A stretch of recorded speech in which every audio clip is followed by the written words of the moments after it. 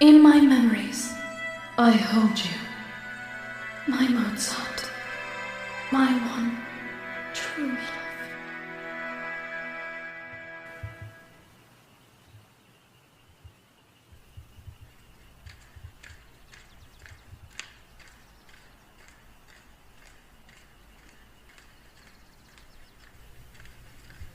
Nürnberg, Austria, 1829. The floorboards of the house creaked with the patter of our footsteps as Mr. Novello and his wife walked into the parlor room of the house I had shared with my second husband, George von Nissen. While I was running a boarding house to make ends meet in 1797, I had met George, a Danish diplomat, as he was looking for lodgings while serving a post in Vienna, and I suppose, when he walked through the door, needing a place to stay, he brought me something I had lost in 1791. The hopes of a future, companionship. And with that, he gave me the beauty of stability for 10 years. He also became a father to my young sons, the carer of the family, and the rest is just history, as they say. For here we were, married with a stable home of our own from some time, till he passed away in March of 1826. Tea, Novello, and for you as well, Mary? Certainly I shall have some, thank you. None for me. Thank you, Madame Nissen. He was a stable man, George Niklaus von Nissen, and a good one at that, while he had lived. He adored my sons, treated them as any father should have, with affection and care. At this point in time, both of the boys are successful and strapping young men, and given how hard I worked to get them a proper education, I couldn't be proud of Karl and Wolfgang's achievements. I can hear them prattling on upstairs and playing their father's pianoforte as I pour tea for myself and Mr. Novello, though I had asked the boys to be a little more quiet with company present. I suppose the need for noise-making is in their blood. Karl and Wolfgang, though neither of my sons were George's by his own blood, he had treated them as if they were, and he'd been a suitable father in hindsight. In all truthfulness, however, I doubt anyone would believe my boys were George's at all, as they both looked too much like the late father, my first husband, Wolfgang Amadeus Mozart. My Mozart. How proud I know he'd be of our sons and their accomplishments, and I know he would encourage their natural gifts if he were still here. To the contrary of rumor and speculation, my Wolfero loved his sons, even though he only had a short time with them.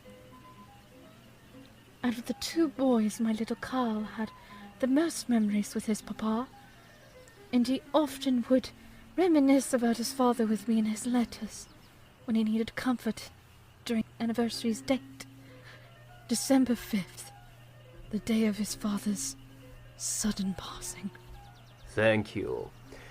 Now then, I suppose, if I may be so forward, Madame Nissen, could we speak on your former husband, Wolfgang Amadeus Mozart? I picked up my own cup of tea and sipped it gingerly. Holding it with both hands, I felt my left quaking with anxiety. I suppose the subject of Wolfero is still delicate and troubling. I miss him dearly and often, even after all these years. I know it's a delicate subject, but my wife and I have been tracing his life, and we plan to visit Vienna once we've established some of the story here of his childhood home. To be truthful, it's been 38 years since Wolfero's passing. The anniversary has come and gone again past December. and the grief still feels fresh in my chest, as if it had happened yesterday. I can still remember how it all occurred. One moment he was there, happiest as he had ever been, clearer in mind than he had been in the days that followed the most terrible illness he'd ever faced, and then the next, he was gone. I recall vividly how strong he was, and how strong we both were in facing our respective illnesses at the time. That fateful year, in 1791, he relied on myself and my sister Sophia in his last days, and I relied on Aloysia to keep little Carl safe out of the way. Although I know he would sneak in the room, against my wishes, and sit with his father. He told me as much. Yes, it is the very subject of my dear beloved Wolferl, whose very heart has filled the air with the melodies of love that he left lingering on my heart, and with the sound of his pianoforte in the air, I feel as Wolferl's bright light never left my heart. It is the very subject of his life that brings me to the present moment, seated across from two beautiful souls who eagerly and kindly seek to learn from me about the man I loved, my Wolfgang Amadeus Mozart. I confess, when I woke up today, I didn't quite expect to be greeted by the Novellos, knocking on my door and having the man, our Novello, a kindly gentleman with spectacles and a beard, saying to me, Oh, pardon us. My name is Vincent Novello, and this is my wife Mary. I'm terribly sorry to bother, madam, but I'm looking for Constanza Mozart.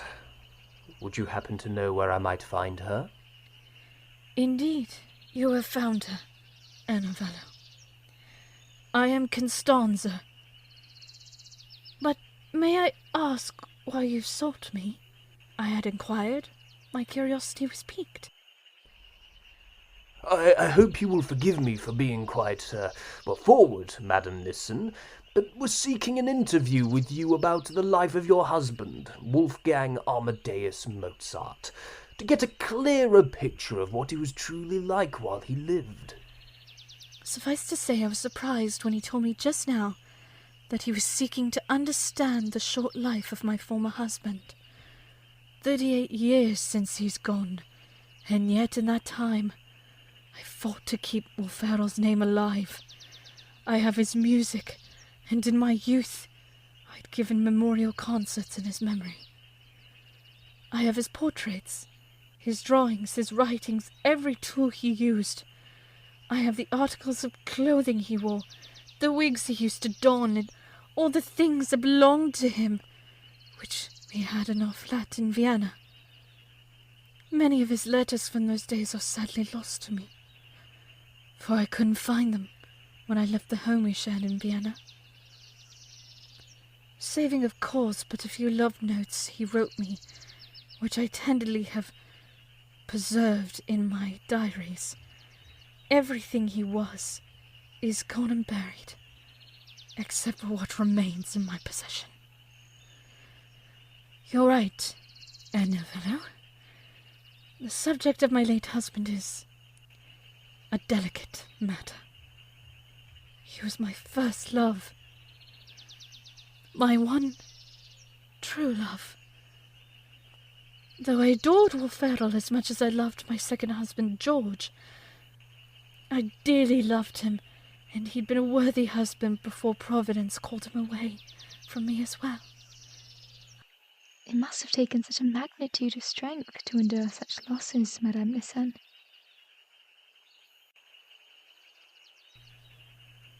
I feel my voice is lost to me for a mere moment.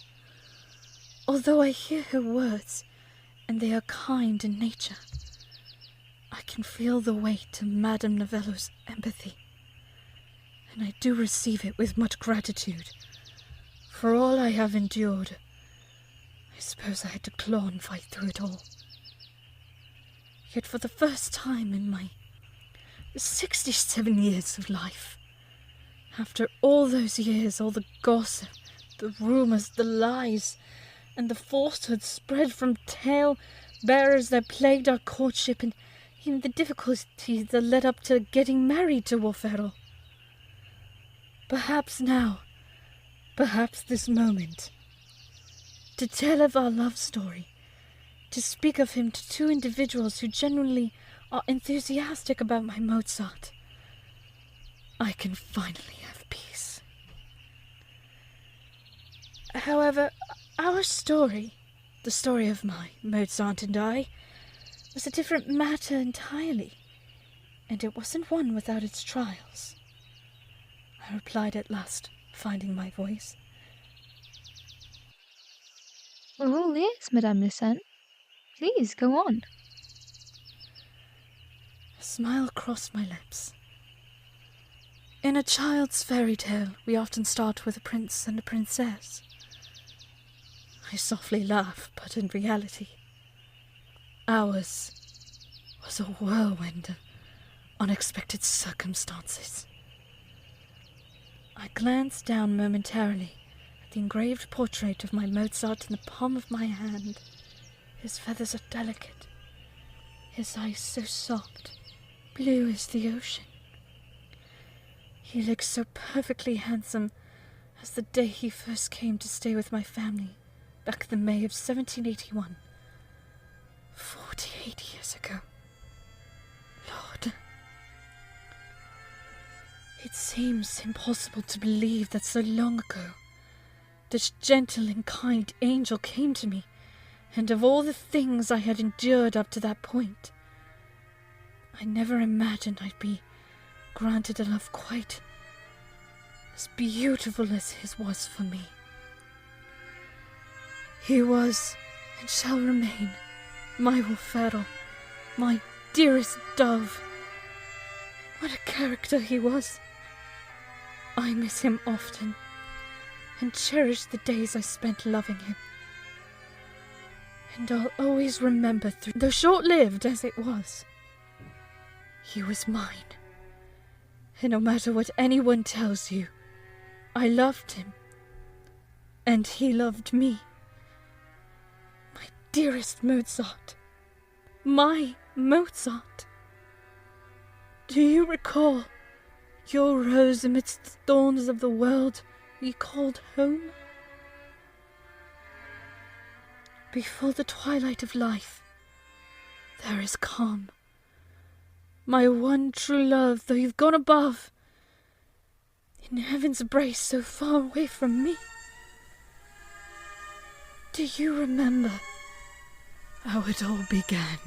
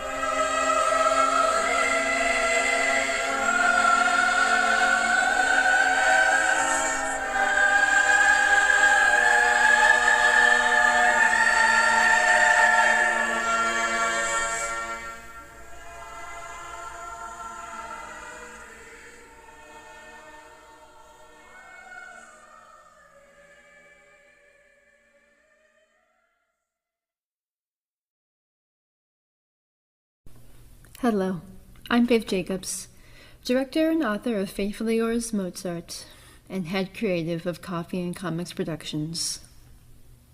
Wolfgang Amadeus Mozart. You may be familiar with his name. He was, after all, responsible for over 300 compositions over the span of his 35 years of life. But let's turn back the pages to a different time in Mozart's life, and one that is often overlooked entirely. In March of 1781, Wolfgang seized the opportunity to escape the tedious life that he had known in his hometown of Salzburg, Austria. Having experienced a tumultuous period of life 5 years earlier after his mother, Maria Anna Mozart, tragically died during his advent in Paris, Wolfgang experienced a profound and humbling time of grief, sadness, and much parental strife with his father, whom blamed his son for the neglect and eventual death of his wife on July 3rd in Paris, France. Ultimately, following this event, Wolfgang remained in Salzburg with his sister and father for a time, and from his sister's diary we can conclude it was a monotonous existence. 5 years later, now 25 years of age and longing to compose an opera and find his fortunes elsewhere, young Wolfgang turned his eyes to his family's employer, the Prince Archbishop of Salzburg, Colorado.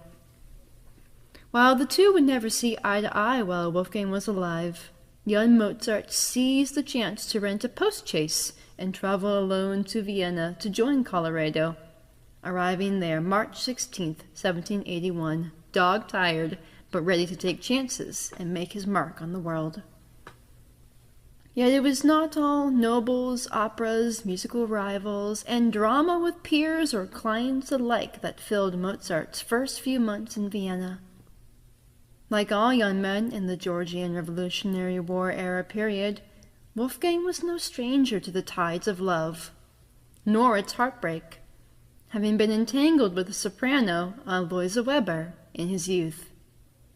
Yet, while there was strife in Vienna, he was also met with a rather unexpected light in the midst of trial and tribulation, through the heart of a woman often overshadowed and left behind in the story of his life. And it is that very love which brings me to welcome you to sit back and enjoy Faithfully Yours, Mozart, The Courtship. Dive into a different world, a different time and place, in history, through the eyes of unexpected love. I get all excited like a child when I think about being with you again. If people could see into my heart, I would almost feel ashamed. Everything is cold to me. Ice cold. If you were here with me, maybe I would find the courtesy people are showing me more enjoyable. But as it is also empty. Adieu, my dear. Shall we meet again? I send you 1,000,000 of kisses. I am forever your Mozart, who loves you with his entire soul.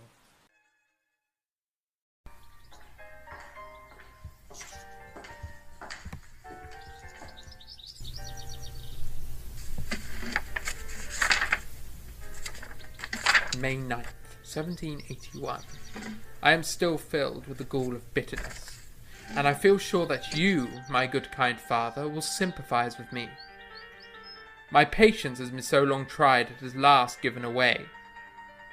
I no longer have the misfortune to be in the Salzburg service, and today is a happy day for me.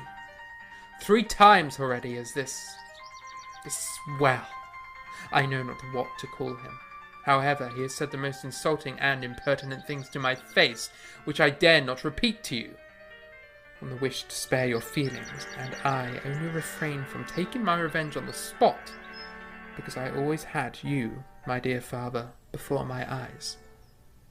He called me a knave, and a dissolute fellow, and told me to take myself off, and I endured it all, though I feel that not only my honour but yours was aggravated by this. But, as you would have had it so, I was silent. Now, hear what passed. 8 days ago, the messenger came to me quite unexpectedly and said, I must instantly leave my lodgings. Apparently, due notice had been given to the others, but not to me.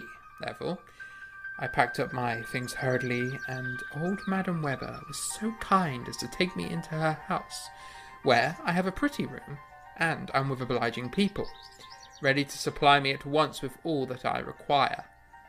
Things that are not so easy to procure when one is quite alone, mind you. I fixed my journey for Wednesday the 9th, this very day, with the post-carriage, not being able, however, in the interim to collect the money I have yet to receive.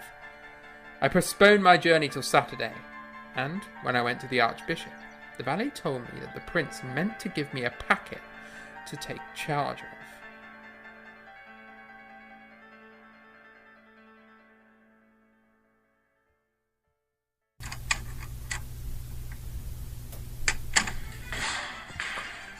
Blasted scoundrel. Scoundrel, Archbishop, scoundrel. Archbishop. Oh, Archbishop. Blasted fellow. Scoundrel. Scoundrel. Scoundrel. Archbishop. Bishop. Bishop. Bishop. Scoundrel. Must keep to yourself, Mozart. Must keep to yourself, must keep,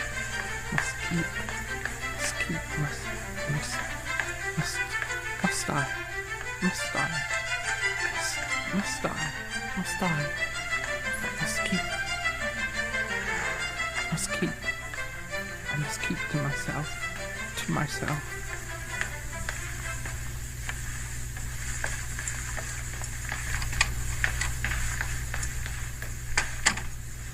Ah, Wolfgang. You're just the man I wish to see. Really? Whatever for, sir, if I might be so inclined to inquire? A few errands, as usual. The Archbishop has a packet here on which you are to take charge of and deliver at once to this address. Goodness! These are rather pressing tasks at the moment. Can they not wait? I do have other matters I wish to discuss with the Archbishop. Can they wait? Ah, indeed not. What you hold in your hands is of the utmost importance. It needs to be delivered at once to the addressee, or the Archbishop will box your ears in. Mark my words. Pish posh.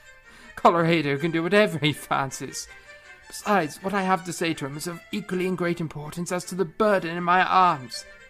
So please, can you not find another soul to carry this heaping load where it's meant to go? You were asked by name specifically, Mozart.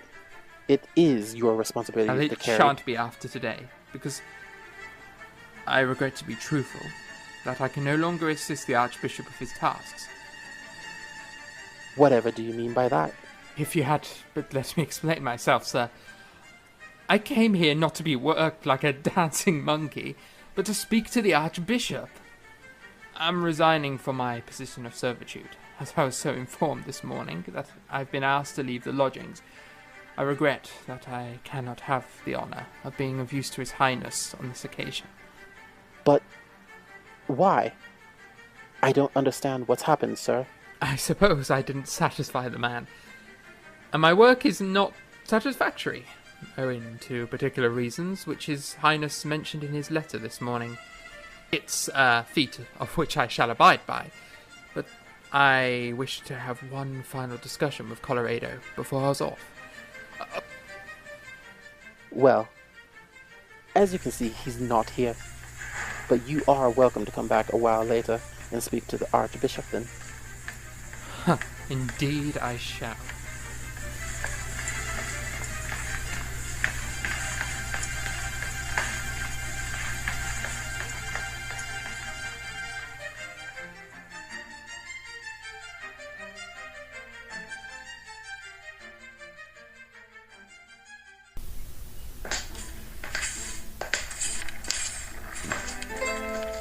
Wolfer, you look exasperated, lad. What happened? It's the Archbishop. He treated me with such vulgarity that I can hardly think clearly, and for what due cause does he dismiss me? I've done nothing to enact such an offence towards him. I suppose you haven't, but he's a damn asswipe and a pompous swine. Always has been, always will be. What's all this then? Are we having a laugh here, Klein? Bro, get on with that pot of soup, would you? Can't have it boiling over now, can we? Genuinely, Klein, the hell is up with the bloody hold up here? Unless 'tis rather significant or something to do with the plum pudding, we'd best get a move on. Nay, Wolfgang here is having a touch of crisis. You see, he's been dismissed from his post by the Archbishop this morning, and it's a right shame at that. Lord, really? But I quite like having them around. What am I to do without my honorary biscuit taster? I cannot fathom what he meant by offensive behaviour in his letter to me, then. Well, did I not give Constance good enough for his ears? Have I not run myself ragged to deliver his parcels to the cardinals and significant patrons of the church? I mean, what more does he require of me? I cannot say what his reasoning is, Wolfert. I hardly interact with the Archbishop, unless it's to bring the man his meals. But you don't seem like a person who would cause much trouble, sir. Not with us, at least. We're quite helpful in the kitchens. I suppose there's nothing to be done. But let the record show that I didn't do anything to the man, I swear. Every turn since plucking me from my father's side, he's sought my very undoing. I know he has. And I won't be made to leave until I've had retribution. Then fight this. But keep your wits about you now. Don't let his ego get to you. I don't intend to. That, I assure you.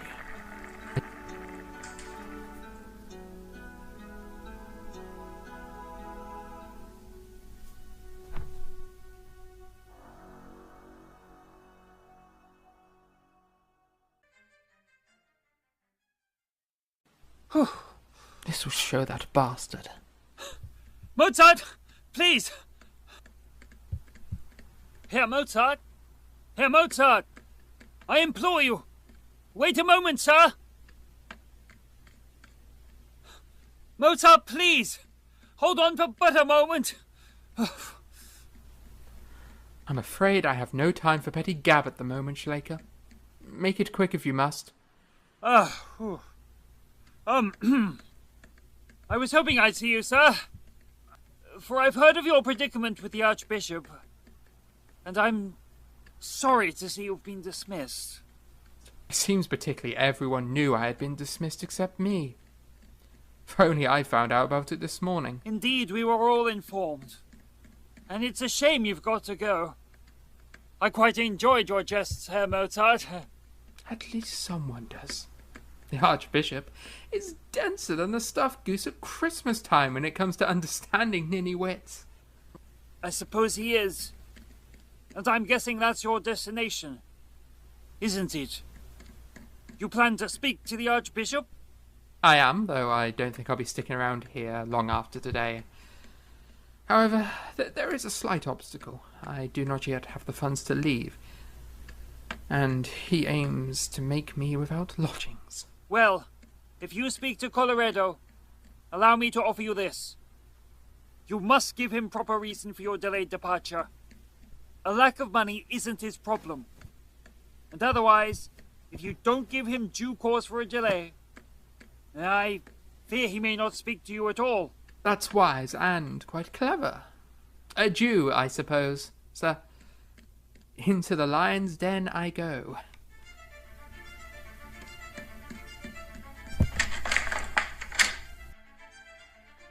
Mozart, such a surprise to see you here.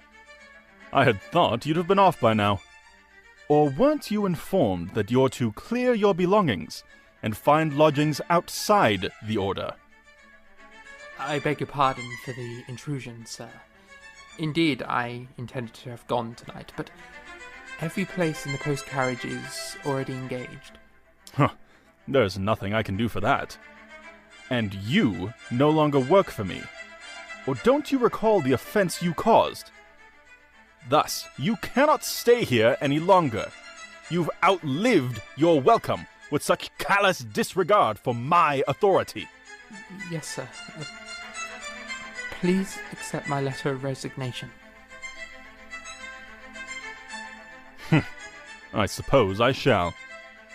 However, as you cannot stay here, where are you going now, young fellow? I couldn't say, sir. Perhaps, however, your grace would assist me with a word or two. I know our relationship has dwindled due to my cause of offence towards you, but surely you could provide a letter for future employment, sir? You're the most absolute licentious, dissoluted, and dissipated young man I've encountered. I beg your pardon,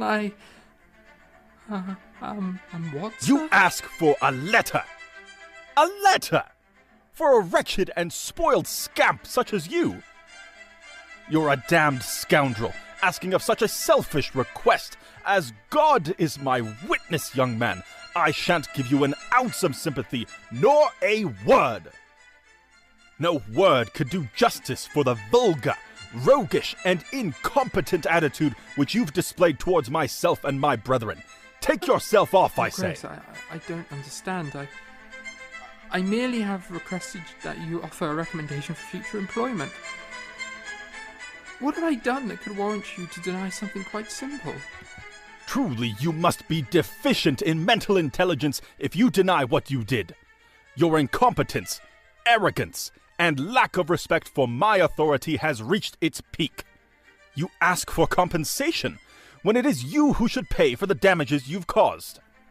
I suppose no man has served him so badly as I have, and he's recommended me to set off the same day, or else he's going to write home to stop my salary. Oh, Providence, spare me. You can do anything, surely anything but that. I insist that you leave today, and no later. Otherwise, I'll cut off every right to your current finances. I beg of you, don't. What I have asked is for one word, just one. I need your recommendation in order to... I've had enough of your vulgar and snivelling tongue. It's unbecoming. Leave this place and my sight before you force my hand, damned ragamuffin. His words blaze away like fire. Though I'm certain I'm hearing it all with calmness in my heart. Despite the irritation of betraying you all before me, he's actually telling me to face my deliberate falsehood. That I was given a salary of 500 florins under his charge, and still, the gravitas of gumption, the appalling audacity to call me a ragamuffin, a scamp, a rogue. Mercy. I can feel at last my blood beginning to boil. Your grace does not appear to be satisfied with me. But hear me well, sir, for you'll regret this endeavour. On the honour of myself and of my father. Rest assured, you shall rule the day you let go of me. Is that a threat? You dare to threaten me, you bloody rascal? Well then, there's the door. I ask of you to use it, and I tell you I will have nothing more to do with a scoundrel such as thee. Or I with you, pompous snake. Begone, before I call the guards to toss you out. Let it be known that our accord is settled, sir, and you shall have it tomorrow in writing. Begone! Adieu, your holiness.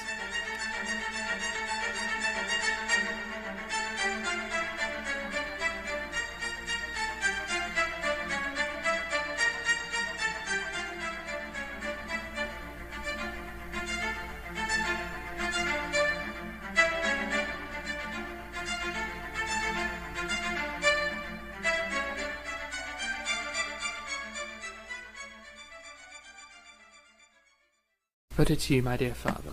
If I was not rather too late in saying this than too soon, my honour is more precious to me than all else. And I know it is the same to you.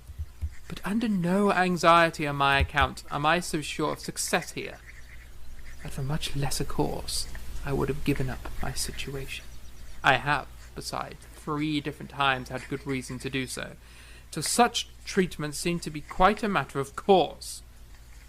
I was twice called a cowardly fellow, so I was resolved to not deserve the name a 3rd time. But so long as the Archbishop remains here, I will not give a concert. Your fear that this will bring me into bad misgivings with the Emperor and the nobility is quite unfounded. The Archbishop is hated here, and most of all by the Emperor. In fact, not having been invited to Luxembourg is the very cause of his rage. By next post, I mean to send you a little money, to show that I am in no difficulty here. Moreover, I beg you to be cheerful, for my good fortune is now about to begin. And I hope my good fortune will always be yours also. Write to me by some private hand that you are satisfied. In truth, you may well be so. But publicly abuse me as much as you like, that none of the blame may fall on you. If, in spite of this, the Archbishop should be guilty of the slightest impertinence towards you, then I beg you and my sister will come straight to me at Vienna. For I give you my word of honour that we can all three live here perfectly well. Still, I should be glad if you could endure it for a year. Do not write to me again at Dutcher Auden's house, nor exclose my letters in their parcel. I want nothing more to do with Salzburg. I hate the Archbishop to madness. Write to me at Peter's 11 zum Augegottes on the 2nd floor. Let me soon have your approval, for that alone is waiting to my present happiness.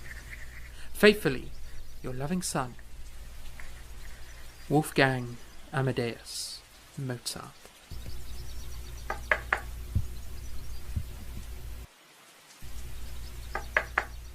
Yes? Do come in. Ah, Sophia, hello there. How can I be of assistance to you? Hello there. I hope you'll pardon the interruption, Herr Mozart, but Mother wishes to let you know that supper will soon be served. I'm grateful, of course. I shall join you all shortly. Very good. I'll see you downstairs shortly, sir.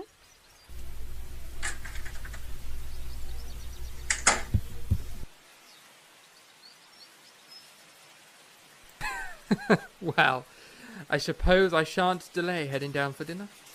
After all, oh, Madam Weber doesn't approve of such tardiness.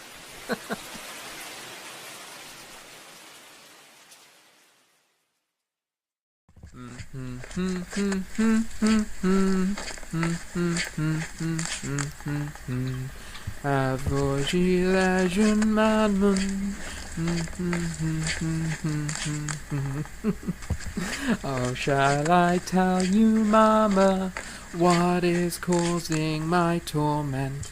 Papa wants me to reason like a big, big person, but I say that candies are worth more than reason. Oh, Mama, shall I tell you what is causing my torment? I ought to remember to play around with our voo on the piano.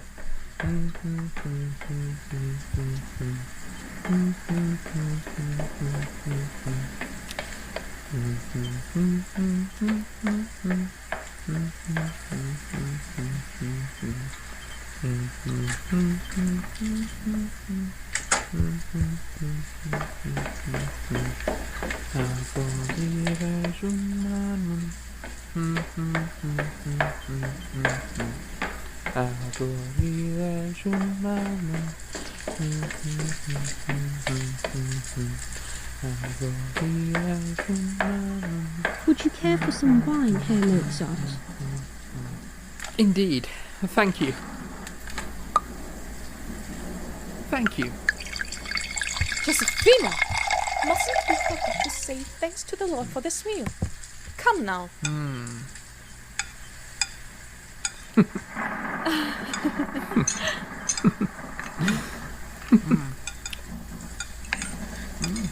Is the meal of veal and potatoes to your liking, Herr Mozart? It's quite lovely, yes. Josephina is a lovely cook, isn't she? It was a turn tonight to make the evening meal. My compliments, then. Your skills are wonderful, Miss Josephina. Thank you. It's the hope to have good enough skills in a variety of areas to make a decent housewife for my match, I suppose. Ah, yes. Has anyone caught your eye? A few. I have a masquerade I'll be attending this weekend that surely shall have many a handsome beau to catch the eye of. I think Joe is lucky. I can't seem to catch the eye of anyone. Perhaps I'm ugly. Oh, certainly not. You're a dear little Sophie. And you should yet be glad you aren't out like your sisters. It can be exhausting. Or at least, that's what I'm told. Yes, you certainly aren't ugly, Sophia. It's just not your time to be managed. And take comfort in that. However, if I'm honest, I unfortunately have had little success myself. Oh, Stanzel, I don't see how. You're beautiful in spirit, you're kind and talented. Herr Mozart, you should hear Stanzi play the piano. She plays so beautifully, and her voice is truly as sweet as honey. You're quite handsome, Miss Constanza. I'm sure you'll find a good man who values your gifts. Thank you. Although, what of your own matchmaking pursuits, Herr Mozart? Have you found a prima donna that tickles your fancy? Oh, no. I suppose I've been preoccupied with other matters. Marriage and prospect for a future matrimony is far from my list of obligations at present. Not that I oppose, of course, but it's sadly not a luxury I can afford. What's happened? You did seem a little distracted when I called you for dinner, sir. I admit I was, little Sophie.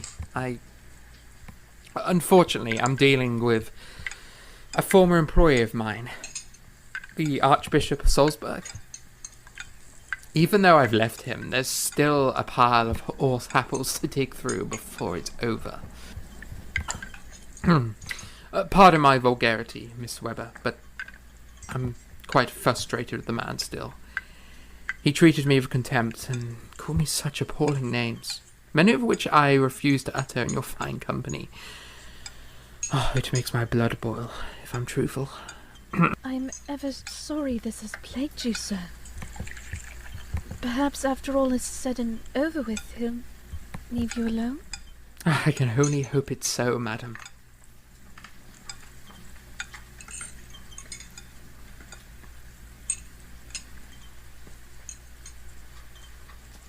Let us retire to the parlour room for some dessert and a little coffee, my darlings. Coffee sounds lovely. Will you join us, Herr Mozart? Coffee is lovely. Certainly. Come away, Miss Starling Webber. Shall we promenade to the parlour? I? Oh, you're rather a ninny, sir. Promenade to the parlour, as if we're off to some grand affair. Sophia, that's a little crass. Nay, she's all right. But I'll tell you a secret, little Sophie. One must be quite the ninny to deal with the miserable misers of this world. And that's a precious secret. Only the best of people know. Which, by Providence' mercy, must be you. By all accounts, I must say. Do you really believe I'm one of the best, sir? Entirely I do.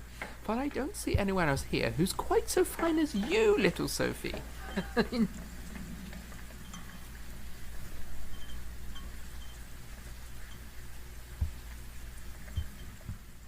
Constanze, is the coffee almost ready? And do be so kind as to bring us that apple strudel of Sophia's. Yes, Mama.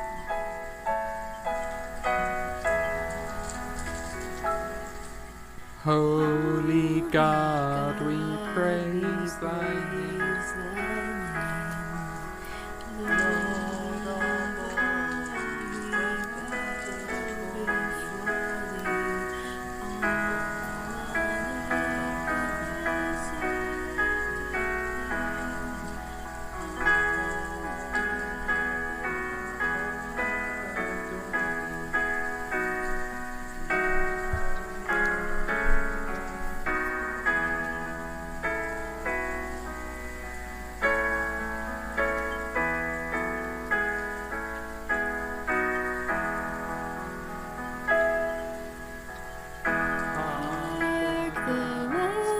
celestial hymn, angel choirs above are raising, cherubim and seraphim in unceasing chorus praising. Fill the heavens with sweet accord. Holy, holy, holy Lord. Holy Father, Holy Son, Holy Spirit, we name thee. One in essence, only one, undivided God, we claim thee and adore thee, while we sing our praise.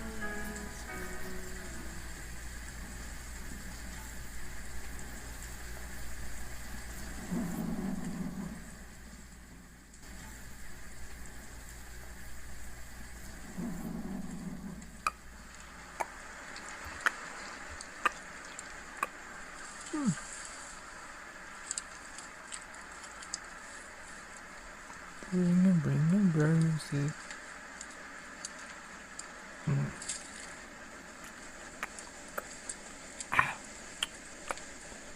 Ring a roses. A pocket full of posies.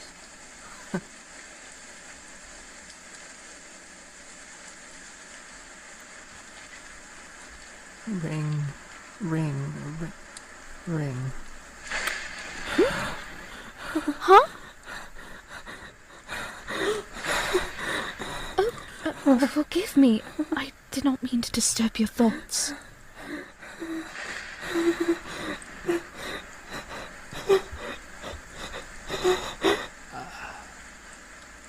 Indeed. Forgiveness is given, madam. You merely startled me, is all. My apologies. It's fine. No foul play was intended. I'm just quite easy to scare, I must say. Does noise frighten you so? Not always, though. I'm not fond of the trumpet, I say. It's the only sound in the world that could scare me. The trumpet? Why ever that one? Well, it's as dark a red as the wine we are drinking. It's like feeling red. It's rigid and coarse. And as a child, it frightened and pinned me deeply to the point of passing out. I can't explain why.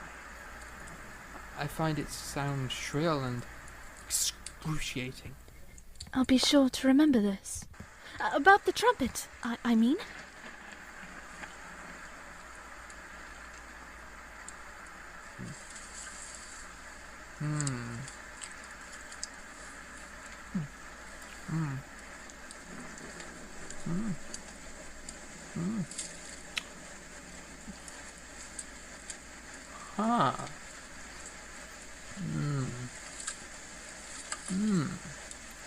I must say, this is lovely. Thank you. Certainly. And would you care for some coffee as well? A little, indeed. I think I should play a little piano, Mama. Thank you. It's a rather good likeness, don't you think, Herr Mozart? Huh? What? Oh, Madam Weber. Forgive me. I was pondering silly little things, to be truthful. I asked if you thought the portrait a good likeness of my father. Do you think it captures him well?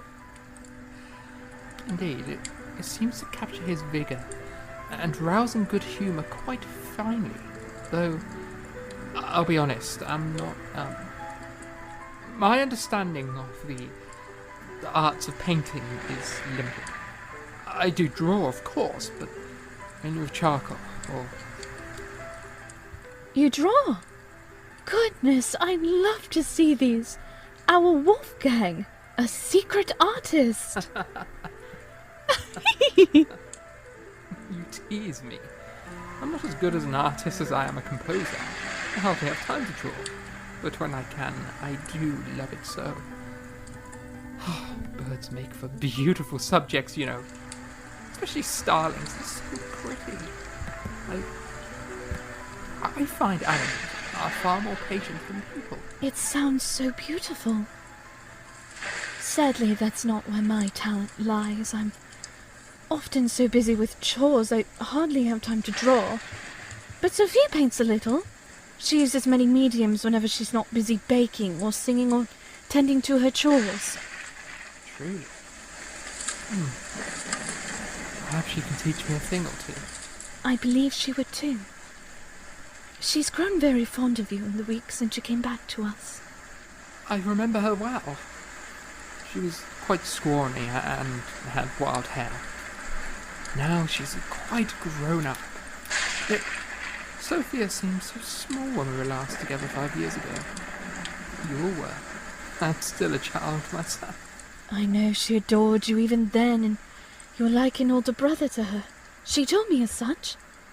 You should have seen how much she cried when you left for Paris. I wanted to stay, of course. But Mamma and Father both insisted that I would find my fortunes there. When what I found was more pain and... It seems we both gained pain and misery.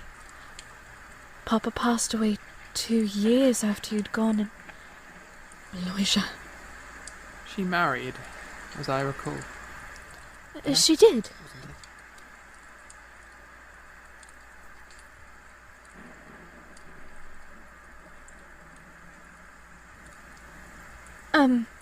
Well, you must promise to show me your sketches. I'm entirely intrigued. Mozart.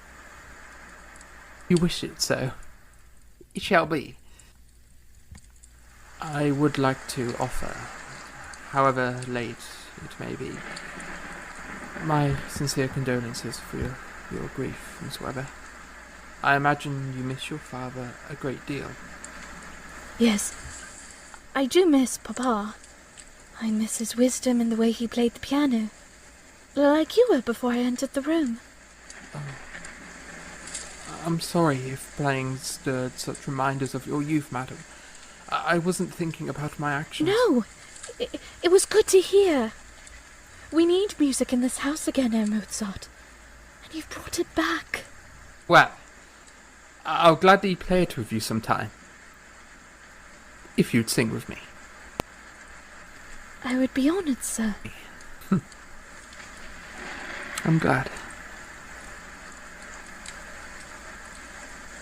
You know, if I'm honest, I recall Papa had much to say of you in the days after we parted so long ago from your company in Mannheim. Oh, well, I did, of course, have an inkling of an interest in your sister Aloysia. I imagine I didn't please him. The way things ended, I mean. Not so. I believe you were far more a pleasure to Papa than Lang ever was or would have been had Papa lived long enough to see them as they are now. Herr Lange. Truly. The life of an actor sounds terribly elitist to me. It sounds suffocating and selfish. Having people parade about you as if you're something special. Not that I would know any difference to him, I suppose. Truly? Do you feel life as a musician is one of suffocation? Nay, 'tis quite the contrary. My music is my life, and without it, what am I? I'm not entirely sure. Well, I'm naught but a mere street performer, a monkey with whom the bigger men puppeteer, a pauper without hope for artistic expression in front of the masses, because my work, unlike the life of an actor's, is more than simple stage makeup and fancy movements. To express the sympathies in my mind, to explain the things in my head even now and in this moment would be an impossible task. I'm always composing, always thinking and creating, and I would argue that my creativity is merely my soul firing off its truth. When I compose, Miss Webber, it's like opening a window into the very heart of my existence, and I wish, oh Lord on high, I wish. What do you wish, Herr Mozart? You may laugh at me, madam, if I tell you what my heart's desire. Never. Even I have desires which have yet to be fulfilled. I would like to have everything that is good, genuine, and beautiful in my life. And I want to share all that I am. That is my wish. The most secret of hopes. Oh, therefore your wish is that you want applause and praise, Maestro? Certainly not. I follow no one's praise or applause. I merely follow my own intention. Truthfully, if I had wished for praise, I'd be an artist, or perhaps a poet, but you see, I cannot write poetically. I am no poet. I cannot make fine artistic phrases that cast light and shadow, for I am no painter. And as I am no actor, I cannot neither by signs nor by pantomime express my thoughts and feelings. And neither am I a dancer. Yet I can, by musical tones, express myself, for I am a musician. My life is music, and my music is my life. The beautiful, the genuine, and the pleasing, all that is good. Surely it lies somewhere between the silence of the notes in my mind, doesn't it? If that's rather not ridiculous to say. Is it? 'Tis not. And I feel quite the opposite in my thinking. It sounds to me a wonderful and amiable desire. Sincere. You feel the same as I? Undoubtedly. I think of the ugliness that is often sought and wonder why such things are chased after whence they are merely dirtied rags and rotting riches. Truly, you fascinate me, Madam Webber.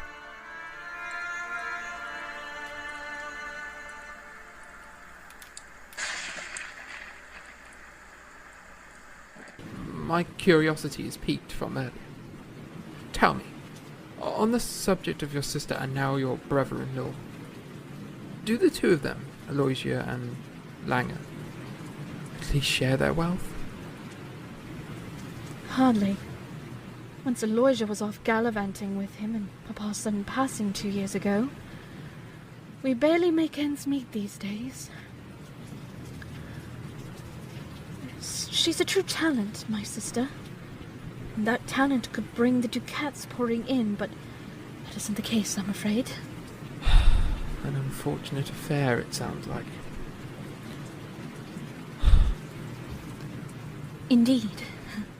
Unlike Aloysia, Sophia, myself, and Josephina are lucky we hadn't frightened all whom hear our voices away.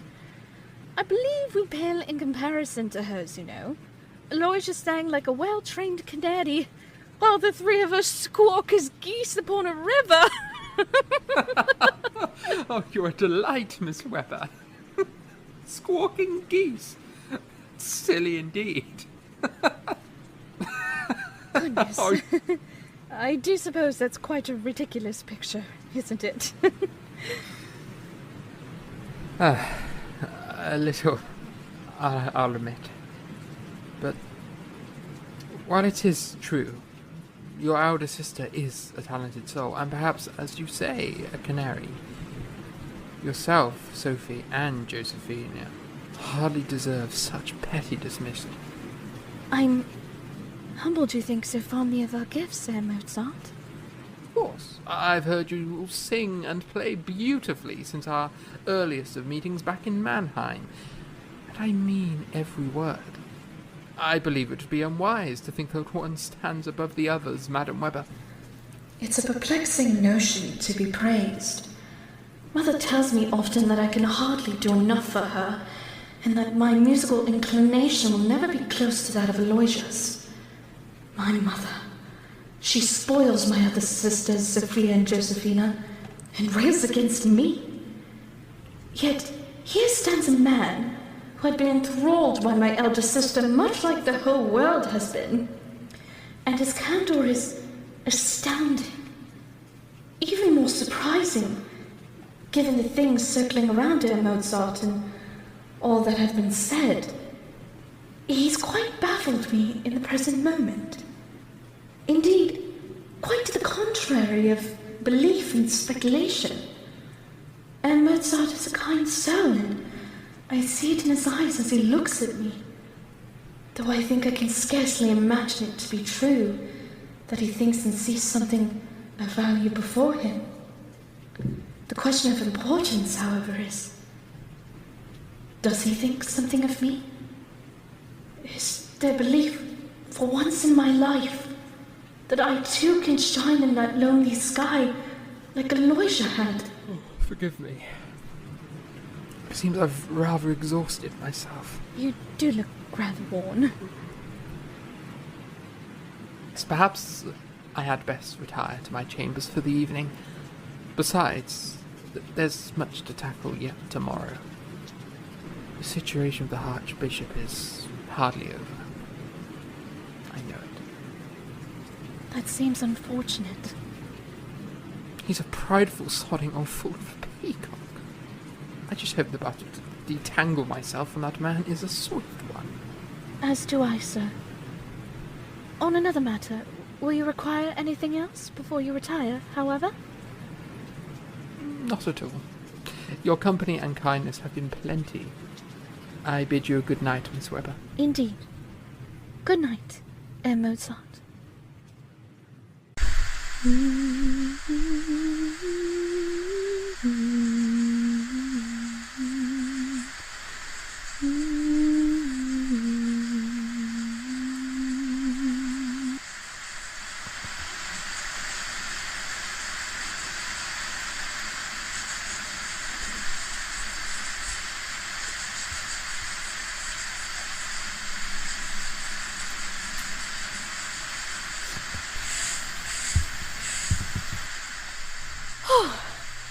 Heavens, that was a lot.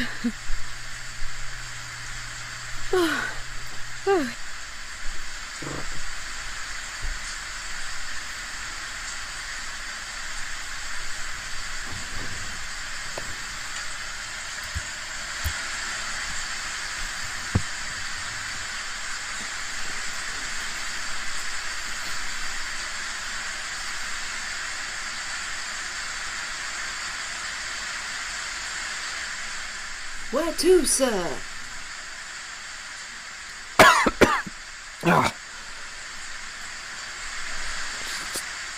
Take me to the address of Peter's 11, said Helga Gottesp. Please.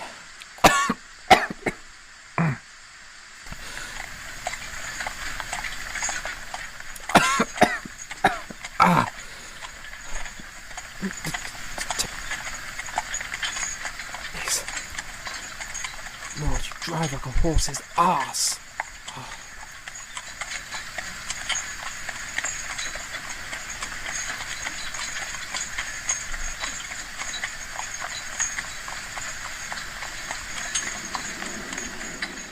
Stop! Stop! Whoa, whoa, whoa. Whoa, easy, girl.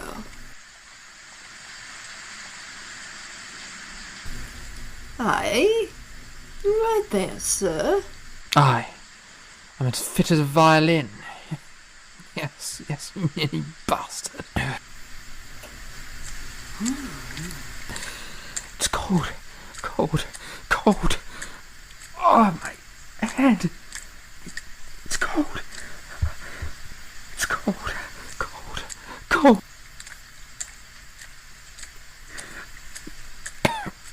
Pompous swine. Who the hell does the Archbishop think he is? Calling me a ragamuffin. Bah! Bah! Where the hell am I? Oh, damn this city!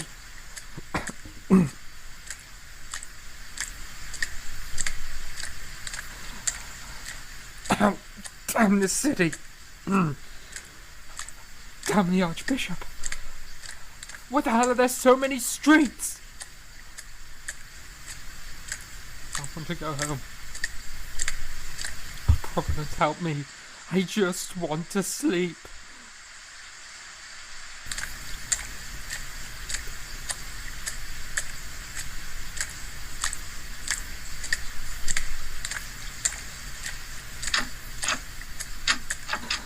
Oh, thank you, God. Thank you. Thank you, God.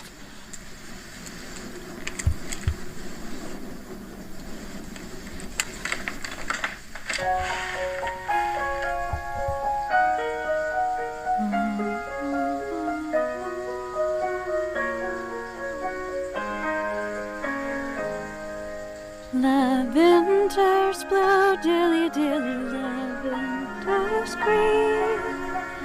When you are king, dilly dilly, I shall be queen.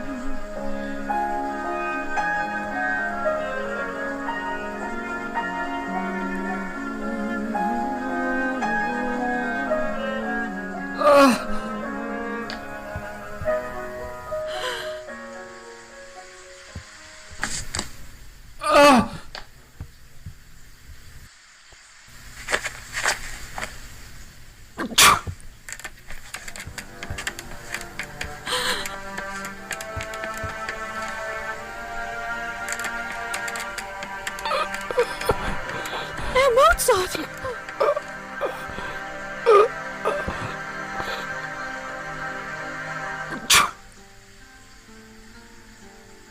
I don't feel so good. Heaven help me. What happened? Just soaked to the bone.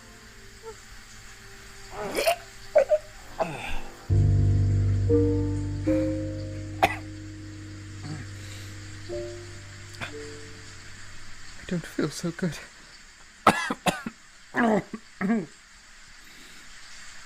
Constanza.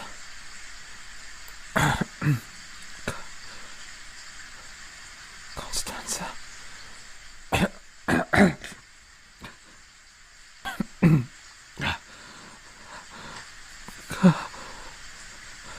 Constanza. Miss. Heavens, you're burning up!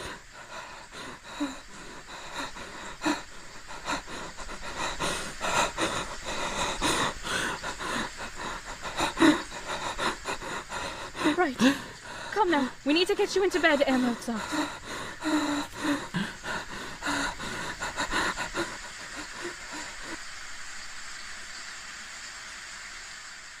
Oh, you're a very pretty lady. Pretty, pretty squawking lady.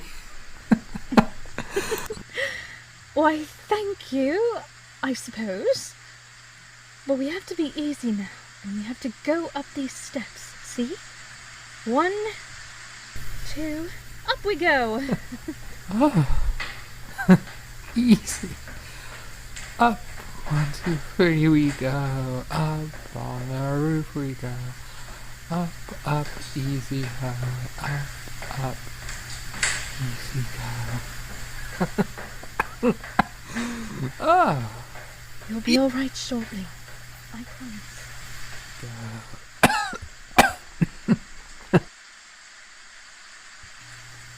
You're alright.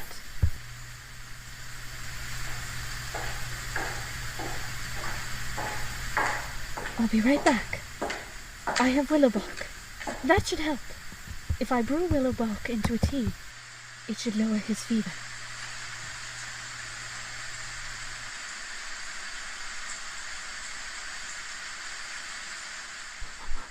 Where am I?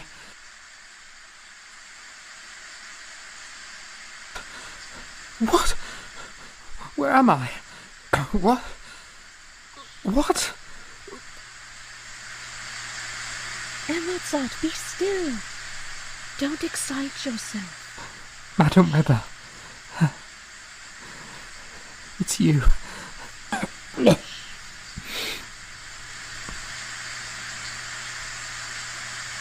Yes, I'm here, and you're safe. But what happened to you after your concert, sir? When I found you a moment ago, you were soaked from head to toe. The Archbishop was at the concert. He made a fool of me in front of the other possible patrons and employers. At every turn, he was undermining me. If he hadn't won by dismissing me from his employment. He humiliated me further. Now I'll never... The man belittled and lambasted me to the extent that I felt sick during the whole night. It was so bad that I could hardly make it through the first act of the opera I was to perform. So I left. I stumbled through the streets like some drunken fool. I'm deeply sorry to have frightened you so, Madam Weber. You must think poorly of me. The state I'm in. Certainly not. It would be a cruel act to think such things, Mozart, as I sincerely believe you've been dealt a great deal of trouble with this Archbishop. I've heard your ravings against him at dinner, and your recollection of today's events. I imagine it was all too much. It appears as such to me. I beg of your discretion, Madam Weber, please. For the sake of my honour, you mustn't breathe a word of this predicament to your mother, nor your sisters.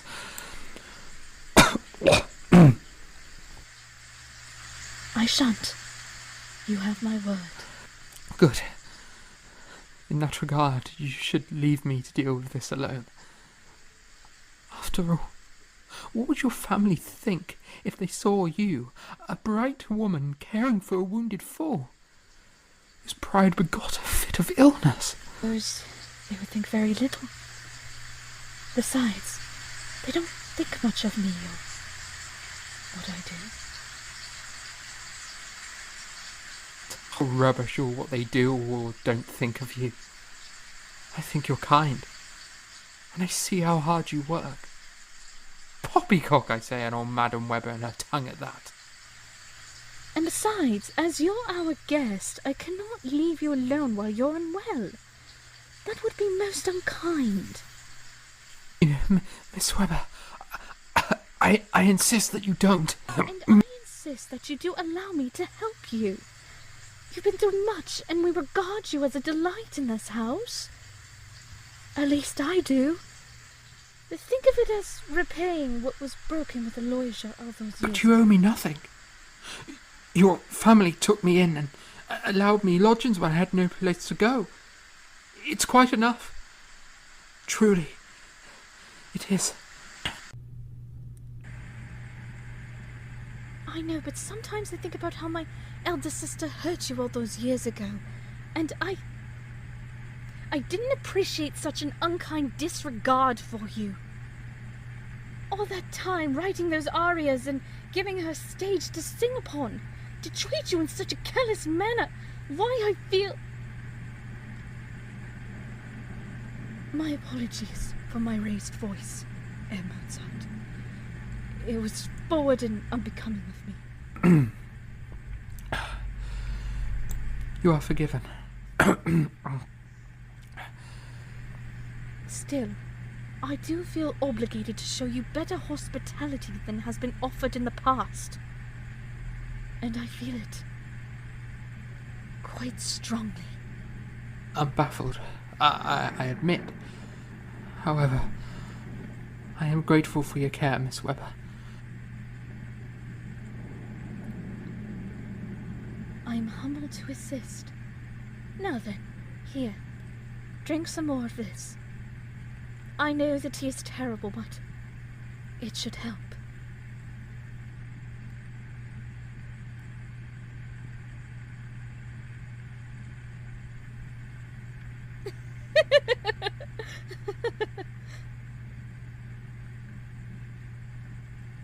Easy now, not so fast. Easy. Yes. Thank you. Of course. This should help bring down that fever of yours.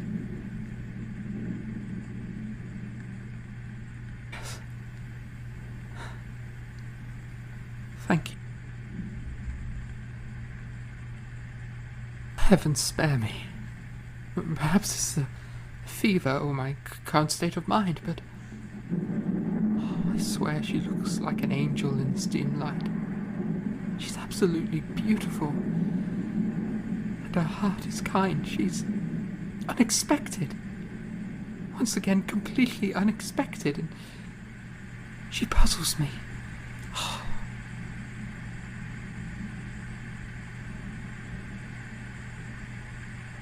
I'm going to take care of you. I promise.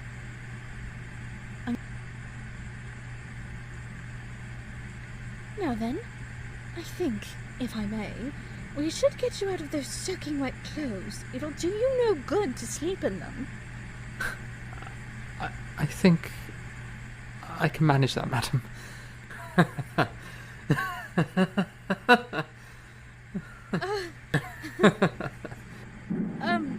Oh goodness me. My deepest apologies. I didn't mean to seem as if I was suggesting impropriety, sir. Or that you're less than capable of dressing yourself. I only meant an offer to assist you given you felt so well. I would hate for you to fall again. No harm done. All is well. Besides, I could use a little help.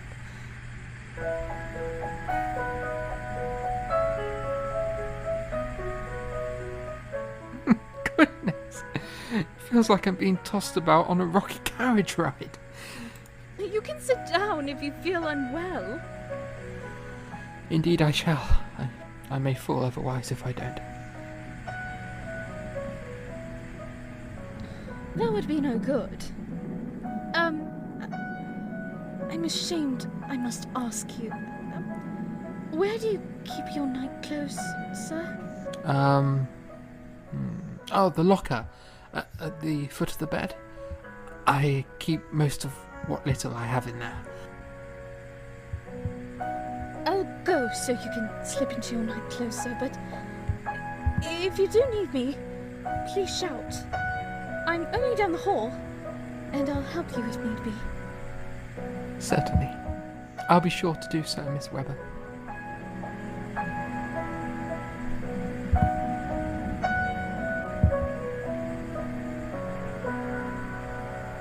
She's quite a puzzle to me, Miss Constanza Webber. But she's a kind and charming puzzle, yes indeed. She makes me laugh, and I'm grateful she was here tonight. After all, who knows what would have happened if I had returned to an empty house? Of all the things I have to wonder, why is there something about her that seems to make my heart flutter?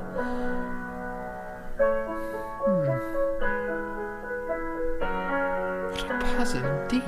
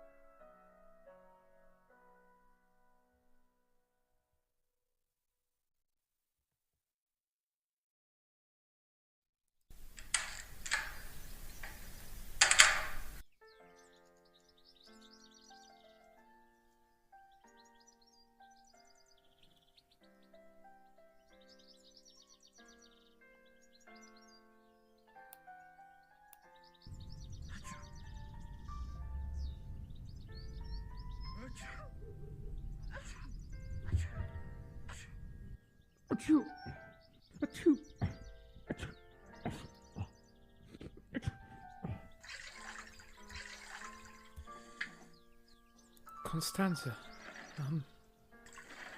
what's this all about? You need to bathe, and I shall turn around until you're in, as I intend to help you. What? I'm going to help you bathe. Now, into the tub. Clothes off and into the tub. I am quite capable of bathing myself, madam. Right. Clothes off. Wash tub. Now. Fine. Shut your eyes or just turn around or something. Oh, this is improper to the highest degree. Perhaps, but you're sick. And I won't have you passing out in the wash tub. Now then, my eyes are shut. Do get undressed and don't fuss.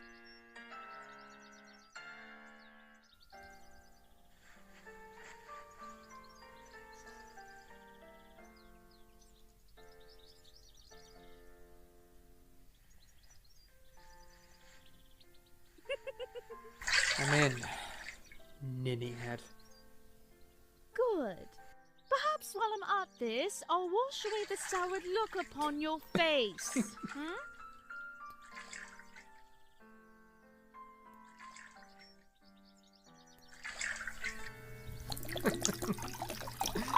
Bloody hell! Are you trying to drown me? No, just your oh-so-sunny disposition. Heavens me. I swear if anyone sees us, what in the world will they think? I doubt much will be thought of it, other than I'm taking care of an ill friend. At least, I hope you'll eventually consider me one after all this. I know I was but a mere child when we first met 5 years ago. But I'm a young woman now, and I hope, however long you stay with us, that you'll come to consider me a companion, a friend. I don't have many friends. I'll be honest. Never had the time for friendship as a small boy. You see, my father always had my sister and I on the move to perform. People came and people went. I remember I cried once because I forgot to say farewell to some boys that were my age. We played together. And then it was all over. Of course, I suppose it wasn't meant to last. I was always so sick. Or busy with music that I didn't have time to make proper lifelong friends. That seems rather lonely. Didn't you have anyone waiting for you back home when you weren't travelling? It's never too late to start. You have a funny way of asking to be a friend, Miss Webber. Well, I suppose one must be quite the ninny to survive in this world. And making a friend doesn't always have to be under the most typical of circumstances, does it?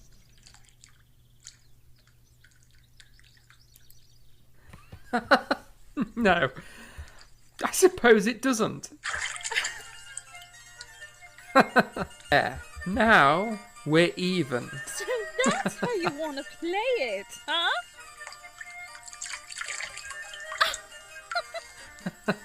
Oh, putting on the brave breeches now, are we? Indeed I am.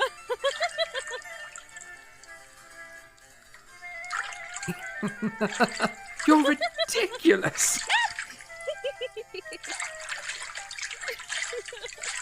As are you.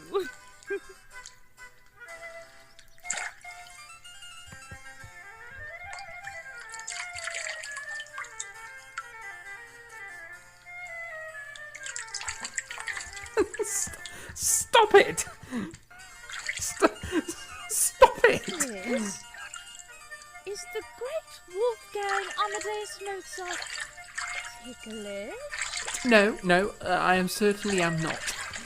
No, Oh, really? no. I thought you so closer. But let's see. What about now? Please, I can't. I can't. Please, I can't. I can't. Please, I can't. I can't. I'm a scrub, silly. Please, I can't. Oh, please. This is the most improper. Lord, I fear, what would your mother say if she saw this? I must stop there, silly. Oh. It tickles. It tickles so much. Oh, please. Miss Webber. Perhaps it is improper. I apologize. I shan't do it again. Miss Webber. But it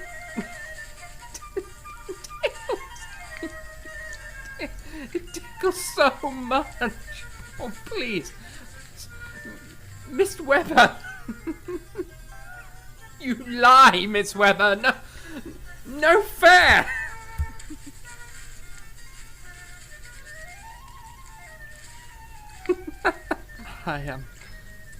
I must say, that was kind of you. If not at times a bit ridiculous. But thank you for all you've given me today, including the laugh.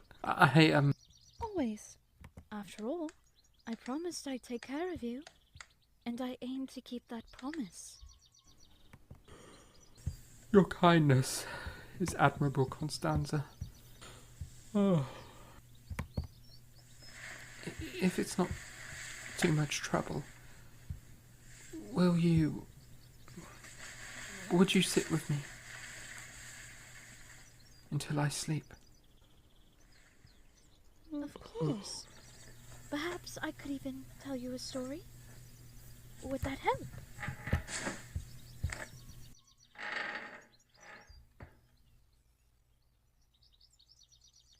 There once was a miller whose only inheritance to his 3 sons was his mill, his donkey, and his cat.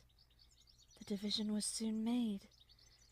They hired neither a clerk nor an attorney, for they would have eaten up all the poor patrimony. The eldest took the mill, the second the donkey, and the youngest nothing but the cat. The poor young fellow was quite comfortless for having received so little. My brothers and he may make a handsome living by joining their shares together, but for my part, after I have eaten up my cat and made myself a mutt from his skin, I must then die of hunger. The cat, who heard all this, but pretended otherwise, said to him with a grave and serious air, "Do not be so concerned, my good master. If you will but give me a bag, and have a pair of boots made for me, then I may scamper through the dirt and the brambles, and you shall see that you're not so poorly off with me as you imagine."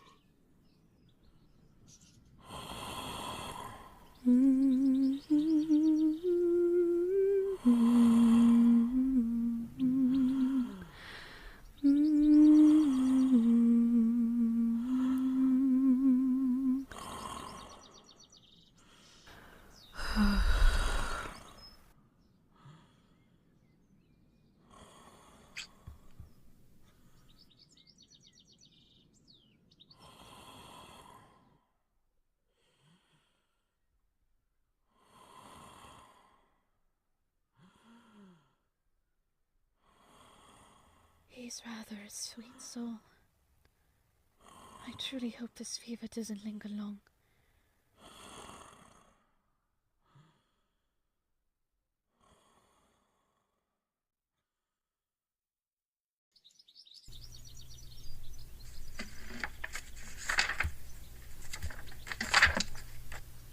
May 15th, 1781. Dearest Father, you know by my last letter that I have demanded a formal dismissal from the Prince, as in fact he himself discharged me. Indeed, in my first 2 audiences, he said to me, "If you can serve me better, you may go about your business." And I answered, "Indeed I shall, your grace." You will no doubt deny it, but it is as true as the sheer fact that there lies a providence above. It then surprising that at last, irritated to madness by such respectable epithets in the mouth of a prince, such as rogue, rascal, ragamuffin, base fellow, that the "take yourself off" should have been accepted by me in its literal sense. The same day, I brought Count Arco a memorial to present to the Archbishop, and also returned to him the money for my travelling expenses, consisting of 15 florins and 40 chrysons for the diligence, and 2 ducats for my board. He refused to accept either, and declared that I had not the power to throw up my situation without your consent. He said, "This is your duty." And I replied, "I know my duty is towards my father. I know of its importance a great deal more than you ever will, sir." Indeed, I knew my duty towards you, my father, as well, and perhaps better than he did. And I should very much feel regret were I obliged to learn it from him. The Archbishop then said to me, "Very well. If you are satisfied, take the recipient of your discharge. And if not, why, you can ask for it all the same." What a fine distinction! All the edifying things that the Archbishop had said to me in the last 3 audiences, especially in the last, about the pious epithets the admirable man of God applied to me afresh, had such an effect on my bodily frame that the same even at the opera I was obliged to go home in the middle of the first act in order to lie down. I was very feverish, trembled in every limb, and staggered in the street like a drunken madman. I have stayed in the house both after the unfortunate incident and yesterday, and have since passed the whole forenoon in bed. Of all the things, however, the Count was so friendly as to write all sorts of fine things about me, father, which you probably have been obliged to gulp down. His letter, no doubt, contains many fabulous passages, but those who write comedies must somewhat exaggerate if they wish to gain applause, and not adhere too closely to the actual truth. You cannot fail to appreciate the officiousness of this gentleman, but flying into a passion, for I have too much regard for my health and life to do so. It pains me enough when I'm forced to endure it. I will now tell you the chief reproach brought against my service. I did not know that I was a valet, and that was my ruin. Apparently, I ought to have loitered every morning for a couple of hours in the anteroom. Indeed, I was often told that I ought to show myself more, but somehow I could never understand that it was part of my duty. So, I only came punctually when the Archbishop summoned me. I confide to you, briefly, my unalterable situation. But still, the world is welcome to hear it. If the Archbishop of Salzburg were to offer me a salary of 2,000 florins, and any other person 1,000, I would accept the latter, because with the 1,000 I should enjoy health and a peace of mind.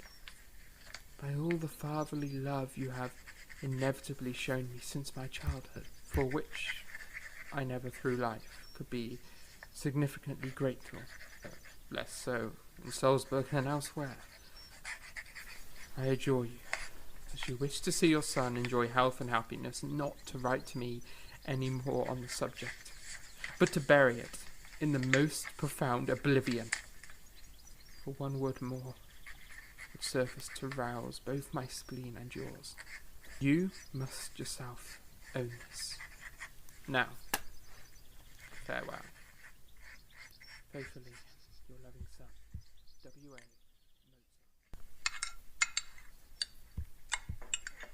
You seem much better this morning, Mozart.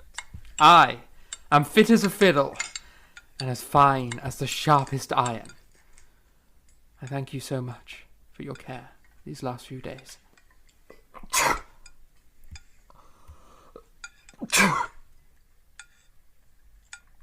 Of course. I couldn't bear to think of you suffering from that dreadful cold. Yes. Well, with you as a caregiver, I think I could survive 1,000 colds.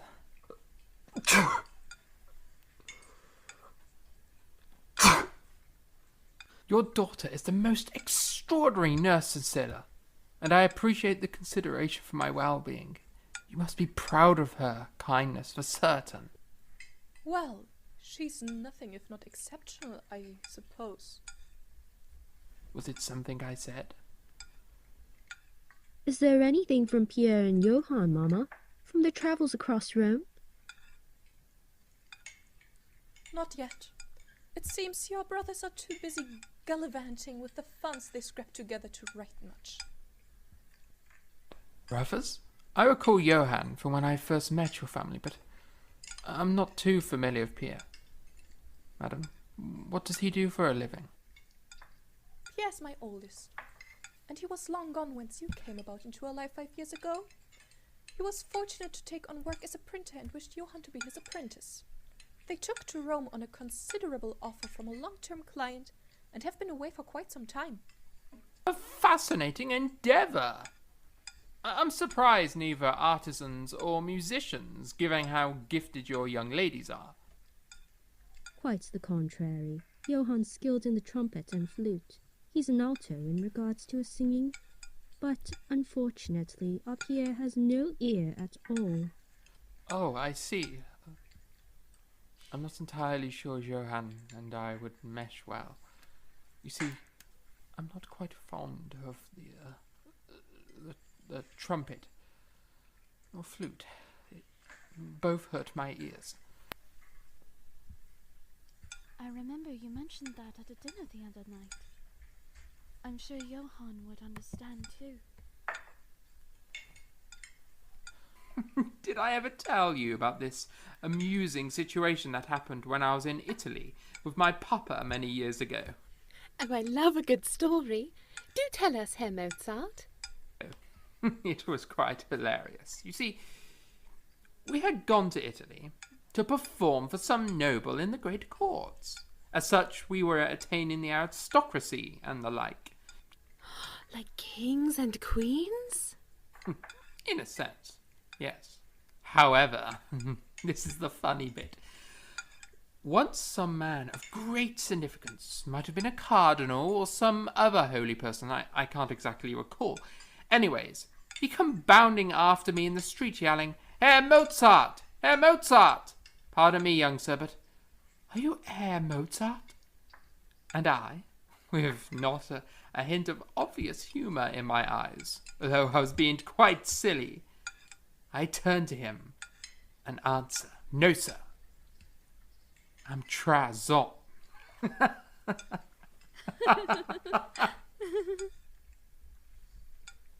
What did he do when you said that? He looked as stunned as a goose before it's plucked for Christmas. His eyes were wide and his face all flushed.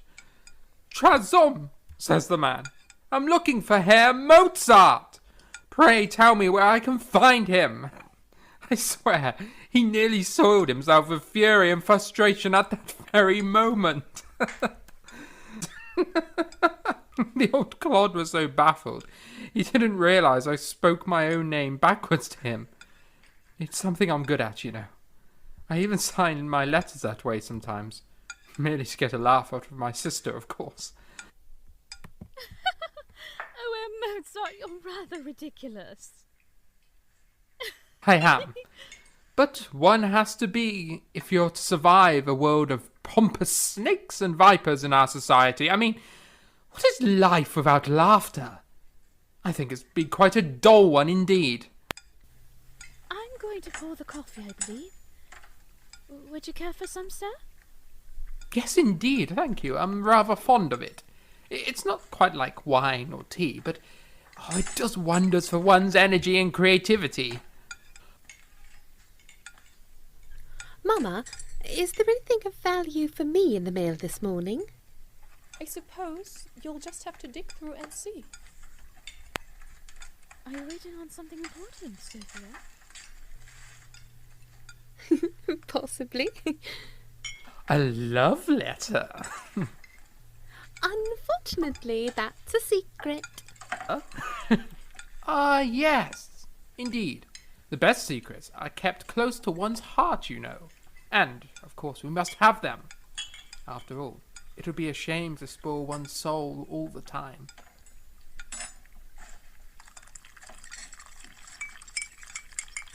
Here we are. I hope the coffee is to everyone's liking. It's most delicious, sister. Thank you. 'Tis fine, I suppose. Wonderful. Can I get you anything else this morning, Mozart? Goodness, no. I couldn't eat another thing, Miss Webber. This is plenty. Thank you for the coffee as well. Of course. I'm happy to be of assistance to you.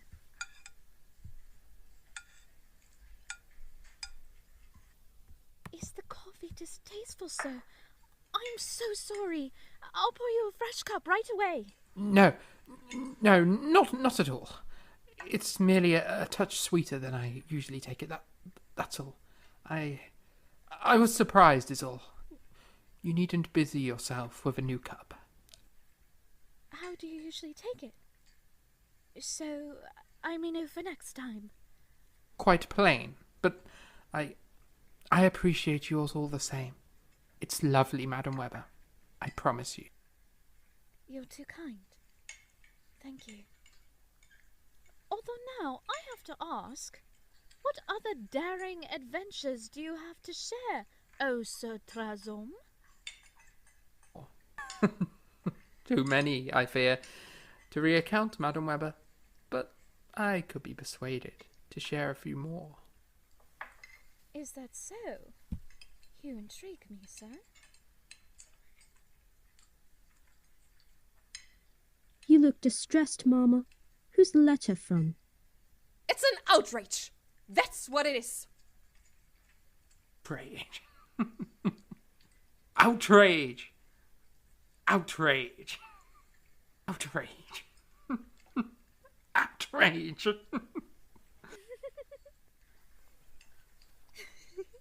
You're funny, Mozart, but do watch out. Mama may not like being imitated. Outrage. Outrage. Sorry. Sorry, I couldn't help myself. Outrage. Outrage. Outrage. It seems I must hush. It seems I must hush. I'm sorry. Are you well, Mozart? Yes. Yes, I'm just a silly ninny. My papa says sometimes I repeat things like a pretty parrot. I can't help it. It's rather embarrassing. I'm sorry.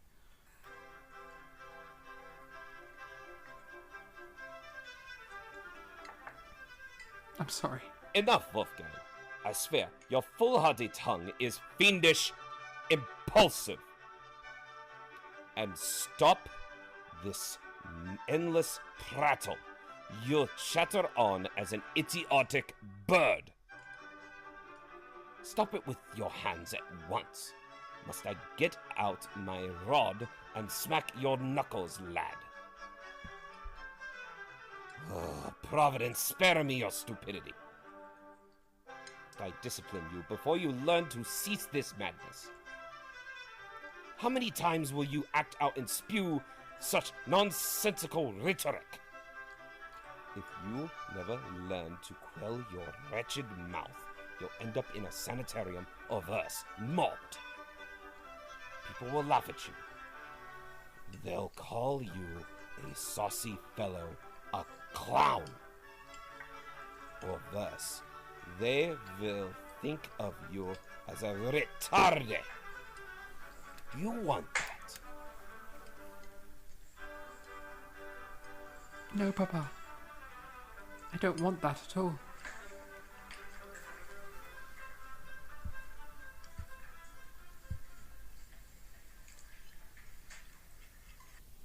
I'm sorry. I can't help it. It's rather embarrassing. It's all right. We all have our habits, our unusual oddities. Sophie chews on her hair ribbons, you know. It's why they're always in need of mending. Oh, that's quite silly. Outrage! Outrage! Ah, bloody blasted mouth. You'll never know when you need a bit of glove for your breakfast, I suppose. Mama, what in heavens has you all shook up? It's utter hypocrisy. Latent lies. What is it, Mama? What's got your feathers all ruffled? I swear this fellow was naught but a chore bacon, Constanza.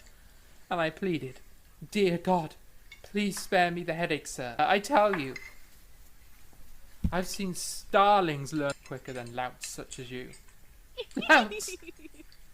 That's a funny word. Louts, louts. Outrage!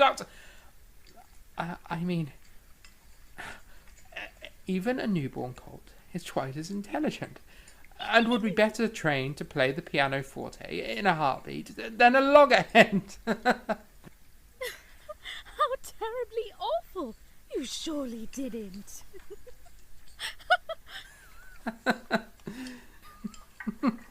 Does a lamb lay crumpets in the bushes? I surely did. I could be nothing if not honest. I speak my mind. Why faff about with pointless drivel? Although he was far from happy with me. That much is clear. Oh, Mozart, you're vulgar. Yeah. My sincerest apologies. I'm sorry, Miss Webber. That might have been a bit too colourful. I'll quell my tongue. Hello, Madam Cecilia. Have I done something wrong? That remains to be seen, Herr Mozart. Perhaps you care to explain this? That remains to be seen. What is it? Read it for yourself, bloody clod. Who's it from, Mozart?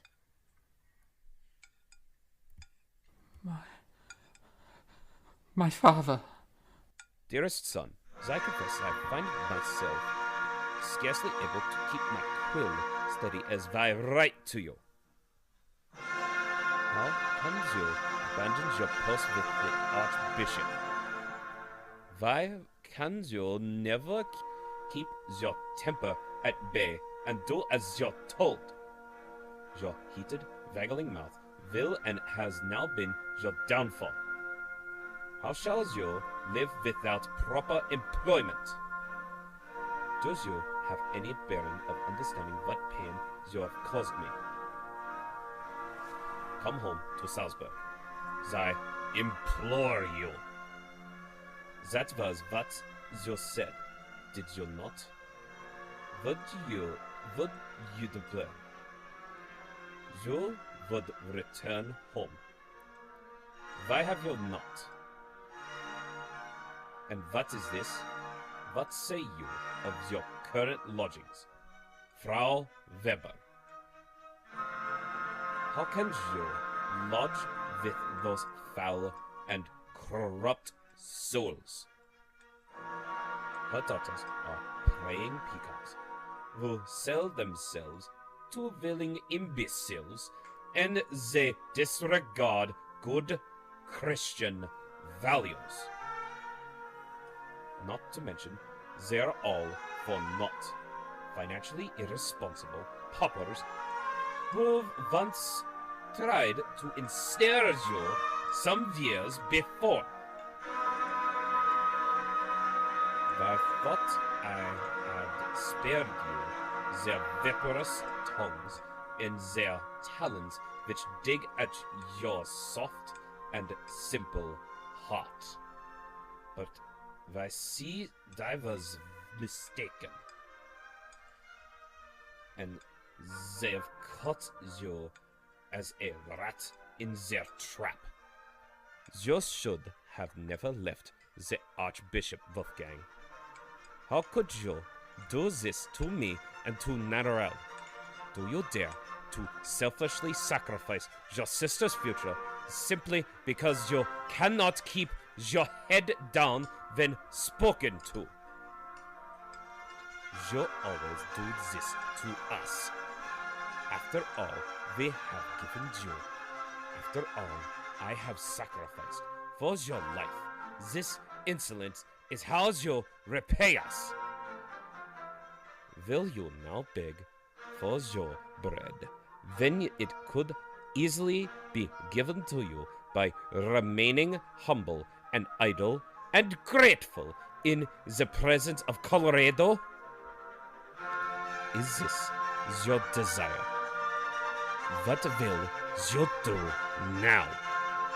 Will you remain in Vienna with those vile and wicked adventuresses? There is nothing there for you but a bed of straw and dead ends. Come home, I beseech you. Wolfgang, obey me, heed me. Come home. I hardly believe you have such a hatred of Salzburg, and there nothing in Vienna that is worth delaying the inevitable decisions to leave it as swiftly as you can, so that I may seize you and beg the prince for your indiscretions. Ever your father, Leopold Mozart.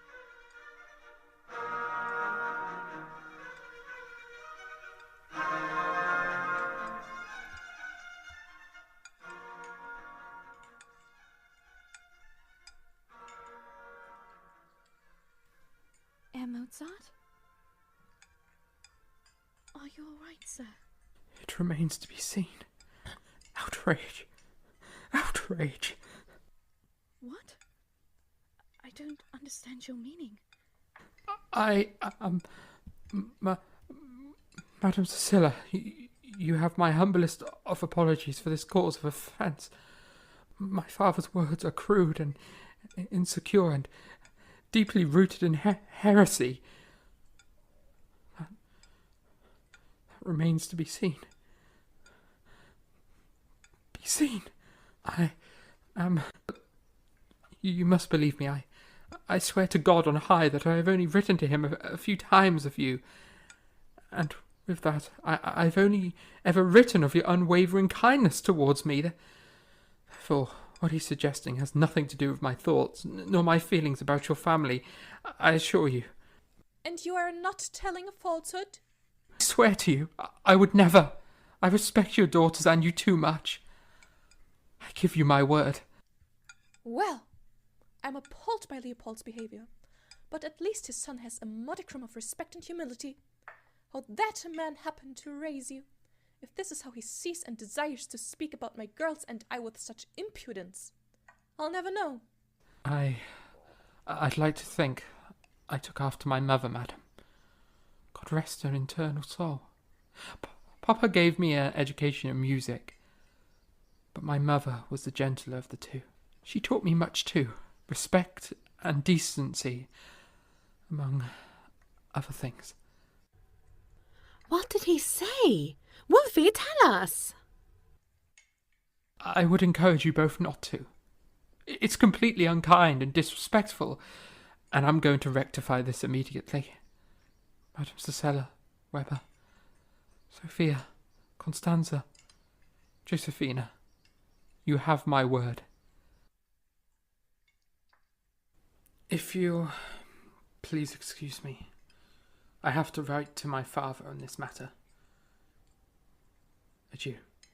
I pray your breakfast is not soured because of my father's ungentlemanly words. Madam Cecilia. That, Herr Mozart, remains to be seen indeed. Dearest father, I could expect nothing else but that in your first burst of anger. Having felt so sure of seeing me, and the event having taken you quite by surprise, you would write in the very strain which I have been obliged to read. But by this time you must have thought better of the matter, and, as a man of honour, feel more strongly the insult, and must know and see that what you thought likely to occur has already occurred. To have to get away from Salzburg would have been every day more difficult, for there the Archbishop was lord and master, but here a nobody, just as I am in his eyes. Besides, believe me, such is my warm love for you, that if the Archbishop had given me 100 gulden more, I would have accepted them, and then it would have been the old story over again. I assure you, my good father, I need all my manly energy of mind to write to you what good sense dictates. God knows what a heavy blow it was to separate from you, but I would rather beg for my bread than any longer serve such a callous master. So long as I live, I can never forget the past. I implore you, I adjure you, by all you hold dear in the world, to strengthen me in this resolution, instead of trying to dissuade me from it. It only makes me miserable and idle. My wish and my hope is to gain honour, fame, and money, and I have every confidence that I shall be far more useful to you in Vienna than if I was still in Salzburg. I also must confess that what you write of the Webers, I do assure you, is not the fact. I was a fool about Madame Lange, I own, but what is a man not when he is in love? I did love Logia, truly, and even now I feel that she is not indifferent to me. It is perhaps, therefore, fortunate that her husband is a jealous man and never leaves her, so that I seldom have an opportunity of seeing her. You must in turn believe me when I say that old Madame Weber is and has been a very obliging person, and I cannot serve her in return, in proposition to her kindness to me, for indeed I have no time to do so. I eagerly expect a letter from you, my good kind father. Cheer up your old son, for the idea of displeasing you can alone make him unhappy under such promising circumstances. Adieu. 1,000 good wishes. If you can't, however, believe that I have stayed here merely out of hatred of Salzburg and a foolish infatuation for Vienna, then make an inquiry, Herr von Struck, in the service of the Emperor, who is a great friend of mine, will no doubt write you the truth. Faithfully, your ever dutiful son, W.A. Mozart.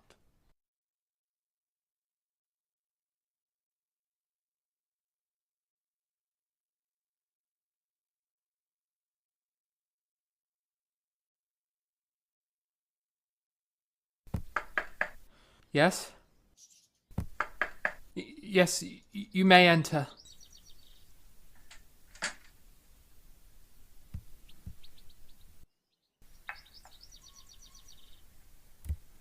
What's all this?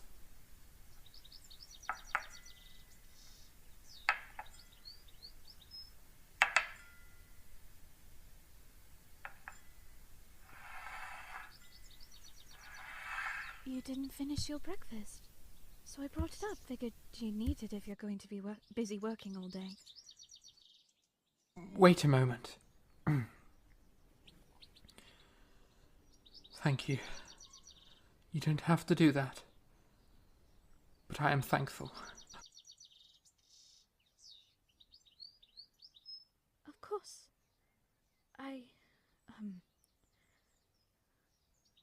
Well... Is something else the matter? You look a little uneasy, Miss Weber. Well, I I suppose there is a little curiosity and unease both. My mother's all in a fit now over that note, and I have to ask, whatever did that awful letter say, Wolfgang? I mean, Mozart. Oh, goodness, that was quite improper. I'm sorry. I shouldn't have.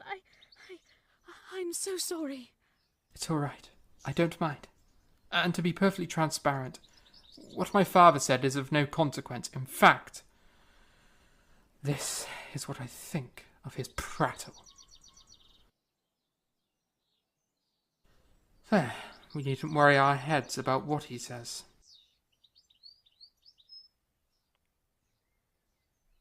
Mozart, is that wise? To toss his words so carelessly into the flame? Yes, it is. Truthfully, my father may as well have written so carelessly with the very same flames. I believe it's befitting for such unkind behaviour towards those who gladly obliged me. You're a kind man, and I truly hope your time with us has been thus far satisfactory. It has been, honestly. I'm appalled that my father would spew such slanderous nonsense. Thus, as I said I would, I've written a response to his accusations. Rest assured, this matter will be settled in due time, and quickly. I'm grateful, Mozart.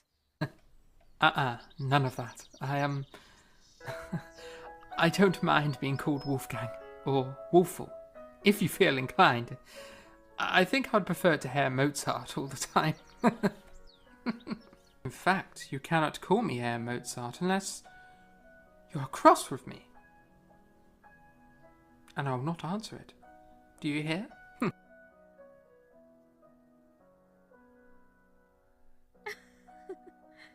All right then, Wolferl. I suppose I'll leave you to your work, but I was wondering... Yes, is there something I can help you with, Miss Weber?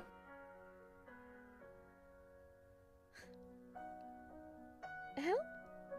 Oh no, you see, our family has tickets to an opera this weekend, and we'd invited a friend, but she's fallen sick with a bad cold, and it'd be a waste of a ticket.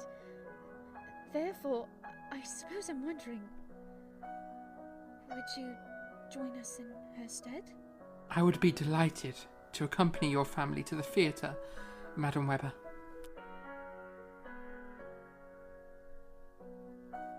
How wonderful! I look forward to it. Is there something more, Madam Weber? Indeed, there is. For the future, I prefer Constanza, or Stanza, if you feel inclined, or Ferrel. You cannot call me Miss or Madam. You have my word, dearest Stansel. I shall only call you Miss Weber when I'm cross with you.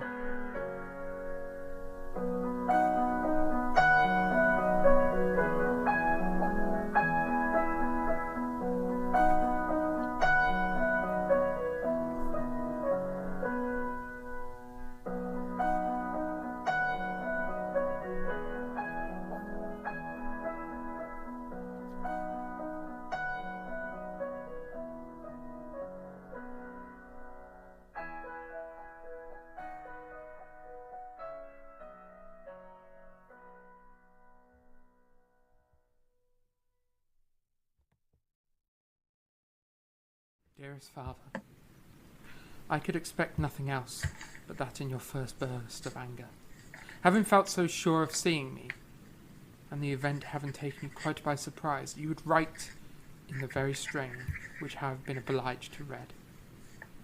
But by this time you must have thought better of the matter, and as a man of honour, feel more strongly the insult, and must know and see what you thought likely to occur has already occurred. To have to get away from Salzburg would have been every day more difficult.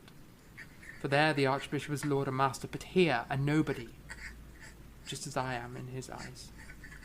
Besides, believe me, such is my warm love for you, that if the Archbishop had given me 100 gulden more, I would have accepted them. And then it would have been the old story over again. I assure you, my good father, I need all my manly energy of mind to write to you what good sense dictates. God knows what a heavy blow it was to separate from you, but I would rather beg for my bread than any longer serve such a callous master.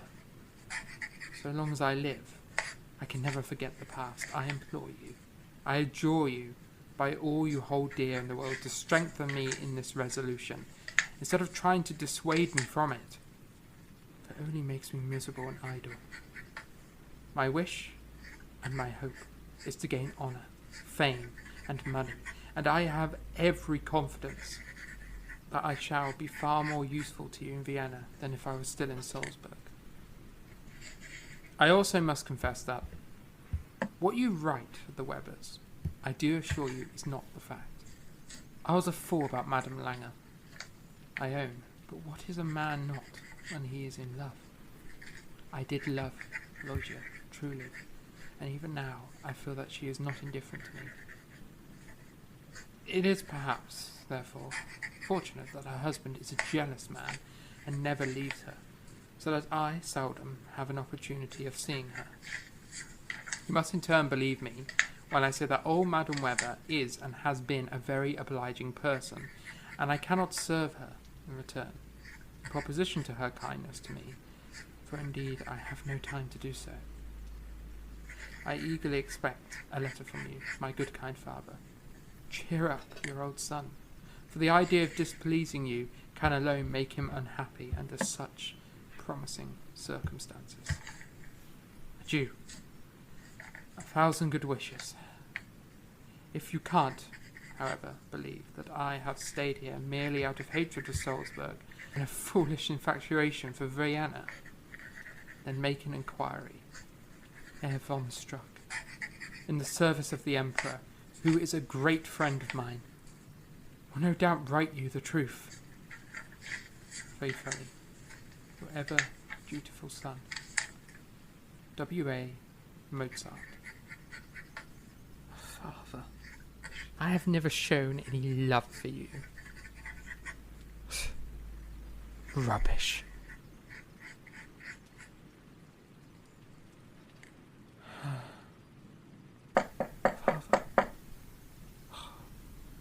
Lord, help me.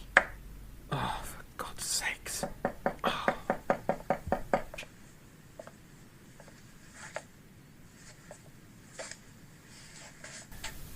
Yes. What is it? Oh, goodness me, Herr Mozart. I wasn't expecting you to open the door. I'm sorry. Is now a bad time? Slightly, yes. However, what can I do to be of assistance to you, little Sophie? Constanza mentioned she'd invited you to the opera tomorrow evening. Do you have proper clothes, sir? Huh? The opera? Gracious me, I nearly forgot that it's tomorrow eve. Indeed it is. I hope you'll wear your very best frock, provided you have one.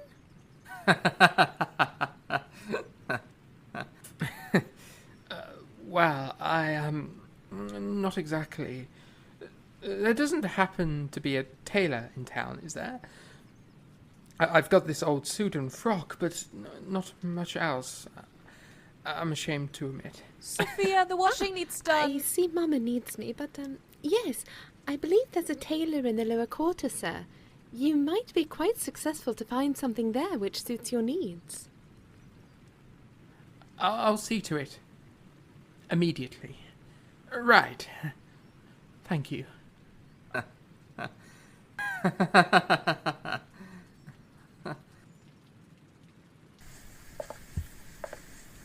Right.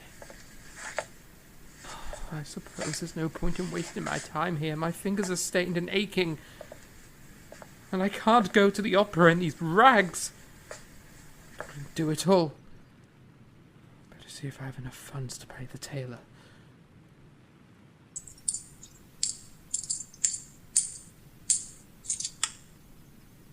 Confound it to hell! I can't afford a new frock at all! What am I to tell Miss Webber? I've got it. I should cancel the plans with her. I have to. I can't be seen in such tattered wares. I can't.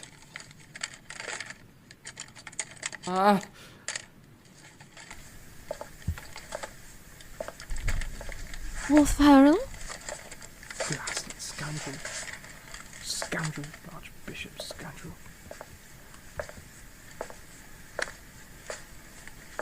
Ragamuffin. Ragamuffin, scoundrel, and curm. Bah! I'll show you a damn ragamuffin, you pompous bloody snake. Wolf Harrell? Blasted Archbishop Salzburg. Souls.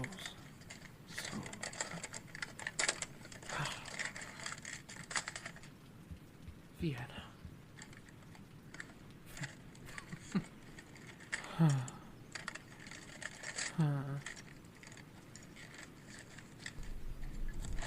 Wolf Harrell? Is everything all right? Huh? Miss Webber. Hello, I mean, Stancil. I was just, I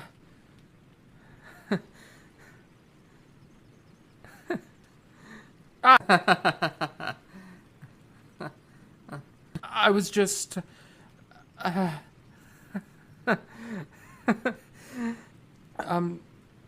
you caught me in a rather sticky situation, you see. Can I be of assistance to you? No. Especially as I'm afraid the situation is rather an embarrassment to me, madam. I feel trying to help would be impossible at best. Oh, that's not true. Nothing can be entirely impossible to tackle. After all, it takes courage and perseverance to get to the next step. Tell me how I can help, and let's try together. The truth is, I don't have any proper clothes at the opera. And I'm ashamed over the state of my purse.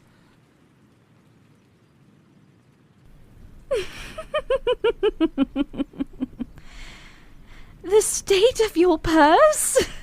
Oh, really, Wolfie, it's all right. You know, to be short on ducats. But this isn't funny at all. It's entirely serious, I assure you.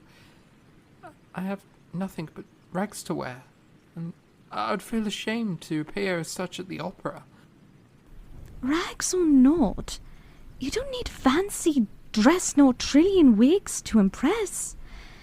And you needn't be ashamed. What you have is plenty. And besides, I have a solution until such a time that you can afford something more fashionable. You do? Amazingly. I have a talent for sewing. And I'll make you something if you're truly in need. But for now, come with me. I've a trunk full of Papa's old clothes, and there's bound to be something in there that can be of assistance to you. Oh, Constanza, I would feel quite morbid. Not to be rude, of course, but it's a sacred item. They were your father's. And I don't wish to don articles of great significance. It feels wrong. It's all right. I don't think Papa would mind. And besides, all they do is collect dust since his passing. Are you quite certain? Of course. Come along. I'll show you what remains.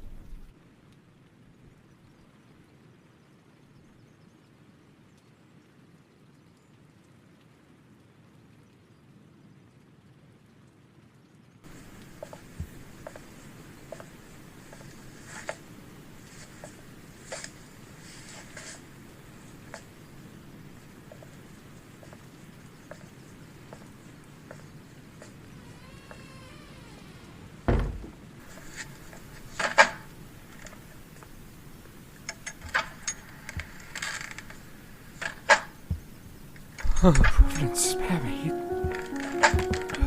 It's quite brisk in this room. Yes, it's been isolated for 5 years. We have no use for it, to be truthful.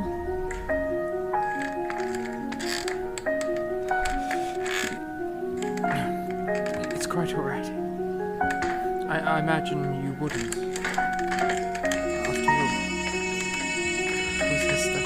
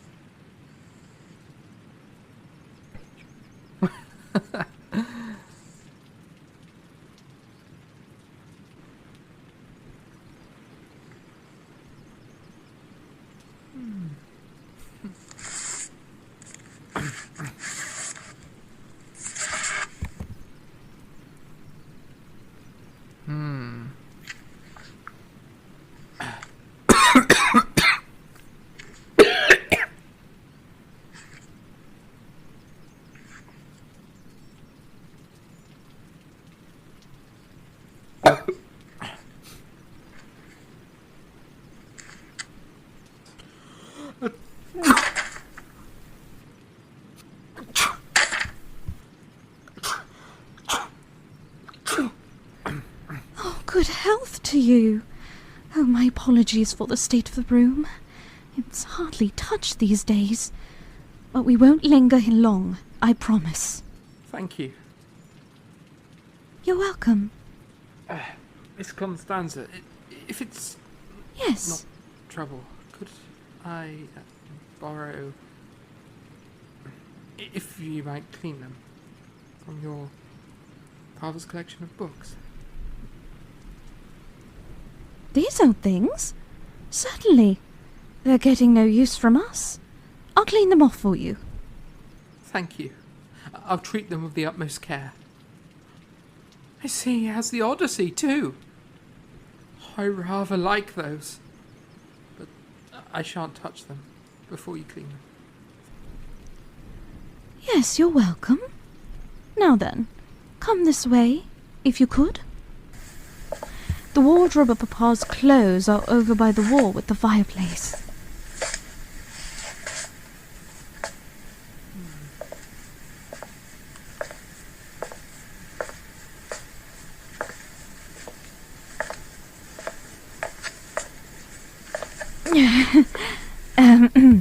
It may be stuck.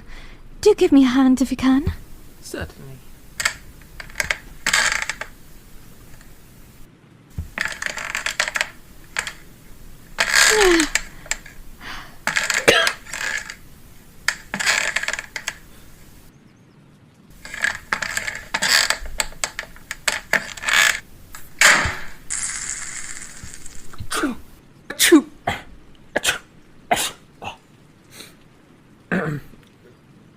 Forgive me, Miss Stansel. No, I'm sorry. Oh, this room is awful. Now then, let's see. There's quite a bit in here Papa was very fond of.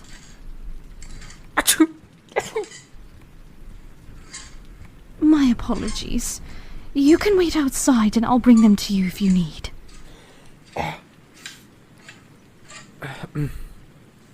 Forgive me, Miss Stanzel. I'm perfectly fit, I assure you. Let's see what remains. What about this one? Lavender in colour and quite pleasing. Ooh. I quite like this one, yes. Are there breeches to match? I think so. I'll dig around the look our papa has and let you know. I could always fix them to fit you. After all, father was of a different stature than you. I say, what about that one there? Which one? Well, I'm partial to this one. It's quite the spectacle of a piece. Oh, this red frock. That was his favourite. He used to wear it around special occasions, and he danced with my mother at Christmas time in it. I'm sorry if this has upset you, Stanton. I can put it away. I'm sorry. No, it's all right. Let's see it, How do I look? It suits you. I think with a little polish and a little fix-up, the two we picked will look dashingly handsome on you. Honoured and grateful, madam. Of course. If ever you're in need of anything, I'm here to be of assistance to you. And so will I for you, madam. You've given me much kindness, and I thank you for this, Stanton. Please allow me to repay it tenfold.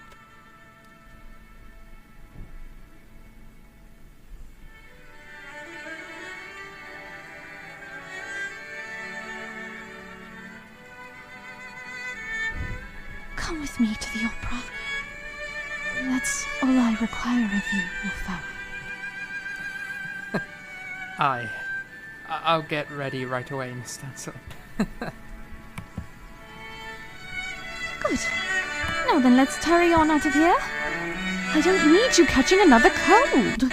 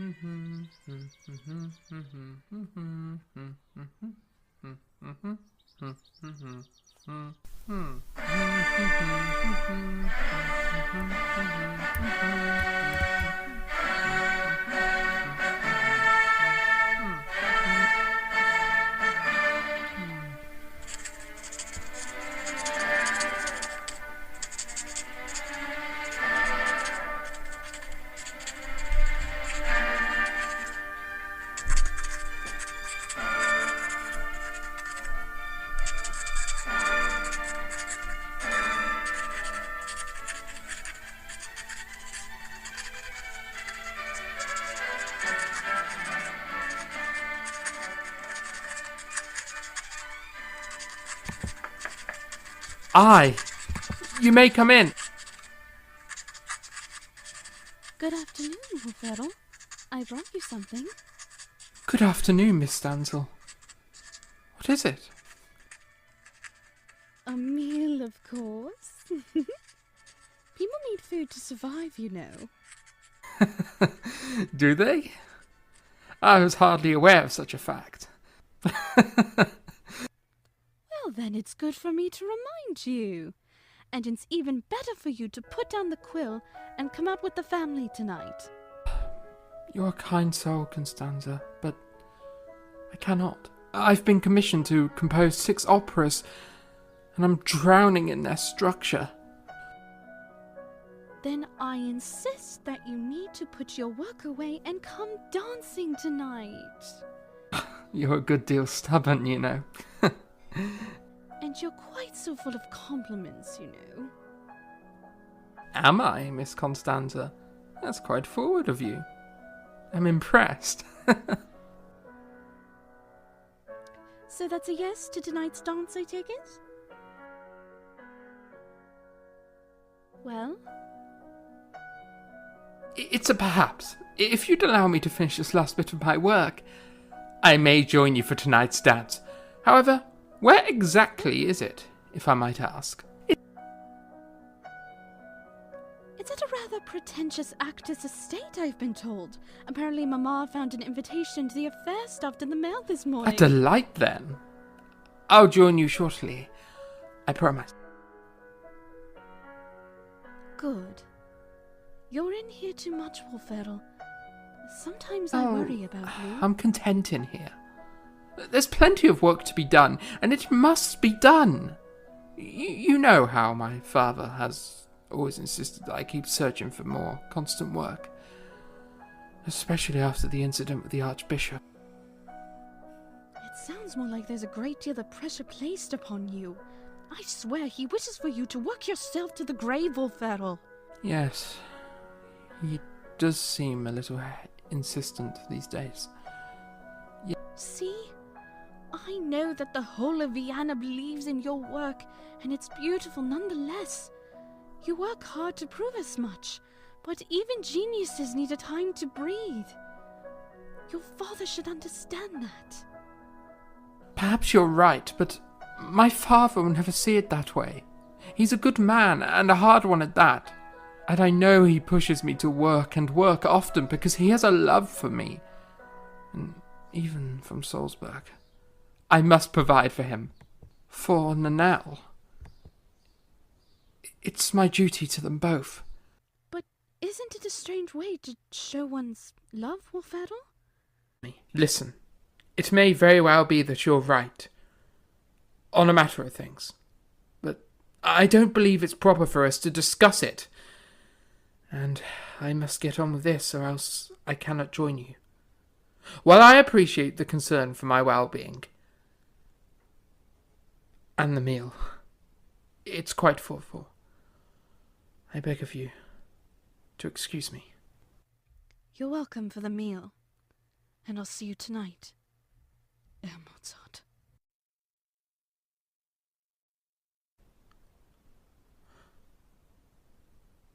Stancy.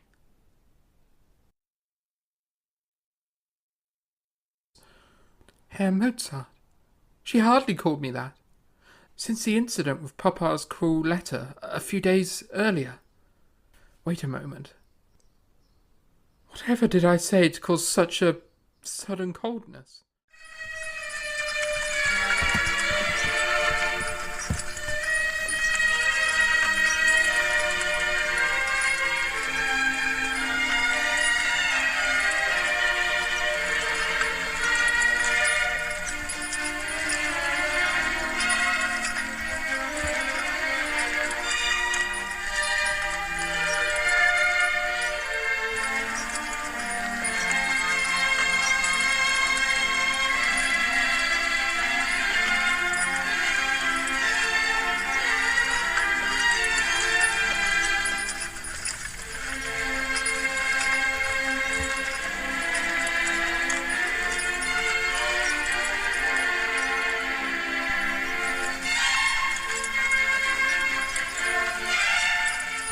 If we lose you, Herr Mozart, we can find you. Is that so? You do sort of stand out. Like a burnt chicken. Oh, Joe, that's rude. If the chicken turned this colour, I fear I should be quite scared to eat it.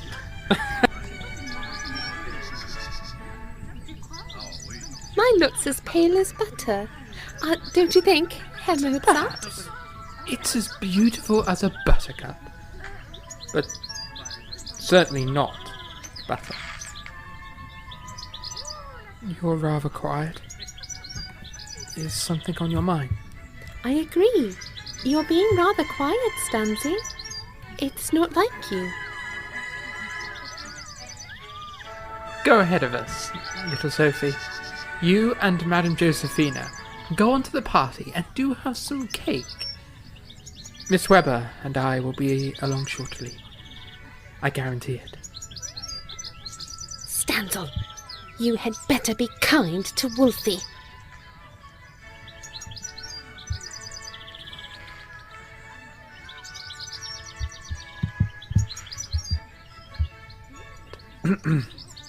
I sense you're unhappy with me, and I want to fully apologize if I came off curtly at any point today. You were curt this afternoon, in fact. Especially on the subject of your father. You're right. I admit that I didn't very well listen to you. Did I? No, you didn't. And all I meant to imprint upon you is that I simply do not think a love like your father's is good for one's constitution. Especially provided that you're expected to never breathe. You'll suffer because of his expectations, mark my words. Then I ask you to forget my father. Forget his ideals and his thoughts on the working man, of honour and duty, and most importantly, dignity. Then, is this resignation or revolution? Is it what, madam? You said forget his ideals. If we forget the ideals of our fathers, though, perhaps we differ on what makes a good father, especially his affections of love for us. Is that resignation or revolution? I hardly understand what you mean, but what I do feel, and strongly so, is that this entire subject is petty.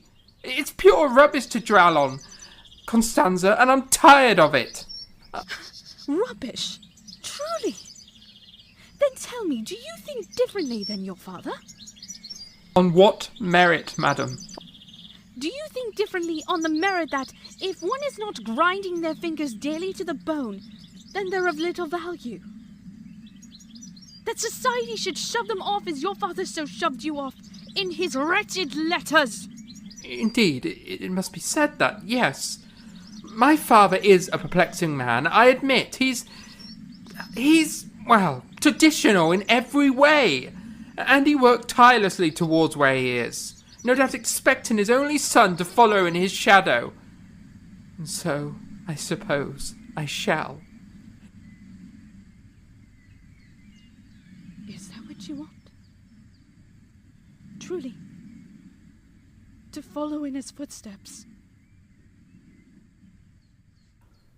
It's what I expected. and there's little I can do to change that. I don't understand. You're here, and he's there. What can he do to you now? You've got the whole of Vienna to be your own man, Wolferl. It doesn't work in such a manner as that, Stanzi. First and foremost is God, my work, and then my papa. I cannot disregard his will simply because I'm separated from him. That's not true. Heavens help me! Why must you act with such disdain and dismissal, Stanzel? This is how Papa has always been. He's made my life exactly how it is. What am I supposed to want? I'm afraid your sentiments and thoughts are all for naught, and this, our current standings, are but a pointless squabble. It's certainly not a pointless squabble. Oh, yes. Yes, it is. I protest otherwise. Yes, it is. You protest sheer poppycock. Lord, give me strength. Can we not drop this? Please. Herr Mozart, Please. Please, Madam Weber. I beg of you. Will you not simply allow me the pleasure of a dance with you? I would much prefer it to quarrelling over authority. It's a trifle war, and I do not wish to lose my temper further. Fine. Consider the matter folded. Thank heavens for that. Shall we? Indeed. Do lead on.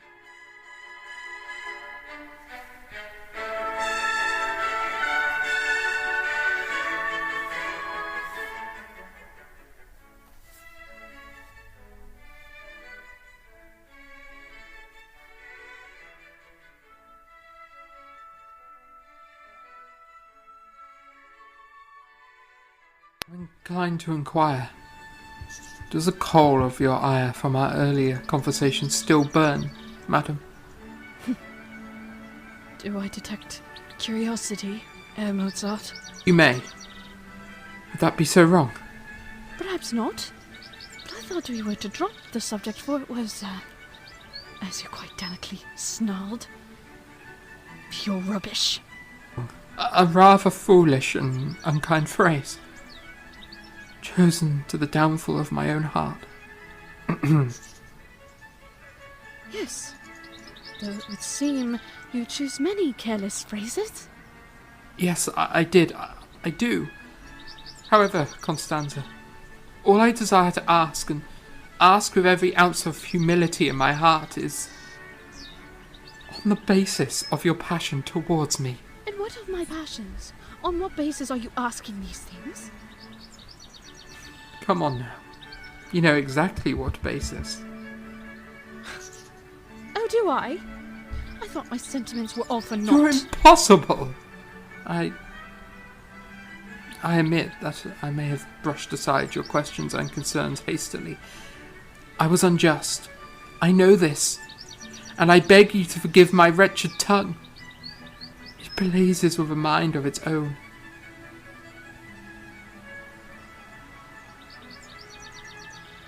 You ask for forgiveness of your impulsive dismissal regarding my questions and concerns? Yes. Most humbly I am. As I have nothing but respect for you. You've cared for me in illness, and you've given me much more than I deserve. Truly. I do not wish for my ill-gotten tongue to ruin this, too. I earnestly don't desire for you to be indifferent towards me, madam. Far from it. I'm not indifferent to you, Wolferl. I'm just... You're what? Exactly.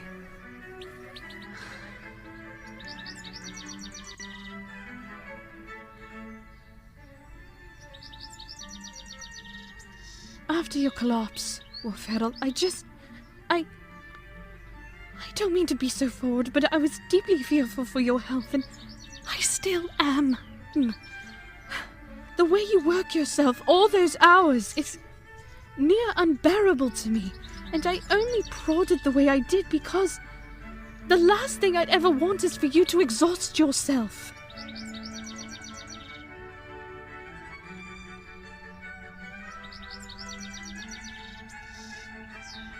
I understand your concern, but this is my life. And its great sacrifice is that of personal pleasure. You have my condolences then. Why? Ever since I was a child, I've only known this kind of life. To work in this manner as I do, it's second nature to me. After all, it's been my company, my friend, and the only one I'll have. It sounds to be rather a lonely existence to me. It has been. Ferro, what do you mean by... Wolfie, come dance with me. Certainly. You must excuse me, Stanzel. It seems I'm needed elsewhere for the moment. I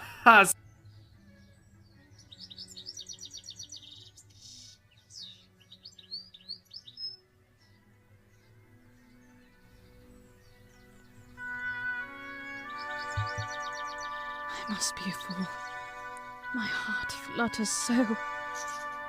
For one moment I had a fleeting thought that he was looking into my heart with those beautiful, uncorrupted eyes of his. I thought for one moment that his words were some indicator of a need for compassion and companionship. Yet I must be mistaken, for he has his music, his masses of admiration, and his whole world and all that he ever will be. There they lay, contained in those melodies and sonatas. I must be foolish. For what good could I do? What could I dare to bring for a man such as this, when the whole world waits at his fingertips?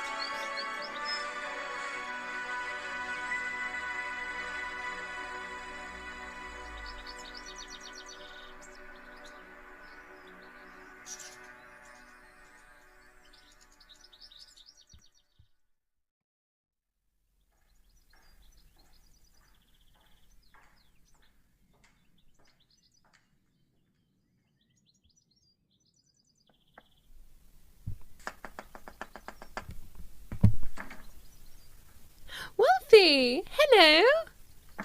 Hello, Sophia. Is your sister preoccupied? I'd very much like to see her. Yes, she's up. Just finished the washing, and now Stancy's taken to writing. See? Oh, I do. Could I trouble you for a moment alone with her?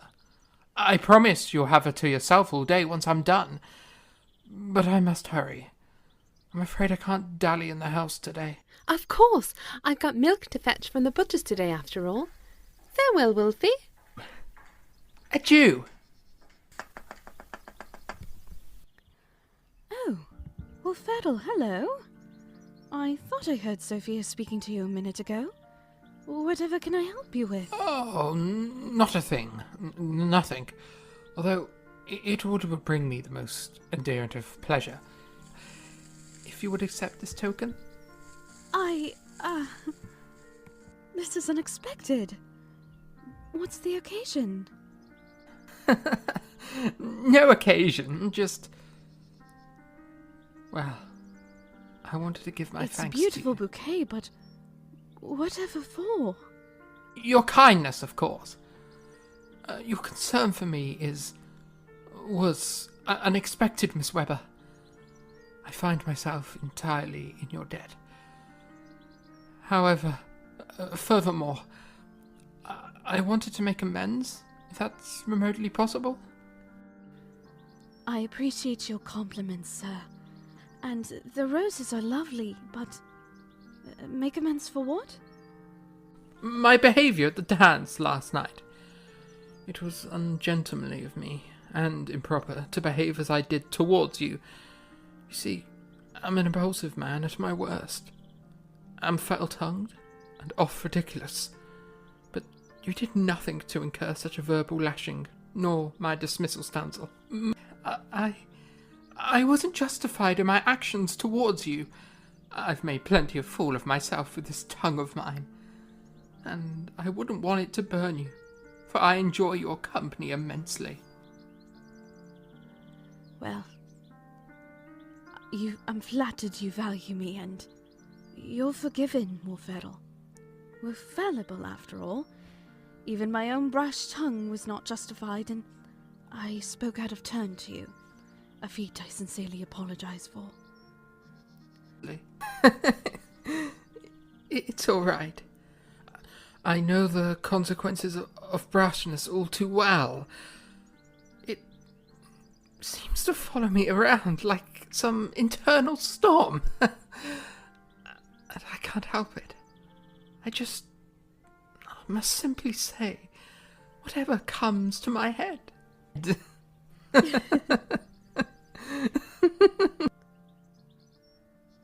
Wolfie, you seem a touch uncomfortable. I have a handkerchief if you require.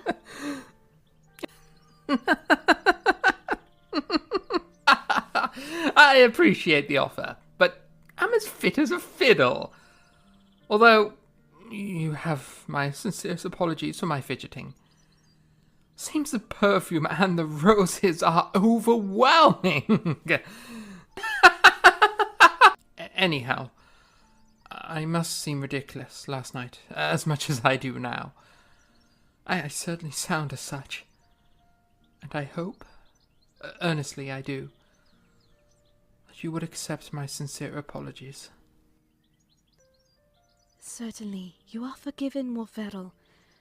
And I do hope you will forgive my own forward tongue. On the subject of last night, I mean. I do, Stanzel. You're forgiven. And my heart is glad to hear you found forgiveness of my mistakes too.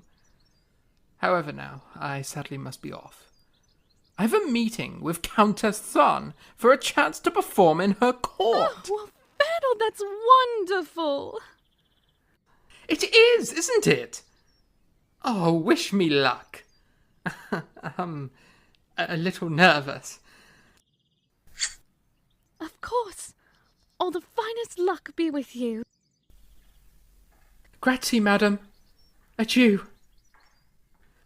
Adieu, Wolferl.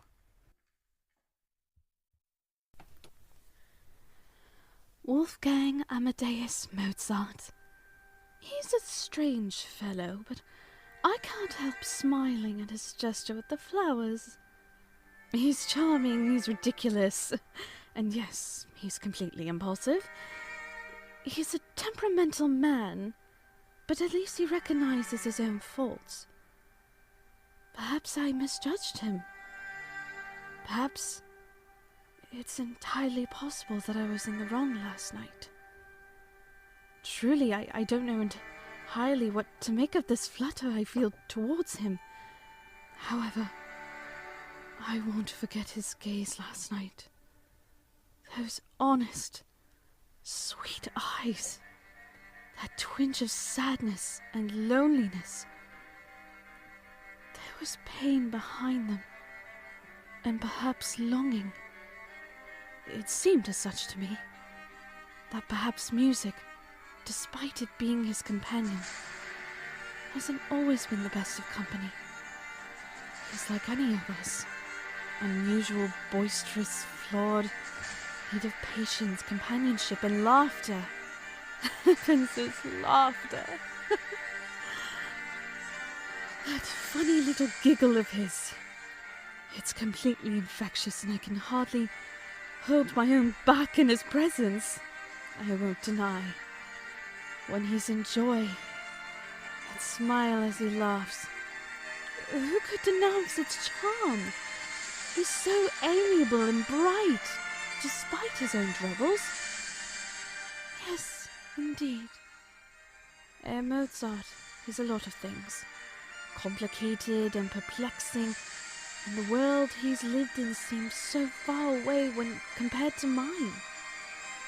But I think at his core, he's a kind-hearted man, Even with every flaw, there is something beautiful in between it all.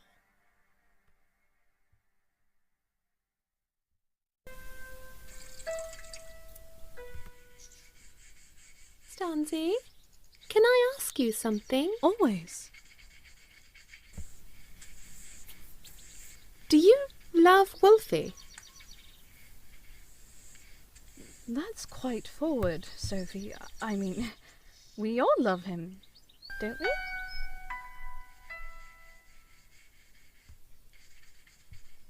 I love him, sure. He's kind and he's funny, but I love him as a little sister loves their elder brother. And I think Mama tolerates him, but that's not my question at all. I want to know if you love him. Sophia, Wolferl is...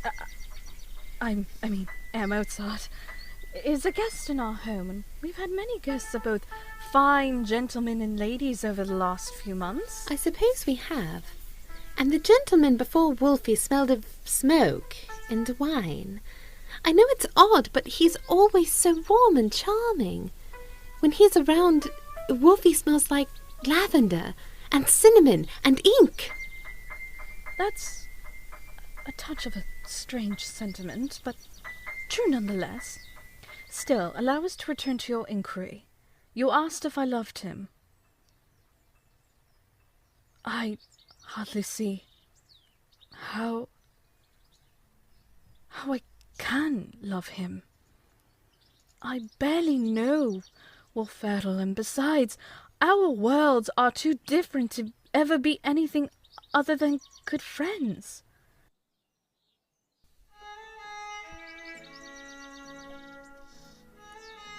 But he gave you flowers. I saw them in the bedroom earlier. Surely that's a token of love. Flowers can be a token of friendship too. He was merely asking for forgiveness. He and I quarrelled last night and our tongues grew heated. He wanted to know if amends were possible, and I told him yes. I surely had no intention of breaking his heart by rejecting his gift. He's too sweet a soul. That's very sweet of you, but do you think he loves you, or could? I believe what Wolferl and I have is the beginning of a beautiful companionship, but I doubt he'll stay with us long enough for anything more to bloom. He's a composer. He can't stay here forever. Eventually, he'll fly away again. I don't want him to leave us again. I wish Wolfie would stay. I wish he would too. But I know one day another city will call his name, and he'll be off traveling, seeing the world. Maybe he can take us. I want to sing with Wolfie all over the world. I know. But I don't believe our heart's desire is possible. I'm sure he'd think you were sweet all the same. I love Wolfie. He's funny like Pierre, and I wish he could be part of our family. He makes the house happy again, like Papa once did.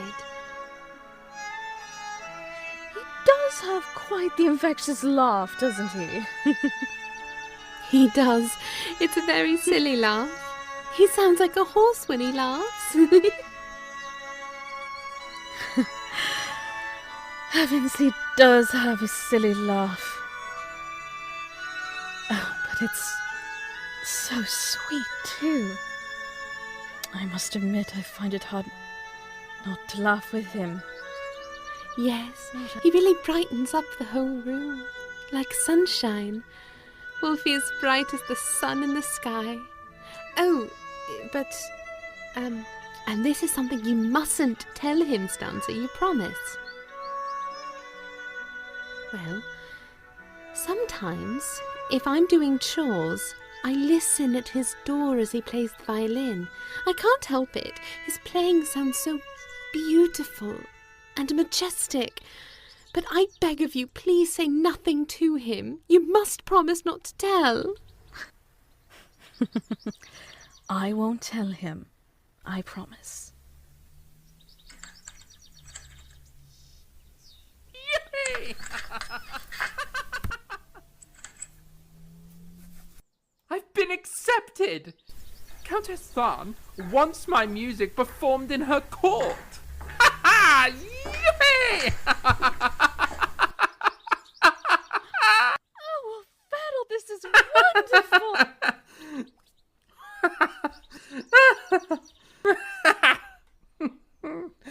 Ooh. It is wonderful, isn't it?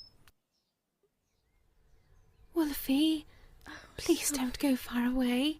This work won't take you far away, will it? Now, why would I want to do that, Where might I be without your cheerful smile in the morning? I'd be quite sad if I had to go away from you and Constanza. Although, I admit, there may be times I have to travel. I've decided to call Vienna my home. So, even if I must leave for a different apartment someday, I will always be here in the city. I won't be far away. I can promise that. And this job is here, in Vienna. Good. I would miss you if I couldn't visit, but if you went away, would you take me with you? I want to sing all across the globe with you. If I went away? That's a sad statement. But of course you'd come with me. We'd see Prague, of course, and perhaps Rome. Can you imagine us performing in a place like Berlin? London too? I've heard it's so big. Yes, London. Oh, I adored London as a child. It was so big and so fascinating and beautiful. The people had funny accents, but it was wild and exciting. We would see everything, for certain. So, Fadl, tell us, how many concerts did she ask you to perform? Oh, right. I'm glad you're curious. Countess Thorn has commissioned me to perform 6 concerts, and she's paid up front a considerable amount of ducats. Oh, this is thrilling! Indeed. I'll be able to pay the bill for the lodgings here, and perhaps even earn enough to get a new frock. Oh, this is incredible! I'm relieved the meeting was a success. It really was, wasn't it? Heavens, I'm so overwhelmed I could burst. Congratulations, Wolfie. I'm sure your concerts will bring you a great reward. Thank you, Sophia. And I hope so. It seems things are finally going to turn around. I'm overjoyed for you, Mozart. You've needed the odds to fall in your favour for quite some time. And it's good they have. I feel like celebrating. I could shout and run and do a handstand all at the same time. Let's sing something. Come. Sing with me. Of course. What shall we sing? I've heard a funny little tune lately.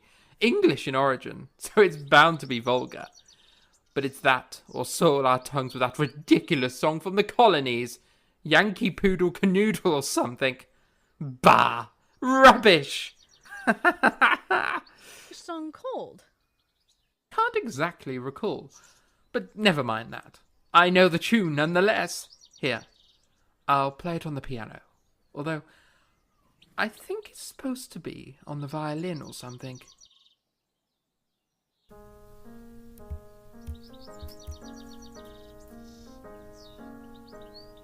Summer has arrived, let me sing cuckoo. The seed is growing, the mad is blowing, and the wood is coming leaf. Now sing cuckoo.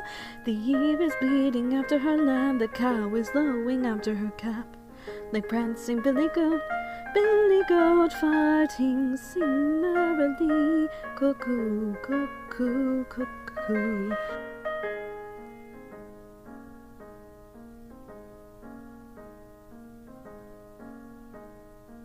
Summer has arrived, loudly sing cuckoo. The seed is grown and the meadow's blooming and the wood is coming into leaf now. Sing cuckoo. The ewe is bleating after a lamb, the cow is lowing after a calf. The bullock is prancing, the billy goat's farting. Sing merrily, cuckoo, coo. You sing well, cuckoo. Never stop now. Sing cuckoo now. Sing cuckoo. Sing cuckoo. Sing cuckoo now.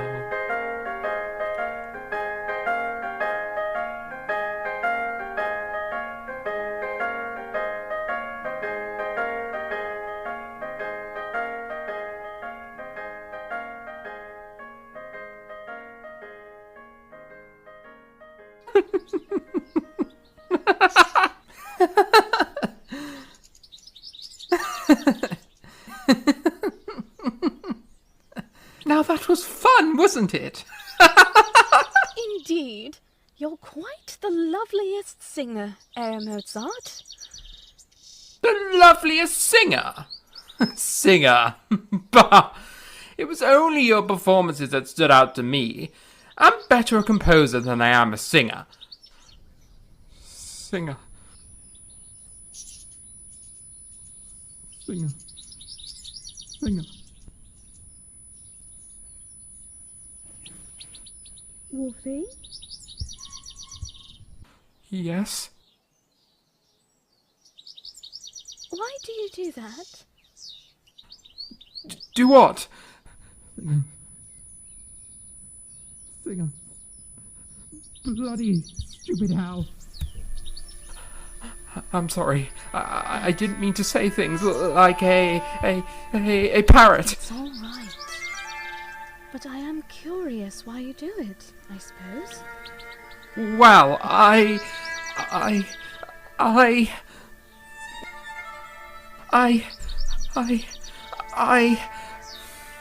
It's okay if you don't know, Wolfie. It's a little funny, but then again, didn't you say we have to be ninnies in order to survive the world? I suppose we must. But truthfully, I've had a funny singer. Well, everything since I was a child. I laugh like a trained donkey. I don't have fine handwriting, and sometimes I can hardly pay attention to anything beyond my music. I get distracted. I repeat words, as Papa says, like a pretty parrot. Sometimes I feel the most insustainable itch to say things over and over. It's quite funny, isn't it? There I go. I swear my hands and feet must have a mind of their own, because they're always moving. And I don't know why, but I'm sorry. I'm very sorry. Oh, hush, hush. I must, like Papa says. Hush. Hush, little Wolfle. Mustn't insult others with our words now.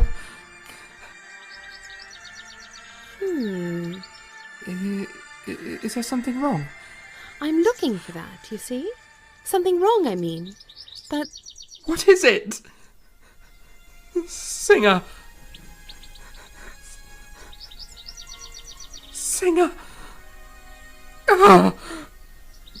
But all I see is you're still our Wolfie.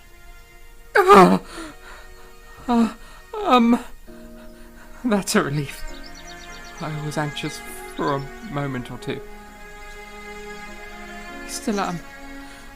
Oh, goodness. You're all right. Right, sister? Wolfie is fine. Isn't he, Stanzi? He certainly is. You're both kind. And I thank you. Although, I do apologize for my strange behaviors. I can't help it. Sometimes. You needn't be concerned. No one will think little of you here. Least of all Sophia and I. Heaven spare me! What on earth is all My this apologies, ruckus? madam. We were celebrating, you see. I've received the most wonderful of news. I'm to perform my music at the Countess Thorne's Royal Court. 6 operas. 6! Oh, God has smiled on me, I swear it. You're to do what? Concerts, madam. I'll have enough funds to repay you generously, Madam Weber. Make no mistake. I'll be damned. You're actually serious. Yes, here. I'll pay the rest, of course. When it's given to me. Well, that was certainly something. But with that, I do think we have more work to attend to, girls. More important than whatever you were doing moments ago? Yes, Mama. I'll attend to the rest of the dusting and sweep up the rooms. Yes, Mama. I'll attend to the linens right away. Oh, Fobbywobs. Fobbywobs. It's always work. Lots of it and no time for anything else.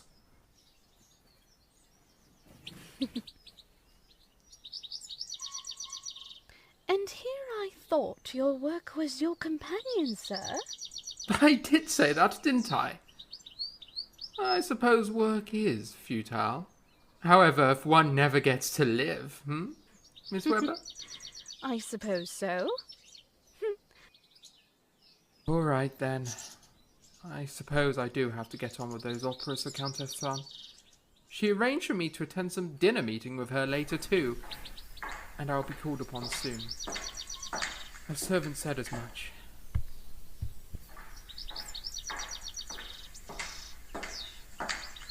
Pardon me, Miss Weber. I didn't quite catch that. Just as well. You're probably deaf from all the shrill noise you made. Wow! I hope I didn't overwhelm you, Lady Weber. I'd hate to impose on such stuffiness. You what? Repeat what you just said. Gladly, you old clod. I think Mozart simply wanted to indulge in the excitement of his achievement, Mama. Isn't that what you meant, sir?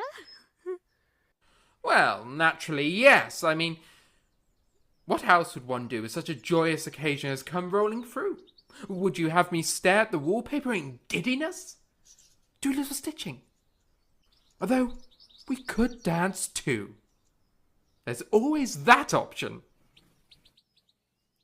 Excitement is one thing, Herr Mozart, and I am grateful that it provided funds for your rather late on the fee. But to shriek about as a wild goose is completely unnecessary. You call that shrieking? I can give you a shriek, if you wish.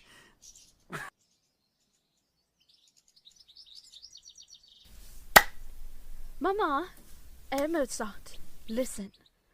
There's nothing wrong with a little joy. Besides, we haven't had such things like singing and joyous carousing since Papa passed. Indeed. I had fun with your song, Herr Mozart. I'm sure another moment will come for us to enjoy soon. I hope so too. Adieu for now. I'm going upstairs to write or lie down. Maybe both. Who knows?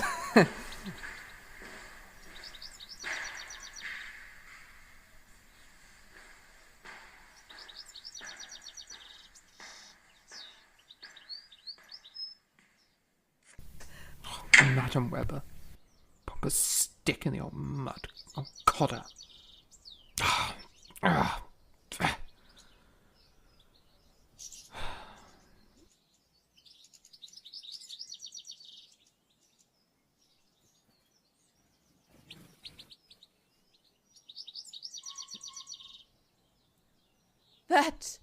That man is an absolute knave! He's a complete and utter lout! Mama, enough! You used to be full of life, as much as their Mozart is. Why spoil the moment with such callous behaviour? Mark my words, Constanze. His tongue will land him in the deepest of wells, and he'll be the one to blame.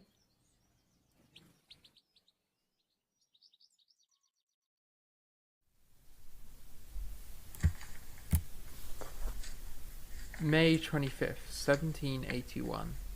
Dearest Papa, I must really snatch a little time. You may not wait too long for a letter.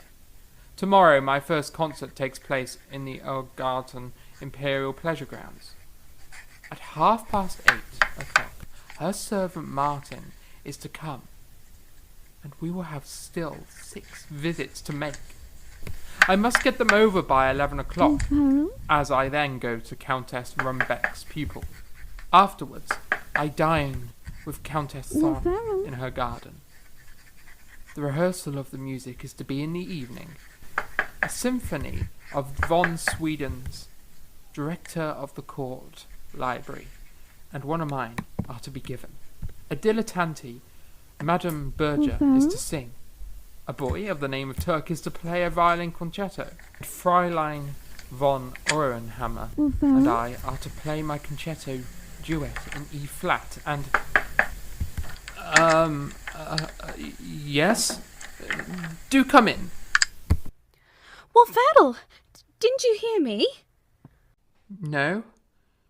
Is something the matter? No, not at all. But you do have a messenger from Countess Thun in the parlour room. He is waiting for you, and rather impatiently at that. What? Just now?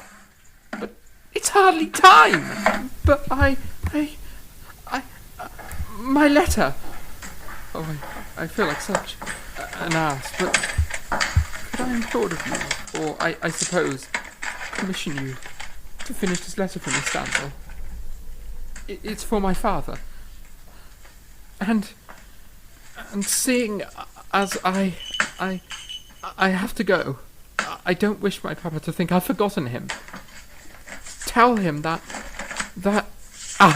tell him I regret that I cannot finish this letter, and I would appreciate it if you could make it clear to him that I'll send another letter soon.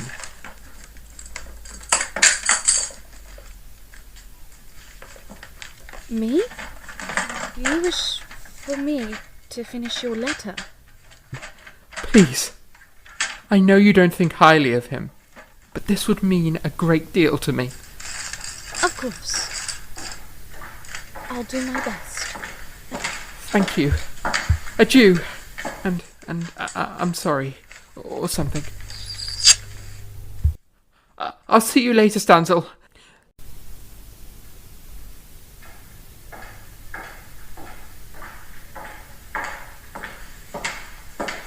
Herr Martin, 'tis good to see you.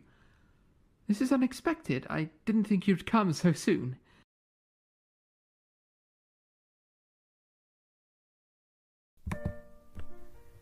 He kissed me. He kissed me. I cannot wait to see what can be accomplished through my work. Herr Mozart, your good son, has just been summoned by Countess Thun, and he has not time to finish the letter to his dear father, which he much regrets, and requests me to let you know this, for, being post-day, he does not wish you to be without a letter from him. By next post-day, he will write again. I hope you will excuse my P.S., which cannot be so agreeable to you as what your son would have written. I beg my compliments to your amiable daughter, and I am your obedient friend, Constanze Weber.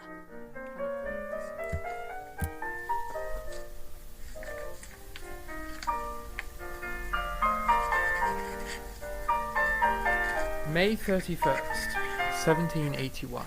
Dearest Father, the day before yesterday, Count Arco sent me a message to call on him at 12 o'clock, at which hour he would expect to see me. He repeatedly let me know he wished to see me, and so did Shirker. But as I hate discussions, when almost every word to which I am forced to listen is a lie, I punctually avoided going, and I should have continued to do the same, if he had not said that he had a letter from you. For which case, I went there accordingly. I cannot detail the whole conversation, but at my urgent request, it passed off without irritation on either side. In short, he placed everything before me in so friendly a manner that really one could have sworn it all come from his heart. I believe, however, that on his part he would not swear that it had come from mine. In reply to his plausible speeches, I told him with perfect calmness and courtesy, and in the most good-humoured way in the world, the simple truth. And he had not a word to say against it. I want the truth, Herr Mozart, in regards to what went down between you and Archbishop Colloredo. He claims you threatened him with violence. Firstly, Your Grace, I did nothing of the sort. I loathe confrontation, Count Arco. Truly, ask of anyone that knew me while under the Archbishop's service. You can ask Shirker, Moore, Brule, Clymerin, Cincinnati. Any of them shall vouch for me. Enough. Calm yourself. I have taken the liberty of calling on one witness. He's waiting beyond the doors. Good afternoon, Herr Arco. Herr Mozart. However may I be of assistance? Good afternoon. I'm grateful you've come. I would like for you to bear witness to the character of Herr Mozart here. He says he is a peaceful man, that he loathes violence and did not, in any way, threaten the Archbishop some weeks ago when he left the lodgings. I recall his dismissal. Yes? Good. Then you will be of much usefulness. I ask of you to tell me the truth, plain and honest. Can you vouch for him, Schlaucher? Is Herr Mozart truly a man that would not resort to violence in the heat of an argument? Indeed he isn't. I know Herr Mozart well, sire, for we served together under the Archbishop for many years. And I can honestly say, while he's fallible, as we all are, he certainly never showed any signs of tendency towards violent outbursts. I appreciate your candor. It's a welcome change from everything else.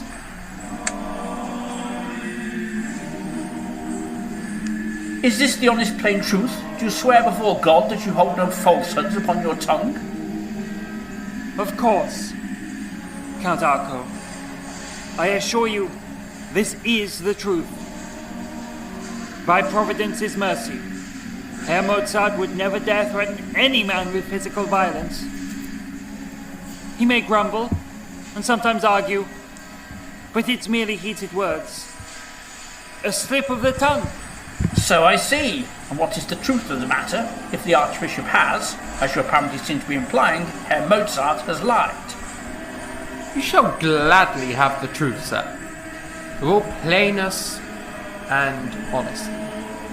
I tell you that I did not threaten the man. I simply asked his grace if my work did not satisfy.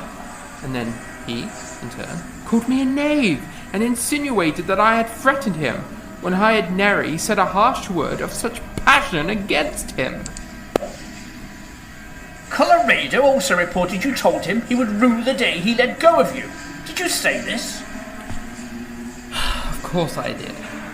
I won't deny that I was upset, but I never threatened to harm the Archbishop. I could do no harm and would never do harm.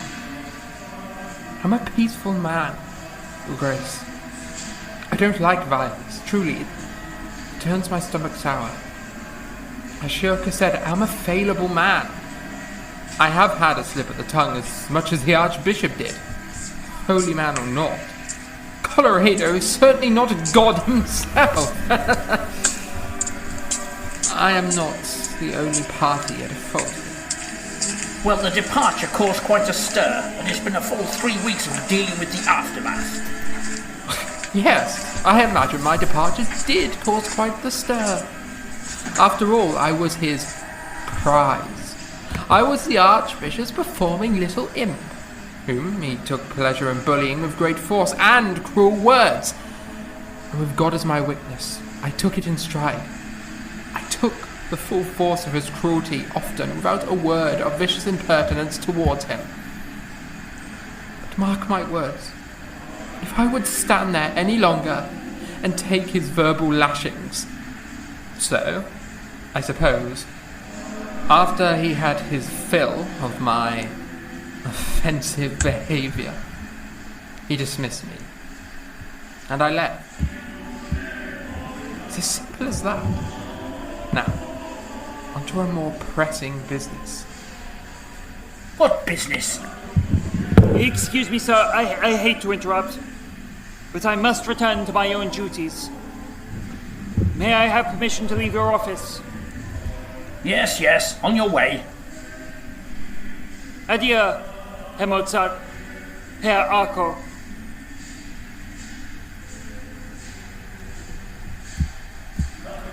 What's this? Call it a tribute for the troubles with the Archbishop. I wish to put this entire affair behind me, and I assume that you are owed some form of compensation for such astute actions, Your Grace. I insist that you take it, and let us be done with the Archbishop's folly. I refuse. You'd best give the money to one of the valets, and your memorial of proper dismissal. I can no longer take part in this affair. I'm afraid I don't understand your meaning, sir. My meaning is plain. Herr Mozart, this affair and your part in it is hardly over. You realise that, And don't you? Why should it continue? What more is there to discuss, honestly? The Archbishop dismissed me. He treated me with much contempt for months in the time since we arrived in Vienna, good sir. And, as I was removed, we have nothing to speak on. I found lodgings elsewhere, and I'm content to pursue my own creative endeavours. He is not satisfied. Not satisfied? Then he should demand it. Truly, if the Archbishop has more to say to me, then shouldn't he be here with us, Count Arco? Why is he not? Well,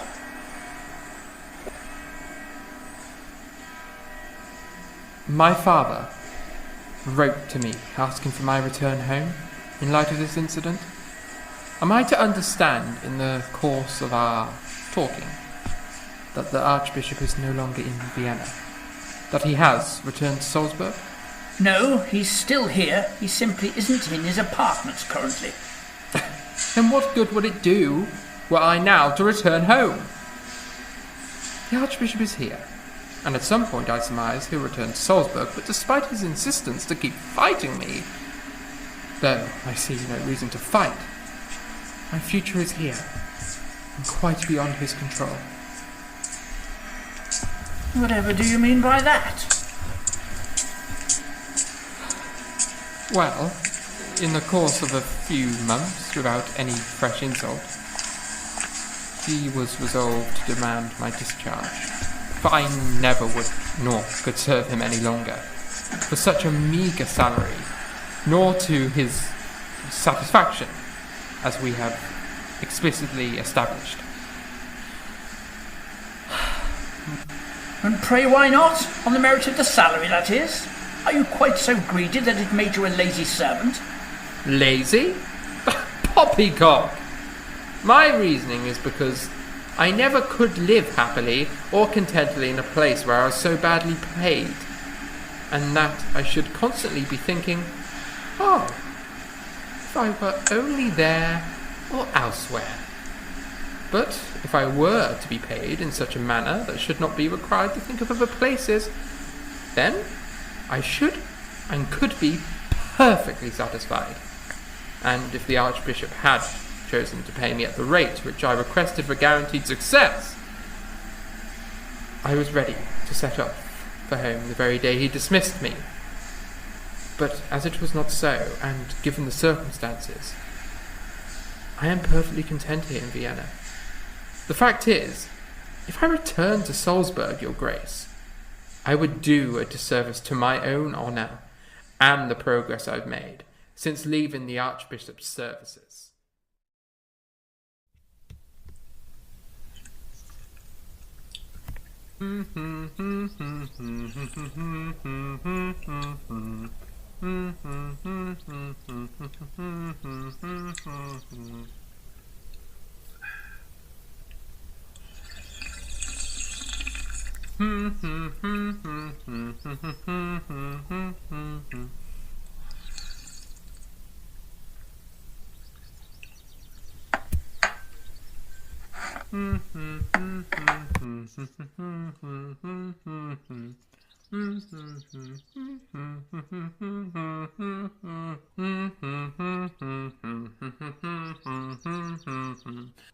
Oranges and lemons, says the bells of St. Clement's.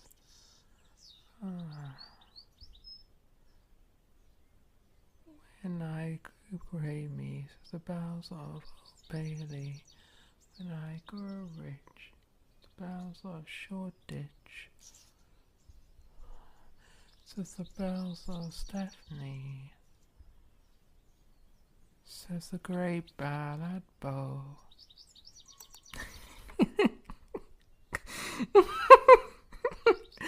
Oh, lemons, says the bells of St. Clement's.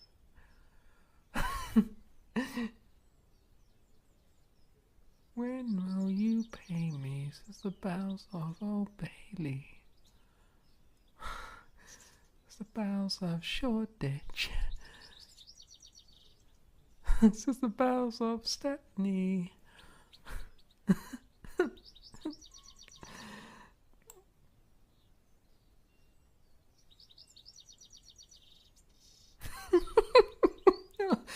Lemon, says the bells of St. Clement's. Says the bells of St. Martin's. You pay me, says the bells of Old Bailey. Will I rich, says the bells of Shoreditch. When will that be, says the bells of Stephanie. I do not know. Bow.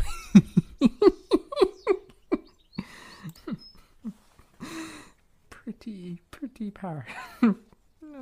St. Clement's.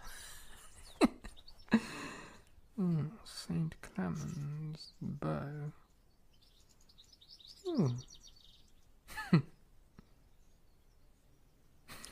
Starlings. Starlings? No. Bow. Singer.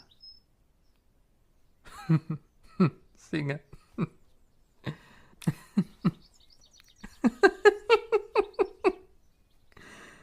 Oh. St. Clement's. Shoreditch. Pretty Shoreditch.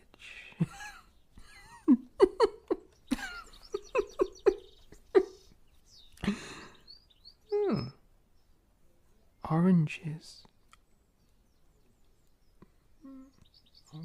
and lemons. Boughs of St. Clement's.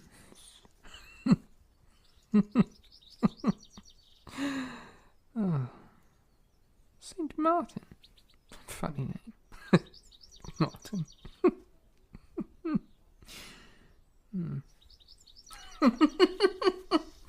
Ah, there! Now that's perfectizzoni.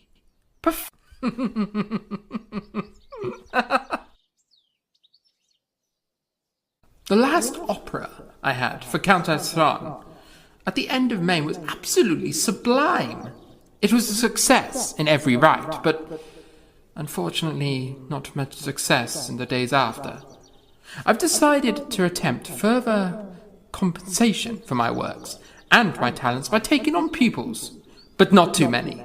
I aim to be well paid, of course, but I need time to compose. I need to find more avenues to give concerts. That's where I'll thrive. Unfortunately, it seems I've got a little competition in the field for students. They tell me my prices are perplexing and preposterous. Why, I even had one man tell me he could do better for his daughter of a man I know from the court of the Emperor's circle. An Italian called Salieri. Salieri. His name feels like poison in my mouth.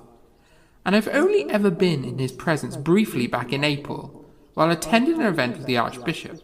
Salieri was slated to become the Kapellmeister, though I know that all this is merely because of his Italian origin. At once I saw the issue. To be frank, those damn Italians have always been a thorn in my side. I've been to Italy, and it wasn't pleasant. I swear, their ideas of opera, heavens, it could leave one's ears bleeding. Anyone who dares to compare the two of us is completely unfair, and it was rightly so. As the next words out of this buffoon's mouth to the poor gentleman who told me Salieri would be the better teacher was so flabbergasting and unbelievable, I believe I could have very well fallen out of my chair just hearing it last week. Indeed, Herr Mozart, your fee is preposterous. Why could I give my daughter's skills to Salieri for better? Would you believe that he gives lessons to his pupils for nothing? Well, I wasn't aware that my gifts of musical inclination was meant to be sold for nothing. Tell me, do you buy food and comfort with nothing? Or do you need Mother Goose's golden eggs in order to enjoy something? My price and my time are a valuable commodity, and I shan't waste giving it away for free, sir. Chew on that. If that's your view, sir, you will excuse me if I do not empty my pockets and waste my time further. Perhaps I may have gone a bit too far with that. But my tongue has a mind of its own. And it's not unfair. It's entirely true, all that I said. I scarcely keep what funds I already have. There's rent to be paid. There's expenses to be dealt with. I need materials for my ever-growing compositions. Not to mention needing to provide what I can for my father and sister now. So, this kiss-ass wit of an Italian can give lessons for nothing. Ha! He must live on something. However, I can only guess it's mounds and mounds of ducats. That's what he has. I'm not Salieri, and I don't live on mounds of ducats. If that makes me unfair to charge what I do, then so be it. After all, what can this knave, yes, that's what he is. What can this knave, this Italian, have that I don't? Rubbish all! Stupid students. Stupid students.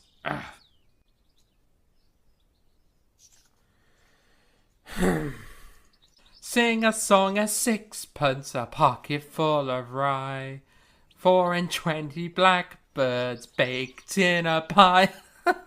When the pie was opened, the bird began to sing. Wasn't that a dainty dish to sing before the king? King was in his counting house, counting out his money.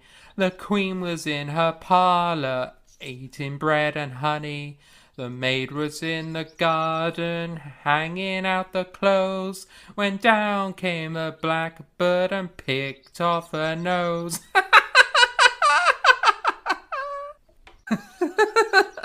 I'd like a bird to peck off your nose, Salieri. Ha! That sounds like a nursery rhyme. La, fa, la, da, da. Ha! Salieri, Salieri, quite contrary, how does your garden grow? With golden shells and a pot full of boughs and pretty pupils all lined in a bloody... Wolfero? Heavens me, you look awful. Oh, do I? I suppose it's jolly good of you to notice. But if you cared that much, be aware that I feel bloody awful, and quite frankly, I think I've developed a headache. Well, I hope this helps you then. What the hell does Count Arco... He wishes to have a meeting with me again, and about possible employment and a chance to perform back in the Archbishop's court. What bloody Count Arco? This is preposterous. This isn't right. This is unfair. How dare he? How bloody stupid.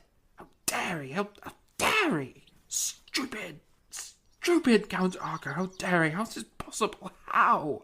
Providence strike me.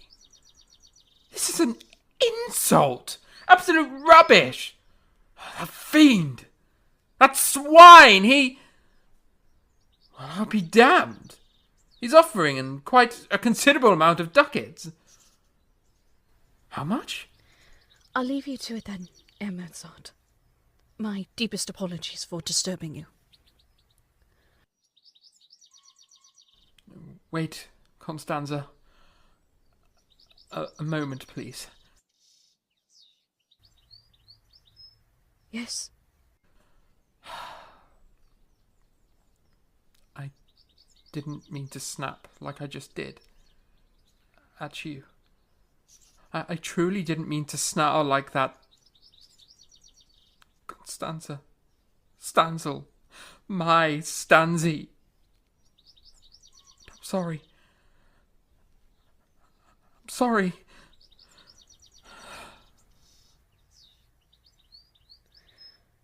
I won't lie. It did. It stunned me. So I'll just... I'm sorry.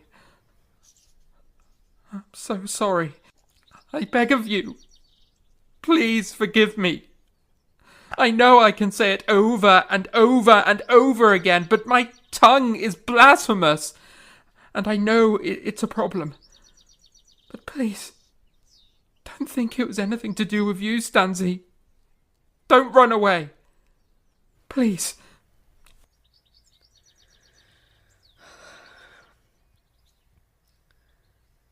Undoubtedly. Can we skip to the part where we discuss what this is truly about, Wolfero? I am under a lot of pressure after the work for Countess Thom ended, but more than that, there's this Italian. His name is Salieri, and he's taking on pupils for nothing while I'm being treated like some fiend, like a swindler peddling false wares. Just because I need the funds, and I'm charging a little more.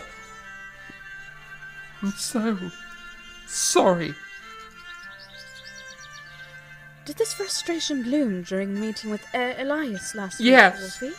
And I'm frustrated, Stanzel. I'm frustrated and angry and tired and lacking funds and... I'm stupid sometimes. I'm very stupid, Constanza, and I'm sorry. I was cross when I answered the door. Please, don't be angry with me. Please, Stanzi. I'm so sorry. My temper is wicked. And I am wicked. I beg of you, please forgive me. Why do you let these frustrations invoke your anger? Because I'm very, very stupid. And I know I let my obstacles boil my blood. I know, Stanzi. I have a temper. A stupid temper. And sometimes it's justified, but perhaps not when it spills out onto you. Oh, Lord. What an imbecile!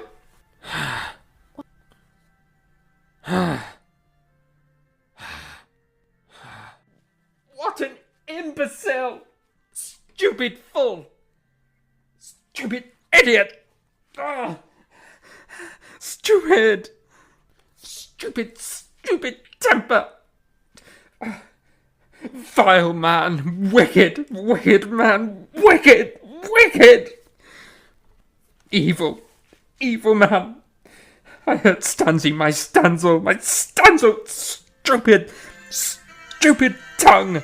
Stupid blasphemous tongue! Alfie. Stupid! Stupid! No! None of that! Stupid! Wolfie! Stupid! Wolfie, no! Stupid tongue! Wicked! Wolfie? Stop it! Stupid tongue! You wicked man!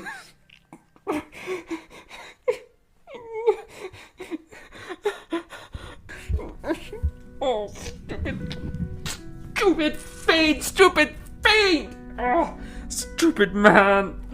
Fee, no! None of Why? that! Why? Hurt yourself.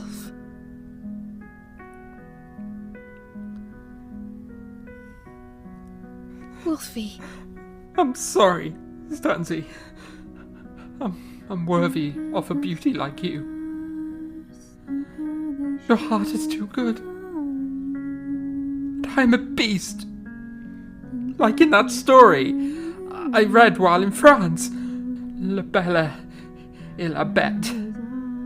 La Bête is an ugly, cursed man with a vile temper. He just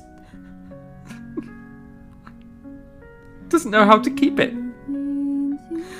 Just as I don't. I'm so sorry, Stanzi. I'm sorry.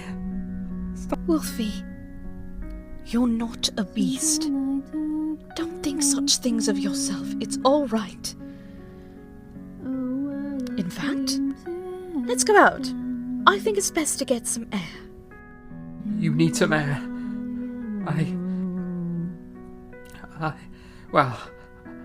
imagine you would. Dealing with my wicked tongue would cause anyone to need air.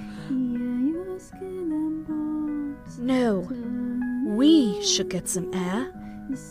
Together. We?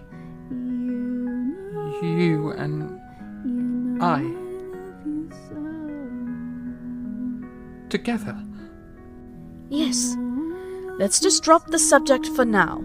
After all, you've been cooped up in this house since your last concert for Countess Thun, and I think it's high time to step away from frustrating discussions of Italian competitors, composing, and simpletons for employers. At least for the moment. But won't that look improper? The two of us out together without your mother or sisters. Impropriety? Fine. Let the whole of Vienna talk. Besides, only we know the truth. Now come, let's go out and stretch our legs, Wolferl. All right. You're right. Where shall we go? I say we saddle our horses and simply go for a ride. How's that? A ride would be lovely.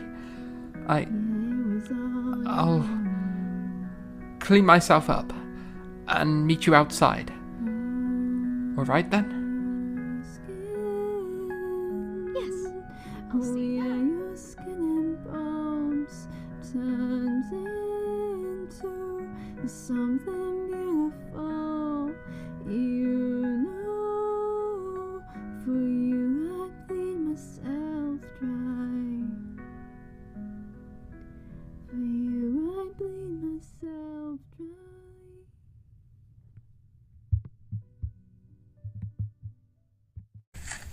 Ready? Yes.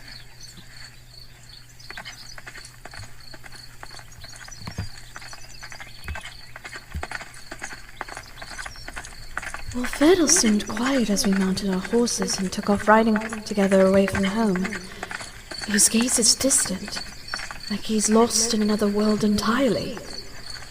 I can tell there's something not quite right still, even though we dropped the subject from earlier.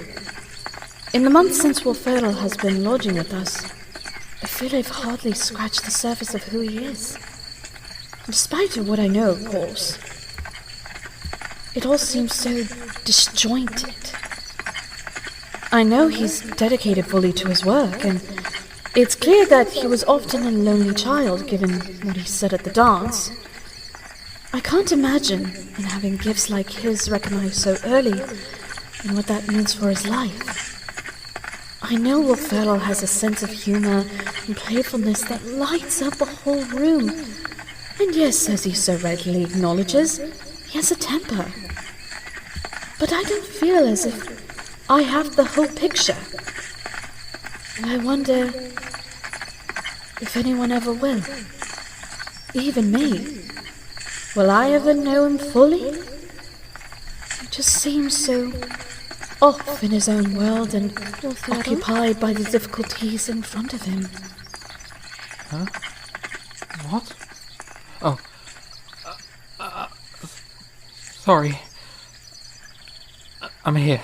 Are you all right?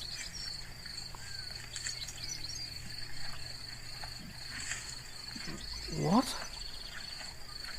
Did you ask me something? Yes. Are you all right, Wolferdle? Truly? Oh, I'm all right.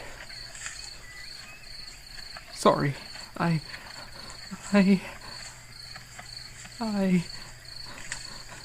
sorry. Wolfie, is this about earlier still? Yes, a little. I don't want to hurt you, Constanza. I would never. I could never. I suppose what I'm trying to say, and rather poorly at that, is you must think me childish, and I wouldn't fault you for such thoughts. You may even think me ludicrous, arrogant, and a complete arse. I act out brashly. I let my frustrations get the best of me. To be fair, I'm entirely unworthy of kindness. Especially such kindness from you. I snap at a drop of a quill, and I wouldn't be surprised if you wished to berate me. I deserve as much.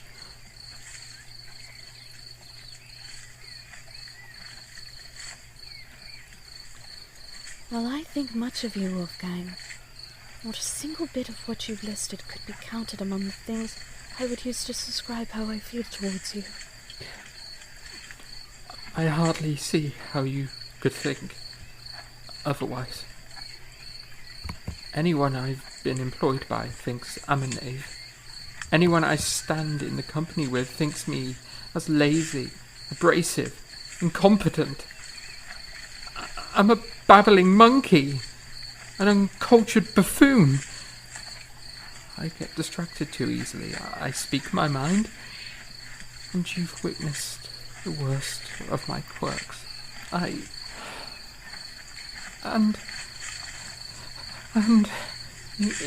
in all reality, I'm nothing of the sort the people think I am. Sometimes, perhaps, I say things I don't mean, and act in ways I don't intend. Sometimes I do these things, and I know it's my own fault, but I don't wish it to be so. And other times, it's not as if I enjoy acting in those ways. I can't help it. I really can't. It's embarrassing. embarrassing. I'm sure you have colleagues, don't you? Friends?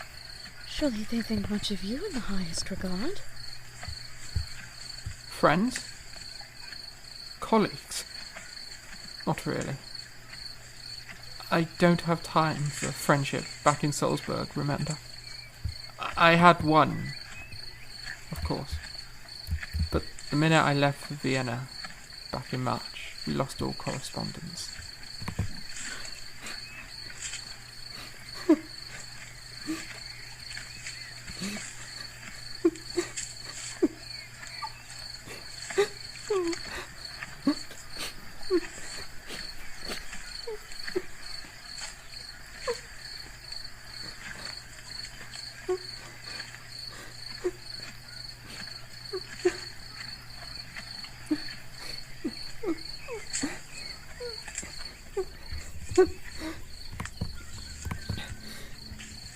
To be fair, all my life was nothing but comings and goings. Things weren't permanent, Stanzi. And here, I may as well have less time to make companions out of anyone. I'm always trying to keep my head above the water. Who has time for companionship? I certainly don't. If that's true, does that include myself and my sisters? Oh, no. Well, I mean, you're... Well, Yes? Truly. She baffles me even now. I can hardly utter a word without fumbling like a fool in front of her. She puzzles me. Truly she does. She puzzles my heart, my mind, my very mouth. I've been a fiend to her twice now, and she hasn't once battered me verbally or lashed out as I expected she would. Yet most people do, the Archbishop for one, and my father for another. Well, I suppose a rare few didn't think little of me. The kitchen staff, perhaps, but they were underfoot like I was. The Archbishop looked on them as with much disdain as he looked at me, with much the same. But this is different, entirely different. Why should Miss Webber think anything more of me, despite how much I've begun to truly appreciate her admirable qualities? I don't have the time nor the means to pursue her, even despite what I think I began to feel for her that night a month ago. I still blame the fever, after all. I hardly know Miss Webber, and dare I to dream that she is a friend, or a mere accomplice? We've only known each other a month, and I, perhaps, have acted in a manner she misunderstands. Not that I don't like her. I do. Truly I do. I think. But it's all a complicated puzzle. I'm sorry, Miss Webber. I'm a little lost for words. It's all right. There's plenty of time for talking later. For now, come on. I'll race you to the edge of town and towards the glade. Oh, getting competitive now, are we, Standel?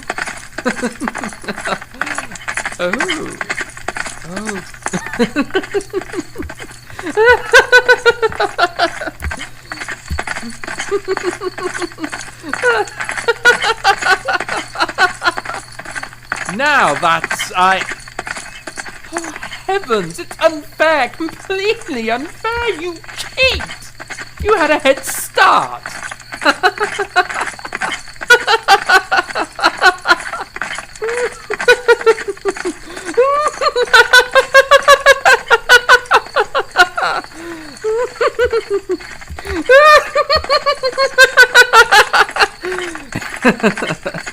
Oh.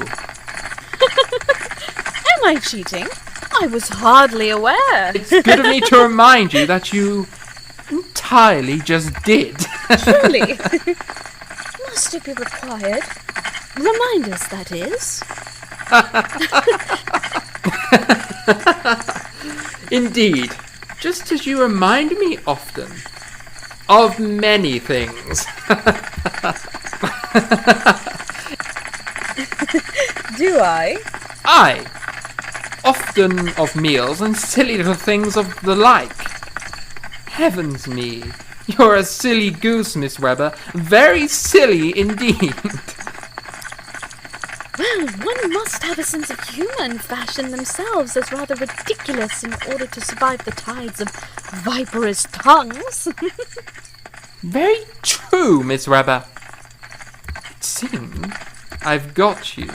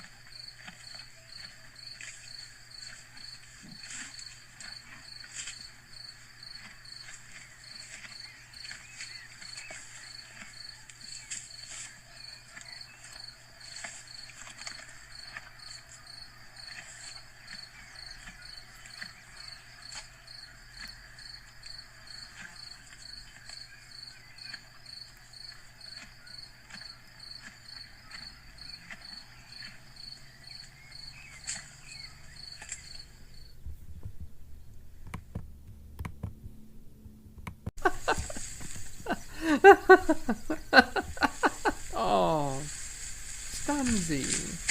Looks like I've won.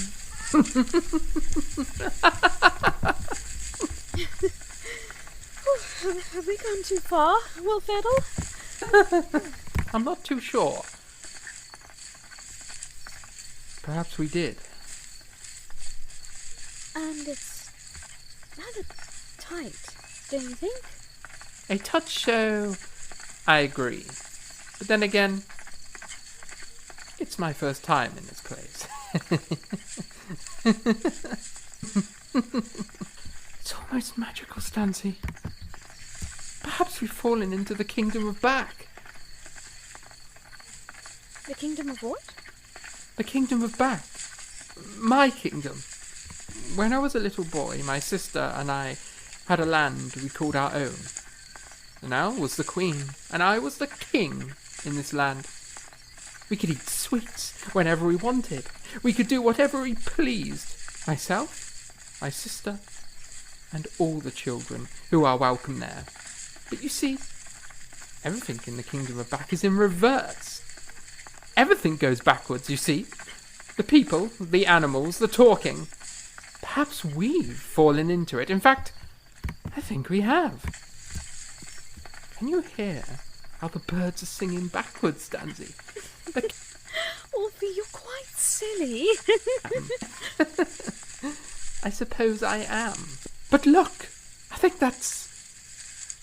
Aha! That's the Fairy Queen's blade up ahead. Come on, Stanzi, we're nearly there. But... Hello? Ima Lensta? Hello? Hello, it is I, King Wolfgang Amadeus Mozart. Hello? Hello? Hello? Hello? It is I, Wolfgang.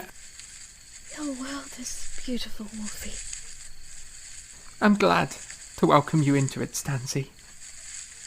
Now that my sister and I separated, and she's always so busy. Would you be the kingdom's new queen? I'm sure there can be more than one Queen of Back. I'm the king, after all, and here in the fairy glade we can make the rules. If you shall have me, I will gladly be a Queen of Back. Yes, indeed. From this day forward, you are Queen Stanzi, fairest, most beautiful and gentle of all queens, a friend to every elf and fairy in the land. Do you solemnly swear to protect this land for as long as you reign, Queen Stanzi?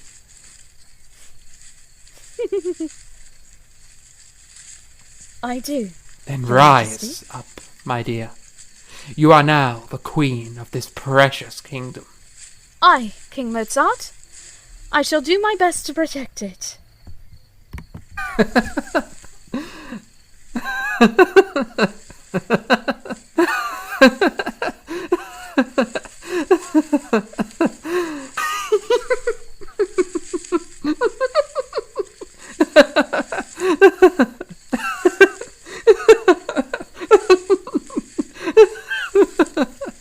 This makes me happy. Thank you for not thinking my little story was odd. I never shared the world with anyone but Nanelle. But then again, I never had anyone to share it with. You're wonderful, Ferrell. And I'm glad you trusted me enough to let me into your precious kingdom of Back. I won't share the secret, I promise. Of course. The kingdom of Back is only for special people. People like you and me. And are now. If she ever wishes to return. Wow! Would you look at that, Stancil? The birds! Look at the birds flying high in the sky! They're so beautiful! All their colours and songs. You like birds, Wolferal? I do, yes. When I was a boy, I had a canary, and I used to ask Nanelle about him all the time when Papa and I travelled. Oh, I loved him so, Stancil. His songs were absolutely beautiful. Birds are natural singers, you know. I was unaware. Would you tell me more? If you want to know. Sure. I'd be delighted to hear tales of your canary, Wolfie. Tell me. I suppose I found my little canary was good company. Presents. I wasn't Wolfgang Amadeus Mozart, the child prodigy. I was nobody special, really. I mean, if I wasn't composing or something, I like to make up stories and fantastical worlds like the Kingdom of Back, and if Nanelle wasn't listening, he did. There wasn't anyone else to hear me.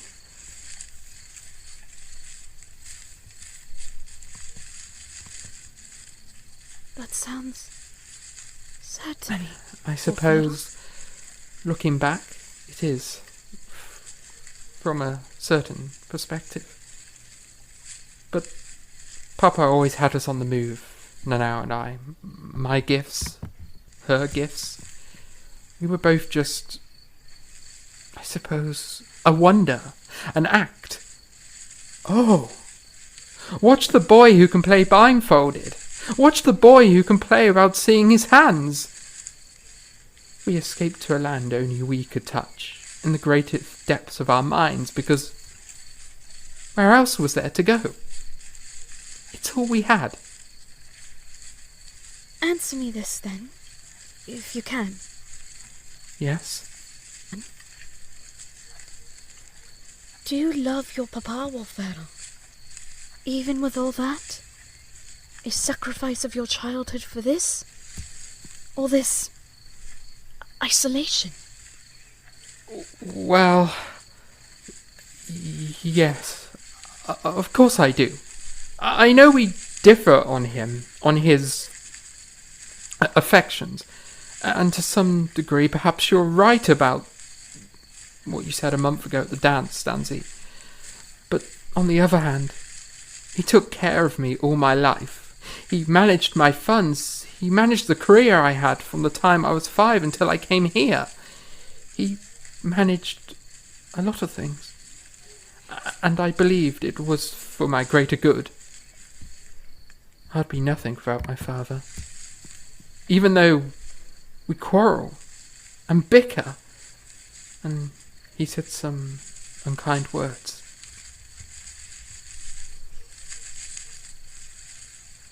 And you love him? Even though he said unkind words to you, and he said unkind things about my family from what Mama seemed to convey? Heavens, no. I mean, yes, it's complicated. Especially on the notion that he said a lot of unkind things. On a great number of things. Including my failings from his perspective. I admit this. Would you believe he had the audacity to tell me I had never showed him any love, simply because I refused to be a victim of the Archbishop's bullying? Pompous swine. He's traditional and stubborn as a mule, but let's change the subject, please. I know my papa is a point of contention for you and I, but he's not here, Stanzel. And you don't really know him at all. Though, if it's any consolation, I feel I don't recognize him anymore. He's a stranger to me. I take comfort in at least knowing that. He's changed. And he's completely different to what I know as a child. And I see it. I truly do. Right. Well then, can I ask? Seeing as you mentioned fantastical worlds, are you a fan of Shakespeare? I recall you asking for my father's collection. Oh, I am. The collection is beautiful, by the way. Thank you for sharing it with me. I was partial to his plays, and growing up, I remember seeing a few of my family. They always subject me to such elegance in the arts. And my mama was fond of Shakespeare, for sure. God rest her soul. That must have been hard to lose her. It was. My father blamed me for her passing.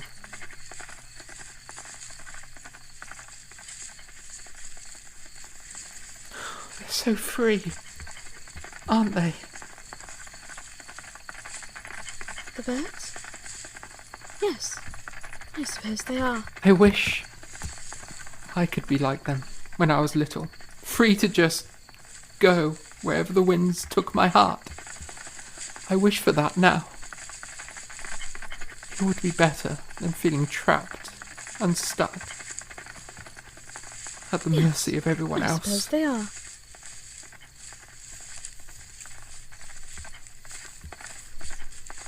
I understand.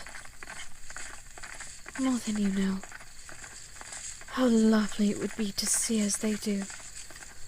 A whole world free to explore from on high. It sounds like a great adventure to me. May I tell you something? I'm all ears, Stanzi. I know you believe you haven't a friend in the world, Orfero. However, it's simply not true. And even though you have made yourself think that you're alone in the fight against the odds, I tell you quite plainly to dwell no more on such a lie. Because I'm right here.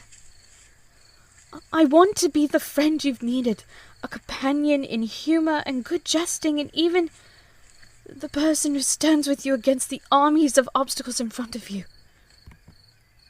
If you'll let me.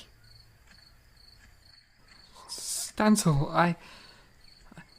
I'm grateful. I don't know what to say. I would be lying if I didn't admit that your care for me has confused me and completely perplexed me. It's not entirely something I've had much of, but I believe you. I believe in your kindness, and I appreciate your concerns. If you'll have me as your faithful friend in honour and in every trial, I'm not sure how good of one I can be to you, but I'll try. That's all I could want, Wolfedel. You make me laugh, and you've brought me back a joy that had died when my father did. That's... Oh, Stanzi. I didn't realise I made you feel that way. You know,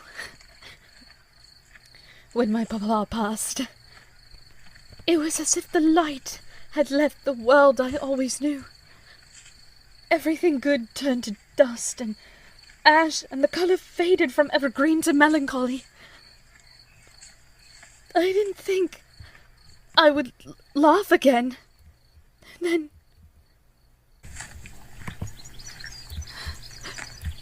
Sophia said to me that you brought joy back into the house. The way Papa filled our lives with music and joy and so much laughter. Even in difficult times. Even though the funds were tight and the debt exponential. I knew joy. And it's why you perplex me. In what way? It's just... How could such a cold-hearted man as Leopold Mozart raise someone like you when you're completely wonderful? You're a hard worker, and he was so... cruel. A father is meant to be loving and teach us how to live fulfilled lives, but yours...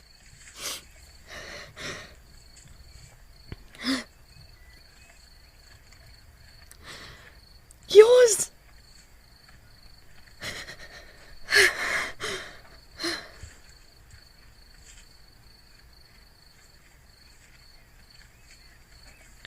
I'm sorry, Wolfedel. Oh, goodness me, I'm sorry. Look how foolish I've made myself in front of you, Wolfgang. No, you haven't. I felt grief's hand, Stanzi. It strikes as swift as lightning when we least expect it. I felt that weight. The weight that you can't explain. It sits in one's heart like chain of iron, and it doesn't let go. But you aren't a fool. You're a person. And I understand that pain you feel. Truly I do. I miss my mother to this day. She passed a long time ago. You're a good man, Wolfedel. A kind man, a mild temper or not. Your heart is the kindest and warmest I've met in a long time.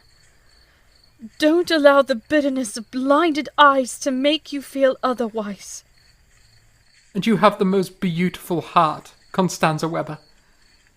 It is a kind heart, a caring heart. Don't let that mother's of yours drown it in her own bitterness. I appreciate the works you do. I see how much you do for them and for me, and I would give you the world if I could. But until then, I'll do better. To be your friend. I'll work on this foul tongue of mine.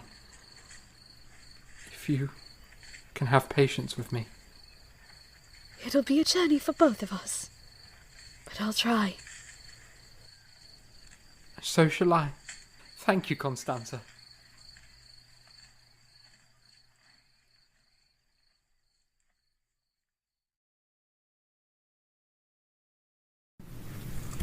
June 2nd, 1781. My dearest father, I was summoned back to the Dutcher Ordenshouse upon the turn of spring's final bow. I found myself waltzing to the Archbishop's residence after a letter arrived in the post. I am writing to you, far from my lodgings with the Webbers at Zum Augegottes. And I am now in the presence of an old friend, Herr Kleinmeier, the cook who so kindly cared for me during my employment with Colorado. The carriage ride to this part of Vienna was how, if I'm honest. But I wouldn't have gone back to the Dutcher Ordenshouse, of course, if they, being the wretched Count Arco, had not told me you had written to them. Merely because of the letter from Count Arco saying you had requested I speak to him. I had no choice but to proceed accordingly. Still, I was walking right into the lion's den. And for what purpose, I wondered, as I had parted ways with the Archbishop back in May. It seems he still wishes to tear his nasty claws into my heart. And of course, he was not brave enough to summon me himself. Rather, he had the appalling audacity to do so through his little bird, Count Arco. We'd spoken before, Count Arco and I, as you so recall at the end of May, after the Archbishop used a lie about you, my kindest father, to lure me into a discussion about my so-called offensive behaviour. Let the record show, Papa, that I committed no such offence towards him, and that this indispensable truth of the matter, by Providence above, I swear to the Heavenly Father himself, that is the truth. Count Arco's part of this whole affair, the conversation he insisted we have, was an account of, as I stated earlier, having some urgent letter from you, Father. Yet I soon found out it was a Banbury of tale, a fabrication of reality, lies. It is, in fact, this lie which prompted me to meet the Count, when the actual reason for calling on me was revealed upon my arrival. I learned he wished for me to explain my offences again towards the Archbishop. Clearly, our first meeting in May was not to Arco's satisfaction, as it was to mine. I say, Papa, offences. Offences! It was a load of absurd rubbish in my mind. But I obliged him, if only to get Count Arco and the damned Archbishop to leave me alone. Sadly, it seems this time didn't work either. And by all accounts, he wants me to give a concert in the Archbishop's anteroom this week, June 2nd. Still, I feel insulted to be asked. The gall, the absurdity of audacity.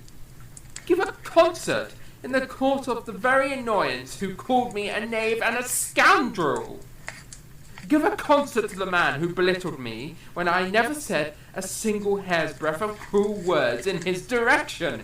How dare he! The swine! The bastard! It makes my blood boil with intense fury. Yes, rather unfortunately, I'm here. I've returned to the Archbishop's territory, when it was the very place I desperately needed to get away from. And to be honest, those two convincing imbeciles in their holy rooms can bend over to kiss my ass once I'm done with this ridiculousness. I swear, Papa, and my honour before the end of this endeavour, I'm finished with all manner of pompous, imbecilic archbishops, counts, and a lot of their kind forever.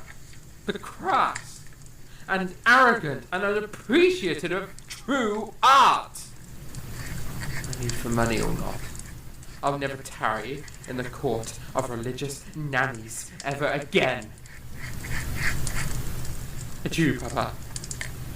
I must tarry onto a dreadful interview with Count Arco. Faithfully, your loving son, W.A.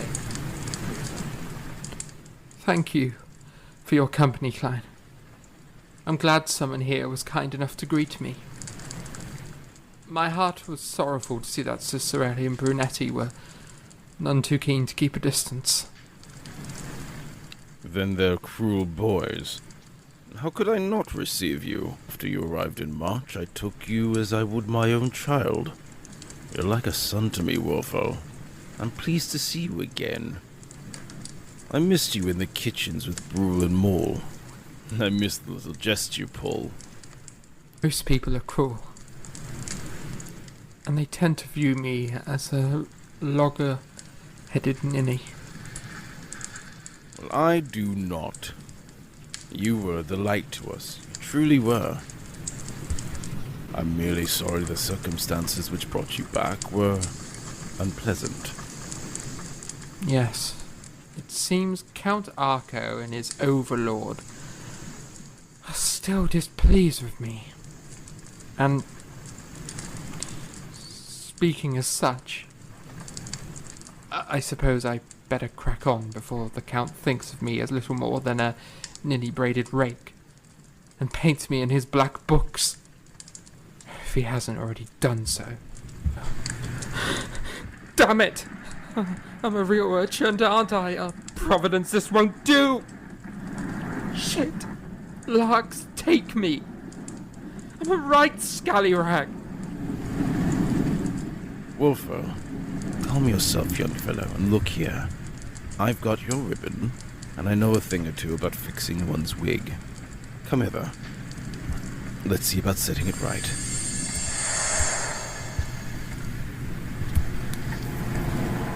Do you want to stir the butter, my little wolf? Yes, yes. All right, now, not too hard. You must be gentle, my littlest one. All done. Oh, very well done, my little wolf. It'll make for a fine cake. Uh-oh. Grandmama? Ah! Grandmama! Grandmama! Uh-oh. Uh-oh.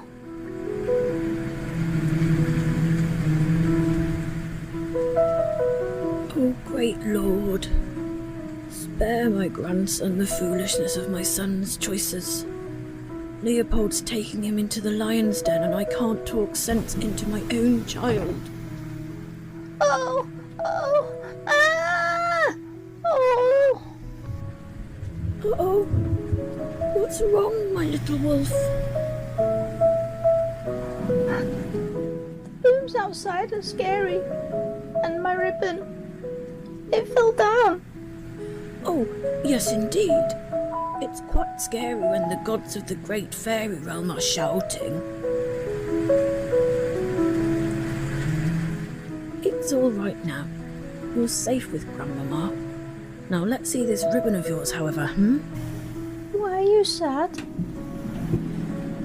Because you're going on a big adventure soon, and, sadly, Grandmama can't come with you. Oh no. Why? Because I'm quite old, you see. Europe is no place for grandmamas like me. But why? For rather grown-up reasons, my sweet. No. No booms. There, my little wolf. It's only a storm, and it'll fade. Do you promise? I promise. Grandmama, why can't you come? You have an inquisitive and curious mind, my little wolf. But for now, no matter what you see, no matter what your father says, you always have my love with you. Even far away. Huh? I love you too, Grandmama. And I'm going to see you again, won't I? Of course. Keep me in your heart, my little wolf, and one day you'll understand.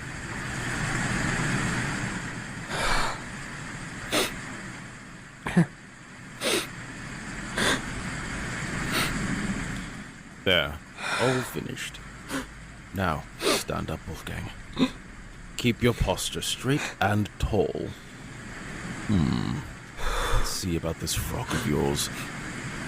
A little like so, and there we are. Neat and tight. Let's see. Let's set a little rouge on your cheeks. Yes, let's see. Neat and tidy. You're ready, lad. Don't be anxious. I believe this interview will soar in your favor. At least someone does. Life has been unfair, Grandmama. And I wish you were here to tell me what to do.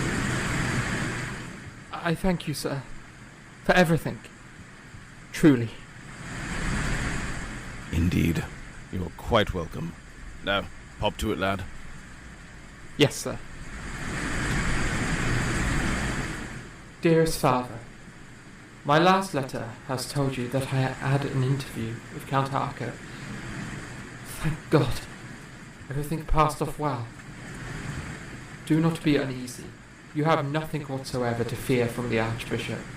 For Count Arco did not say one word as to my weighing the matter well, and the risk of injuring you. And when he told me that you had written to him complaining of my conduct, I interrupted him by saying,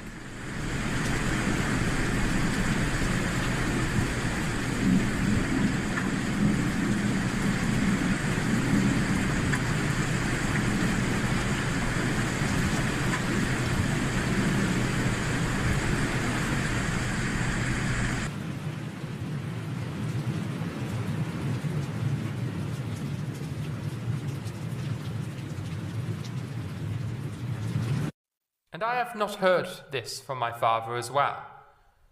He has written to me in such a manner, and I thought it would drive me crazy.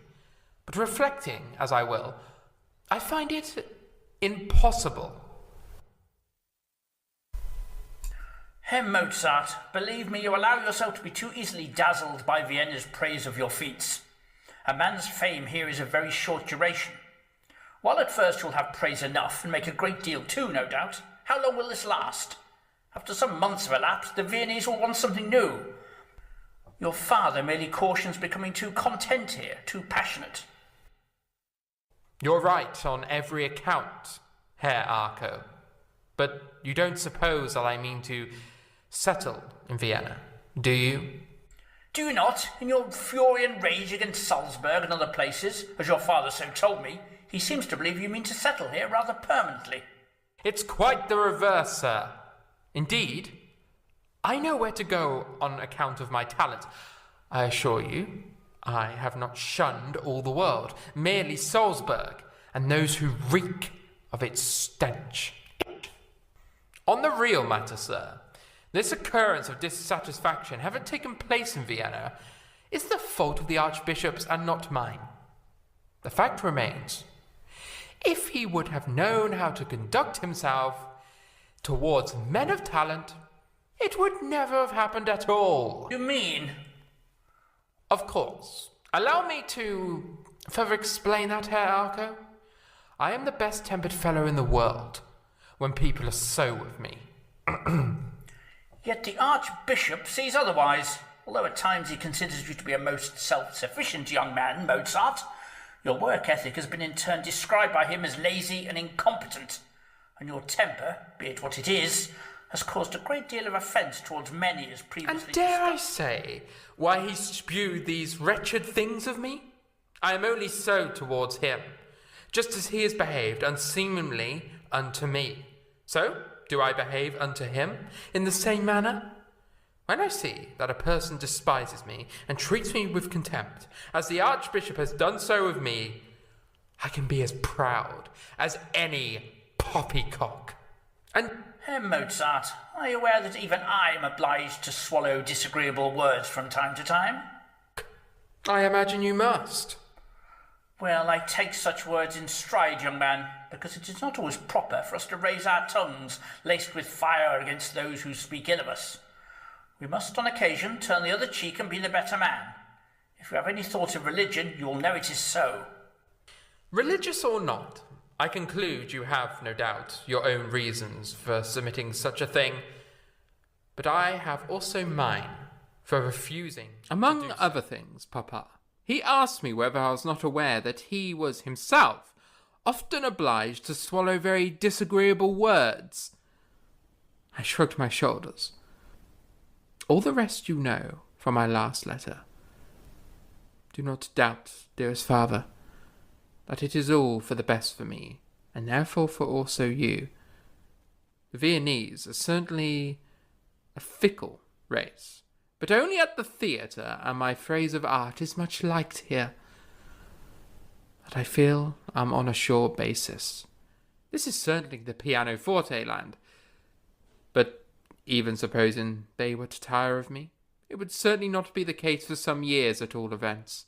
By that time, I should have gained both renown and money. There are many other places, and who can tell what opportunities may occur before then? Also, I have already spoken to Herr Zetti, who will be the bearer to you of a small sum.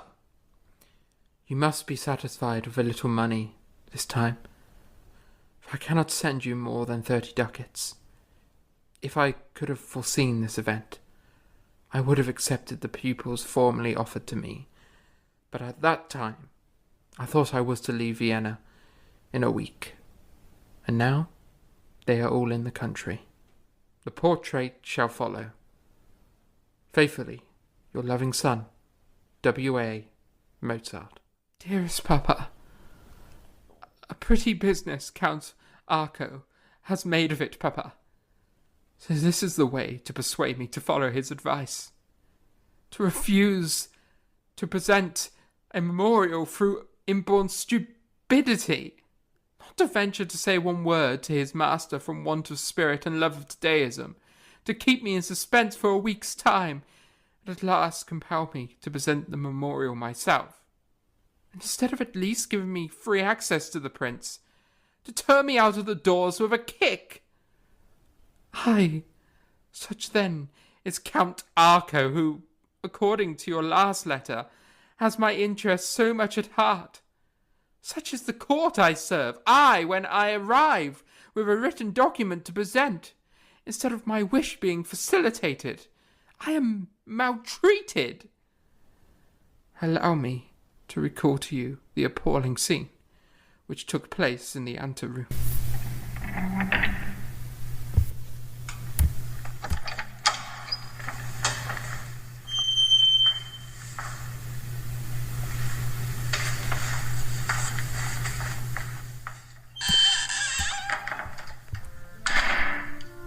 Herr Mozart, we haven't the time for you. There is much to discuss with his lordship today, and you are not on our list of priorities. But I am, your graces. For I have here a petition to be formally dismissed. And I implore of you both to read it and accept my terms. Wolfgang Amadeus Mozart, this is unacceptable. Unacceptable? By what logic, sir? By every logic. Your demands for this dismissal are utterly ridiculous and preposterous. Ridiculous? If anything is so inherently ridiculous, it's the pitiful nature of dragging out this affair. We've had enough discussions on this matter to make even the strongest horse drop dead. Quell your tongue. I'm warning you, young man.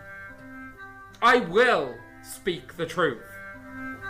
Now, it's quite clear that I am finished, and have been finished, as a servant in this court for some months. And I sincerely do not understand why you continue to call upon me. You accepted my resignation the day of. Why not simply accept my terms, of my formal dismissal and be done with this. I have 3 memorials there, sir, and I wish for you to heed them. You demand 1,200 ducats, then act with an air of impertinence. And you think such insolence will get you anywhere? You're nothing more than a blasted, foolhardy child, and I wish for you to get out. No, I shan't! Not until you've accepted this.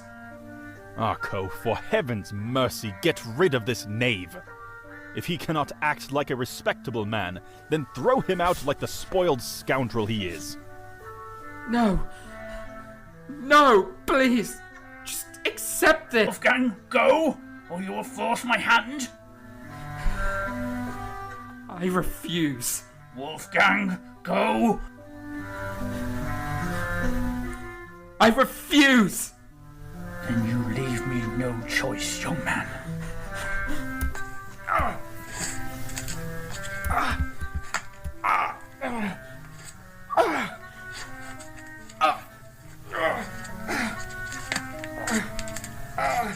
Damn it! Help me, you fools!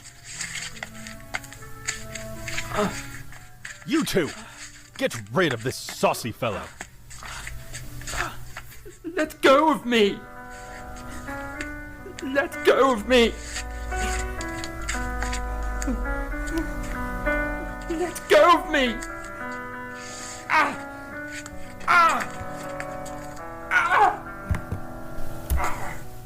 Ah!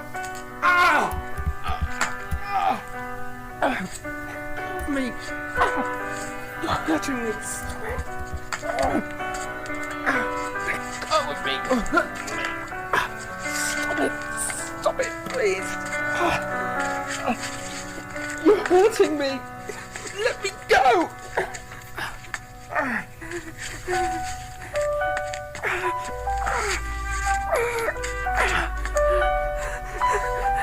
Please, please, Your Grace, don't do this! Please, please, Your Grace! I'm sorry, Herr Mozart, but you brought this upon yourself.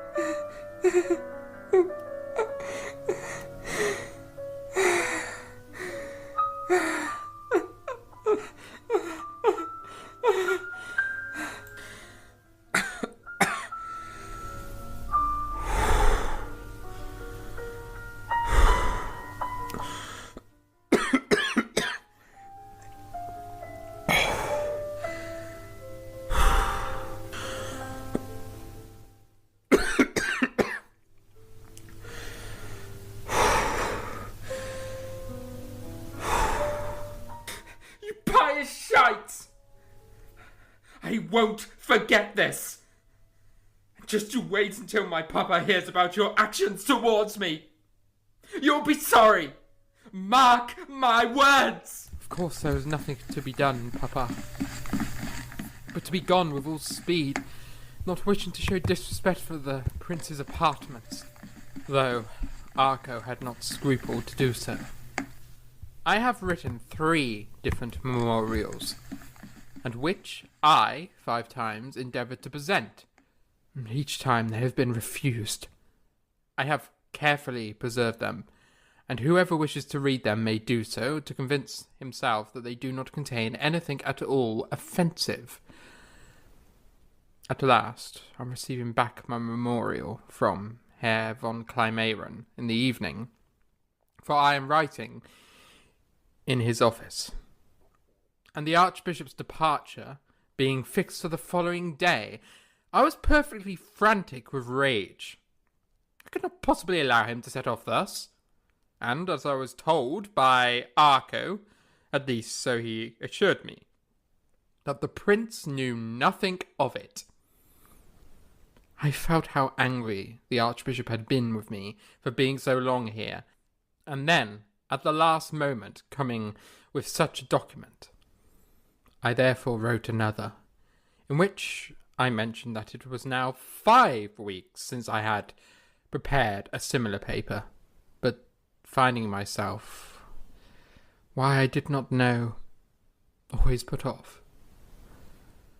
I was now forced to present it myself, though at the very last moment the memorial procured me for my discharge in the most unpleasant way, which I have above described. And who knows whether it was not done by the command of the Archbishop himself? Herr von Kleinmeieren, if he still wishes to maintain the character of an honest man, and also the Archbishop's servants can testify that his commands were fulfilled. I need forward no petition. The thing is at an end. I shall write no more on the subject, and if the Archbishop wishes to offer me 1,200 florins of salary, I would never serve him again after such treatment. How easily I might have been persuaded to remain by kindness, but not by insolence and violence. I sent a message to Count Arco that I would have nothing to say to him because he spoke so harshly, behaving to me as if I had been a rogue, which he had no right to do so. And by heavens, as I already wrote to you, I never would have gone near him if he had not sent me a message that he had a letter from you. But it is the last time. What is it to him if I wish to get my discharge? And if he had already been disposed to do me a good turn, he ought to have reasoned quietly with me, and allowed the offer to take its course, but not to bandy such words as clown and saucy fellow, and turn me out of the room with a kick. But I forget that it was probably by archiepiscopal command. I shall now, very briefly, reply to your letter, for I am sick of the whole affair, that I never wish to hear a word more about it. As for the original course of my leaving, which you know well, no father could possibly be displeased with his son for what I did. On the contrary, he must have been so had I acted otherwise. Moreover, you are well aware that even without any particular cause, I had every inclination to leave. You cannot be in earnest, so I conclude to dissemble your real statements on account of the court. But I beg you, my dear father, to not be too obsequious, for the Archbishop can do you no harm. But I let him do his worst. I almost wished he would do worse, for this would be a scandal, a fresh scandal, which would be his finishing stroke in the Emperor's emancipation, who, at this moment, not only does not like him, but positively hates him. If you were to come to Vienna, after such conduct towards you, and relate the story to the Emperor, you would, at all events, receive from him the same salary you have now. For in such cases, the Emperor is to be admired. In turn, your comparing me to Madame Lang, Aloysia, causes me much surprise, and made me feel sad all day. This girl was a burden to her parents, when she could as yet earn nothing.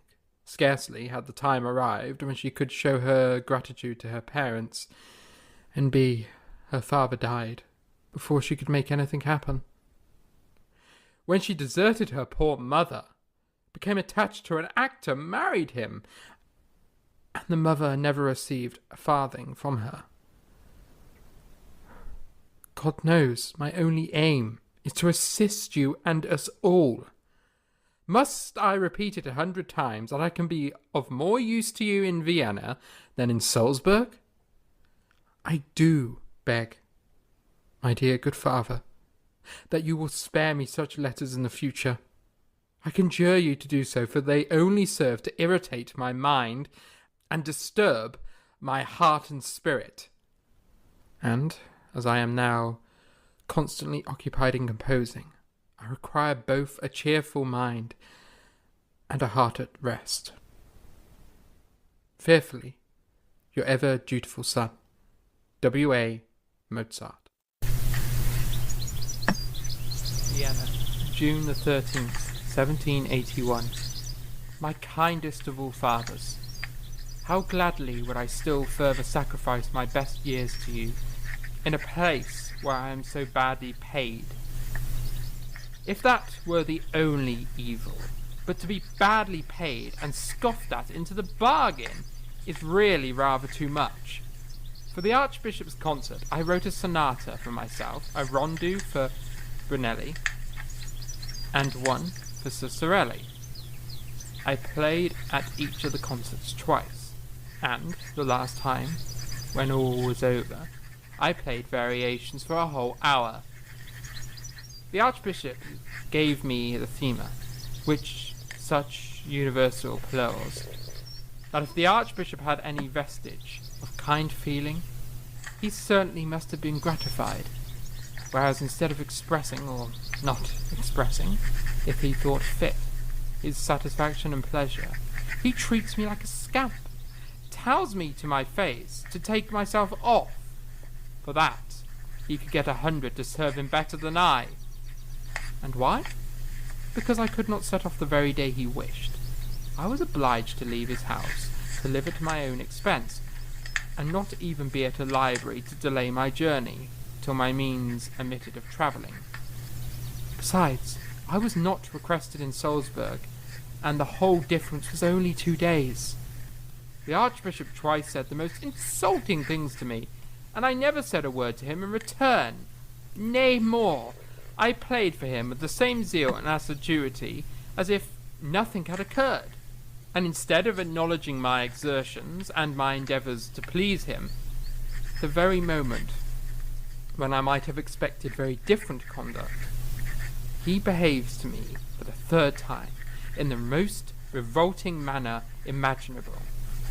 Still, to act as if it were even the last appearance of wrong on my part, they act as if resolved to get rid of me by force. Well, they do not want me. This is exactly what I want. Instead of Count Arco taking my memorial, or procuring me an audience, or advising me to forward the document afterwards, or persuading me to leave the matter as it was, and to reflect upon it, whatever he chose, he sends me off with a kick.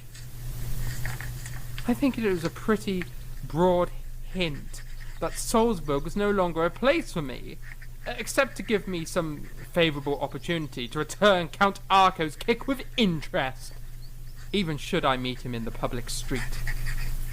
I should not demand any satisfaction for such an insult from the Archbishop. He cannot procure it for me as well as I can for myself, but I intend to write to the Count to tell him what he may confidently expect as soon as fortune favours me, by allowing me to meet him, wherever it may be, if not in a place that I am bound to respect. Do not be uneasy, dear father, about the state of my soul. I am a feeble young man like others, but I can safely say that I wish all were as little so as myself. Yet perhaps believe things of me which I am not guilty of. My chief fault is that I sometimes act apparently as I ought not to act. It is not true that I boasted of eating meat on fast days, but I did say that I cared little about it, and considered it no sin, for by fasting I understand short allowance, and eating less than usual. I attend Mass every Sunday, and every festival, and on weekdays also, when I can. And you know, dear father, that is such the case. Faithfully, your loving son, W.A.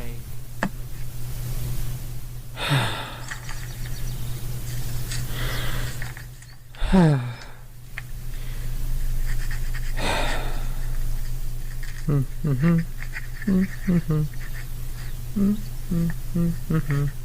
Wolfie!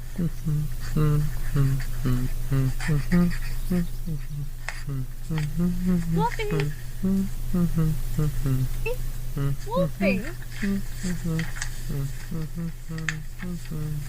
Wolfie! Are you busy? Nay. Can I be of assistance, Stancy? Heavens no. Only Sophia and I are off to walk, and I know you've had an exhausting few days, however. Would you like to take the air with Sophia and I? A walk? Certainly. I'll be with you shortly. Yay! I'm happy you're coming with us, Wolfie. Indeed, little Sophie. I'm happy to be with you too.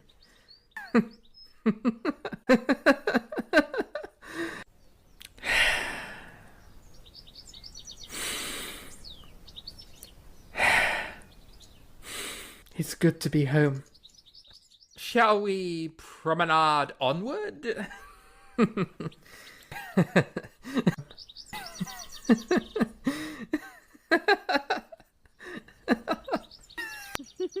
Indeed we shall. From one man in 1,000 agitated cases, the shores of the West discovered famous Reconcave from the powerful Basilian capital, from the son of the thunder named. That the tame beast tasted to the wild beast, the valor I will sing in verse fate, for I only know a hero who is strong. Did you like it? It was an excellent performance of vocal diction, Wolfie. A jolly good job indeed. I'm quite impressed. So you liked it? Truly? I'm glad beyond measure. I love a good story like this. Pirates. Swashbucklers. Avast, ya yellow-bellied dogs! Ho there, Captain Mozart! I spot the enemy ahead! Ah! Yeah! So you... Arr! Aye. There'll be dead men tonight, Private Weber. Ready the cannons and mark my words. Dead men, town of tales.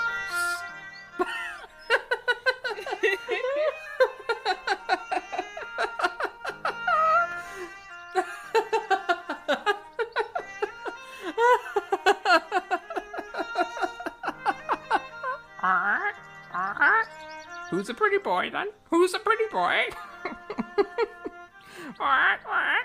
Who's a pretty boy? Who's a pretty boy? Shiver me timbers, shiver me timbers.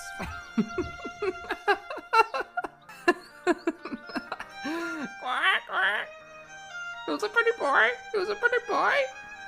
Shiver me timbers. Pretty boy, pretty boy. Pretty lady, pretty lady. Pretty lady, pretty lady. Quack, quack. Pretty boy, pretty lady. Quack, quack. Pretty bird, pretty quack, quack. All the time, you scurvy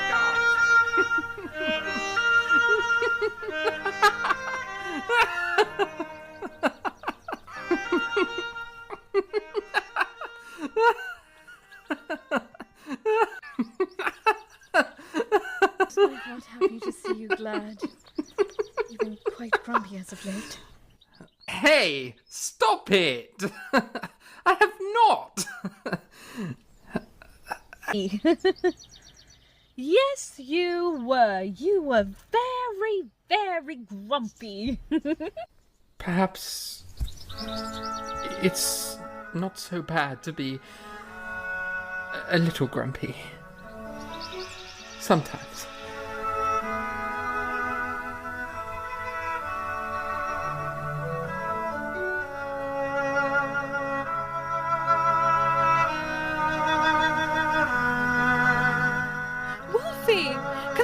Elsa, we've been invited to a ball. A grand summer ball hosted by the Emperor. Yay! Heaven spare me! Are we really invited to such an affair? To the esteemed citizens and nobility of Vienna, let us all gather within the palace's court's grand ballroom with disregard to class or social hierarchy and celebrate the final hurrah of spring falling into a beautiful blooming summer with a masquerade ball this coming June 20th through the 25th. This has been decreed as an act in celebration and recognition of the approaching summertime carnival season. I implore you, my dear citizens, to don your best costumes and pursue an evening of wine, punch, decadence, and cheerful splendor. Signed, His Royal Majesty, Kaiser Joseph II. Wolfie, this could be an opportunity. I don't quite understand your meaning, Stanzi. What kind of opportunity? I mean, I enjoy a social dance as the next beau, but, Present yourself to the Emperor, of course. You've been in his court before, haven't you? well, I was there very briefly, yes, back in March. That's where I met that pompous Italian Salieri. He's a competitive little horse apple, I'll tell you that much. I bet he's going to be there too. Never mind this Salieri. This is the perfect moment to get back at that Archbishop, Wolfie. Present yourself to the Emperor and gain permanent employment in his court. Not just the occasional commission from His Majesty, but full-time work. Surely that, in conjunction of your connection to Countess Thun, will ruffle the feathers of your former employer. Stanzi, your brain is incomparable, and I adore you so.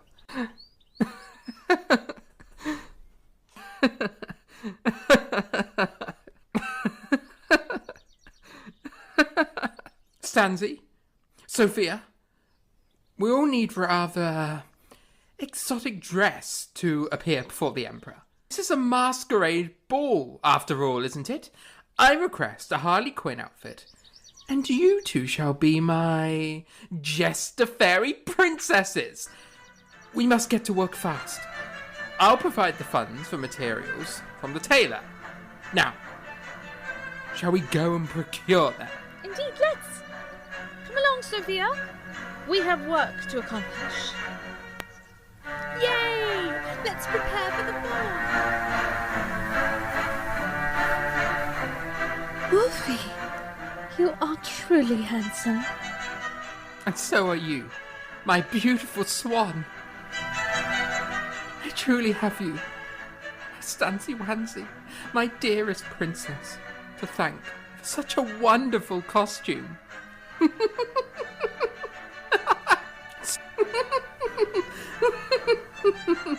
Come, come, my princess.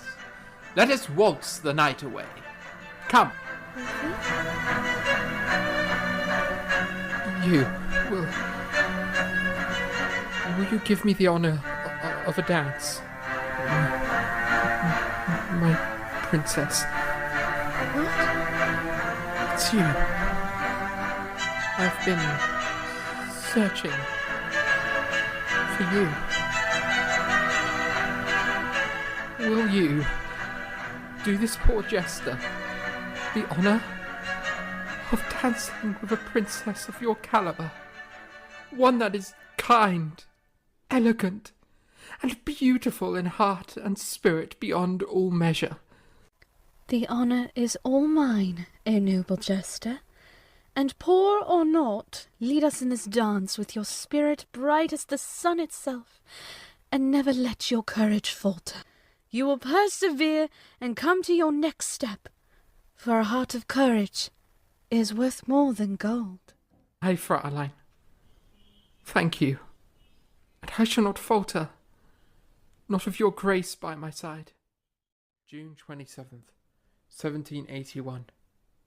My dearest father, that the court minions look at you and ask such questions I can easily believe. But what have you to do with such miserable menials?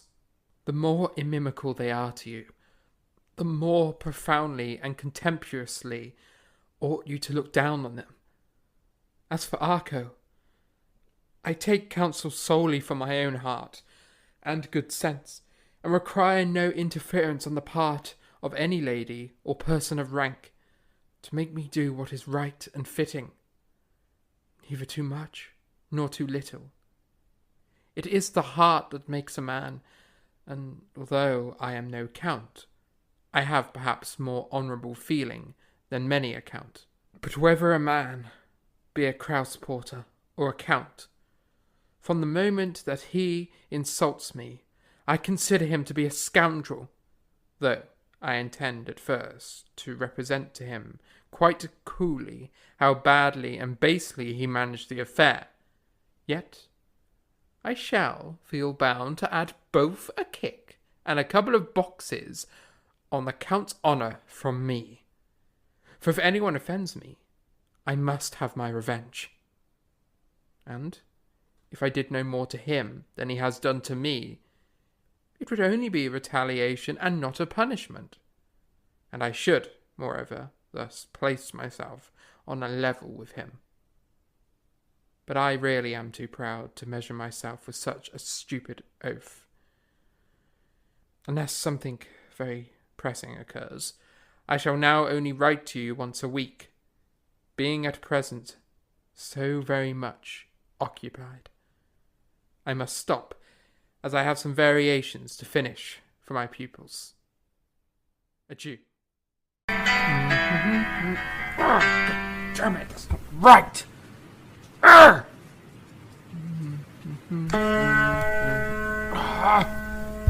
No! Shite! What's going on? Why is this melody not working? No!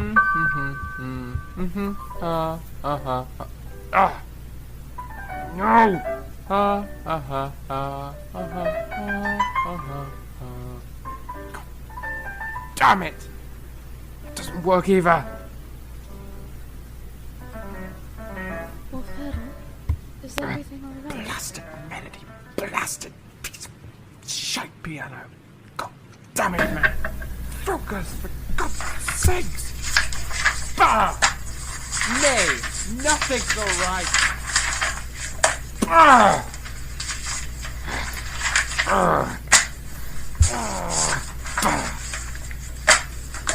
Everything is red and grey. It's cold. It's impossible. It's murky and thick like fog on a bog. I can't get in. I can't get out. It's all red.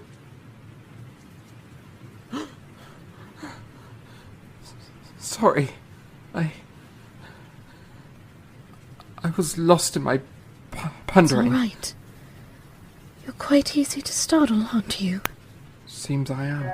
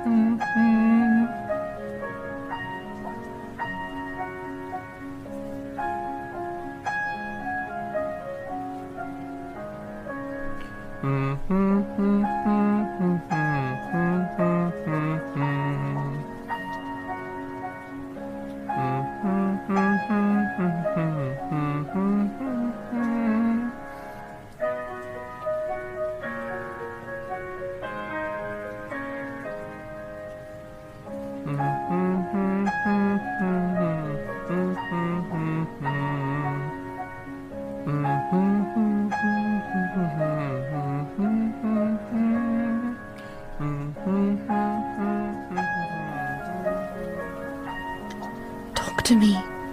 What are you mulling over?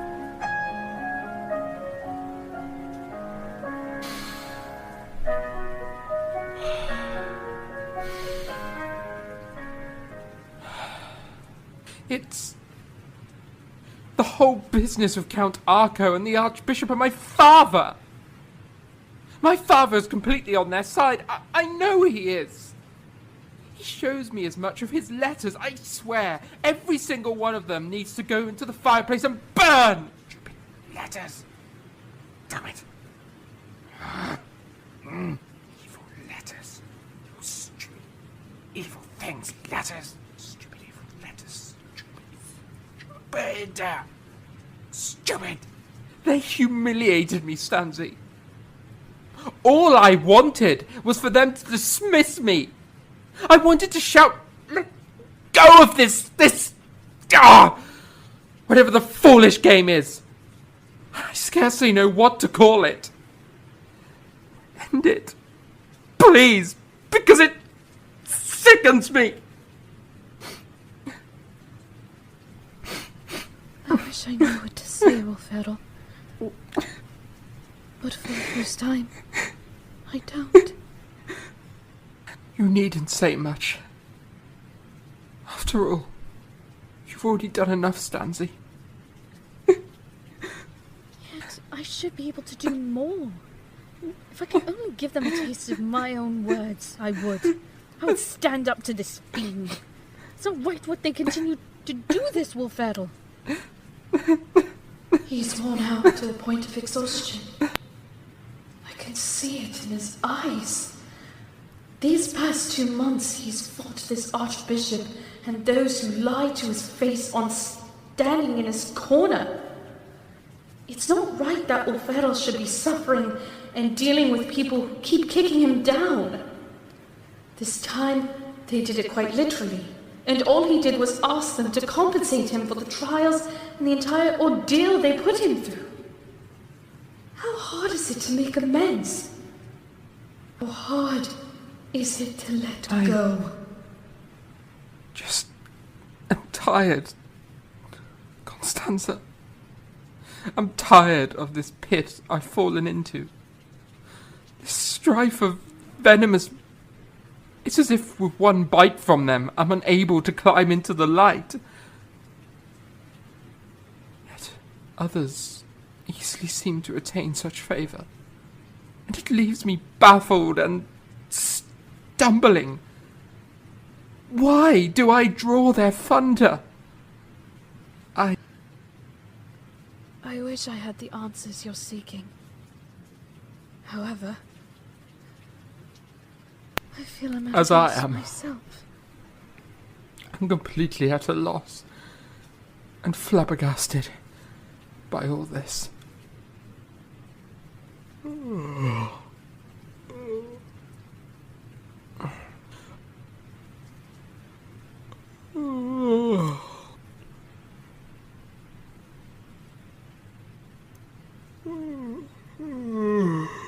Yes, it's perplexing to the heart and mind. But what I know is this. You look exhausted, and you need to sleep.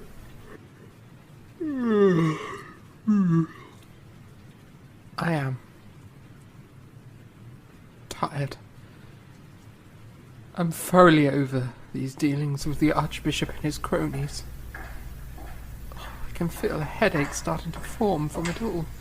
In that case, I believe you should head to bed for the evening, Wolferdle. It's been a long few days, and you'll need all the rest you can get. Of course. I should. But first,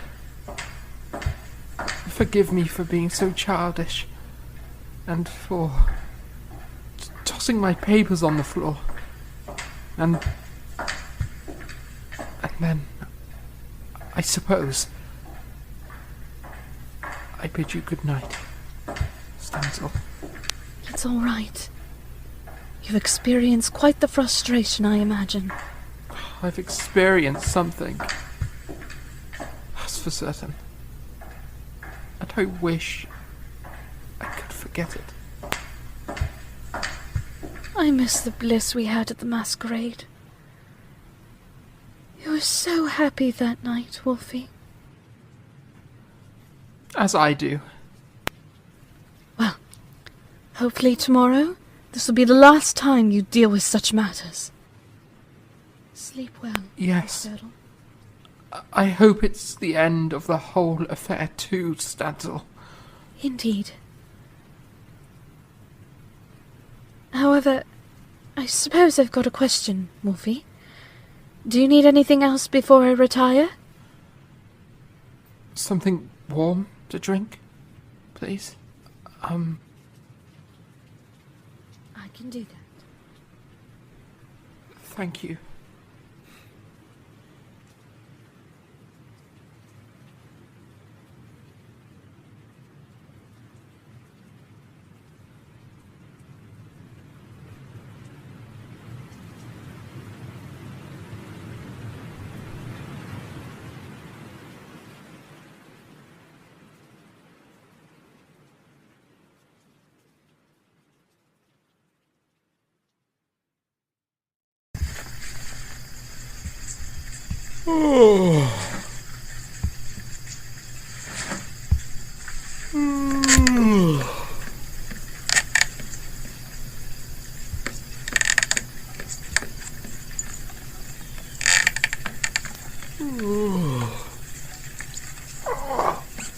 Oh, my head.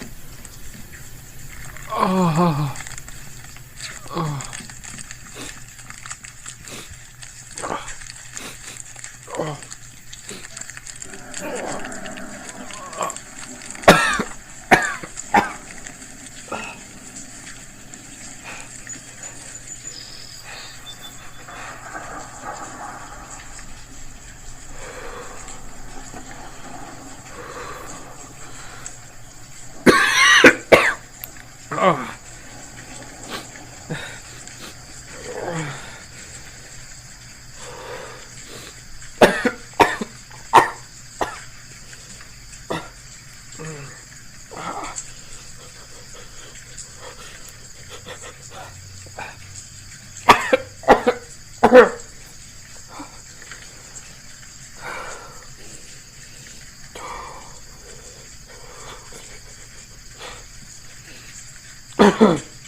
Oh, my head. Oh, my head. Stanzi. Stanzi.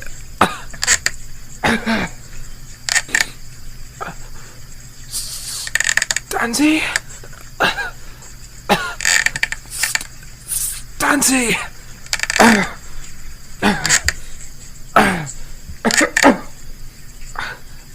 Stanzi.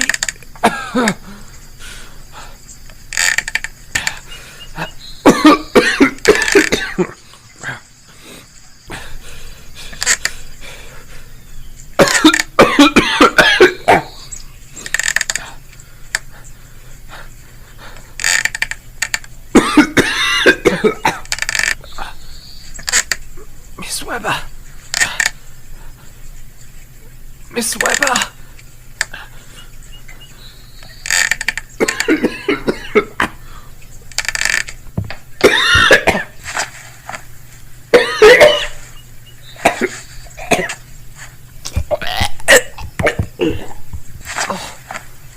Oh no.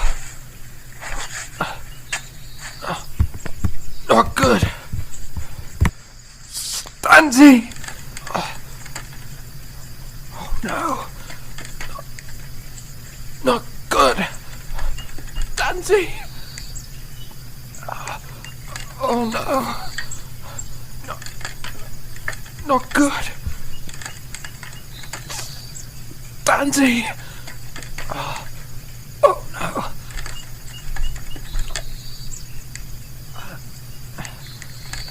Stanzi! Oh no, not good.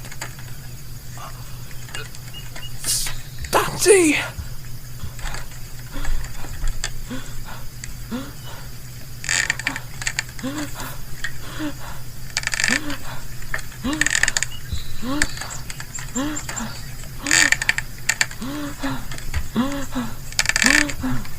Oh!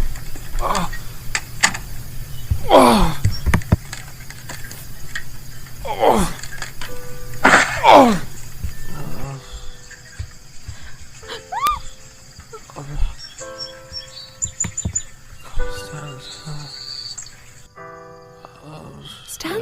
What's wrong? Constanza. It's Wolf. Heavens, he's unconscious.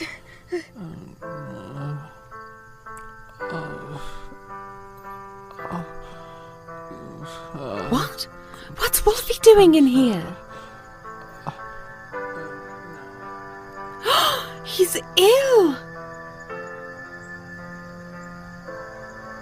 Quickly, help me with him.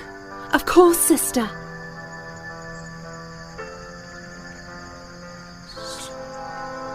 Dancy? I'm here, Wolf.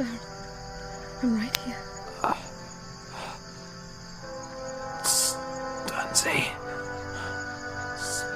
Dancy.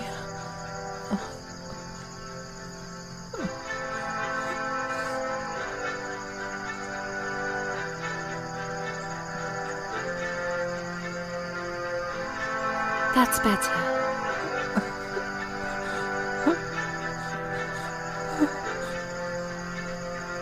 Constanza, I'm scared. He's really pale. What do we do? Dancy. One of the porters is a doctor, you recall? Go for the doctor, Sophia, quickly! Dancy.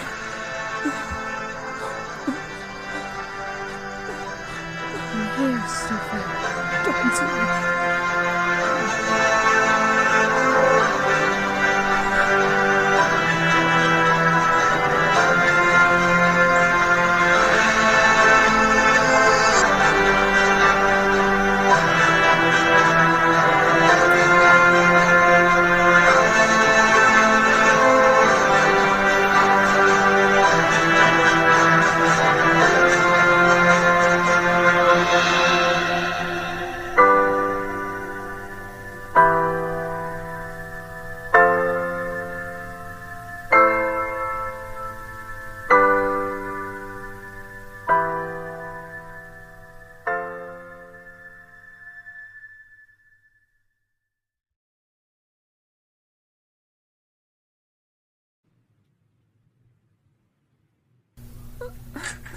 Hello, madame. My name is Thomas Franz Closet. I am one of the residents in this complex. May I examine the young gentleman? Dancy. Yes, of course, air closet. Breathe in for me, young man. A rather big deep breath. There we are. And again.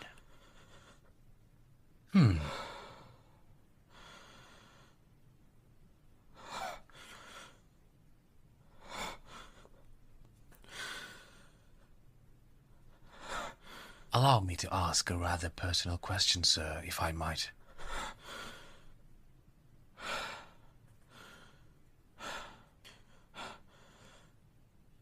Yes? Have you been unwell to such a magnitude as this before? I have.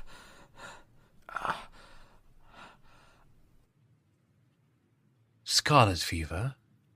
Because your heart is beating at a pace I would consider irregular.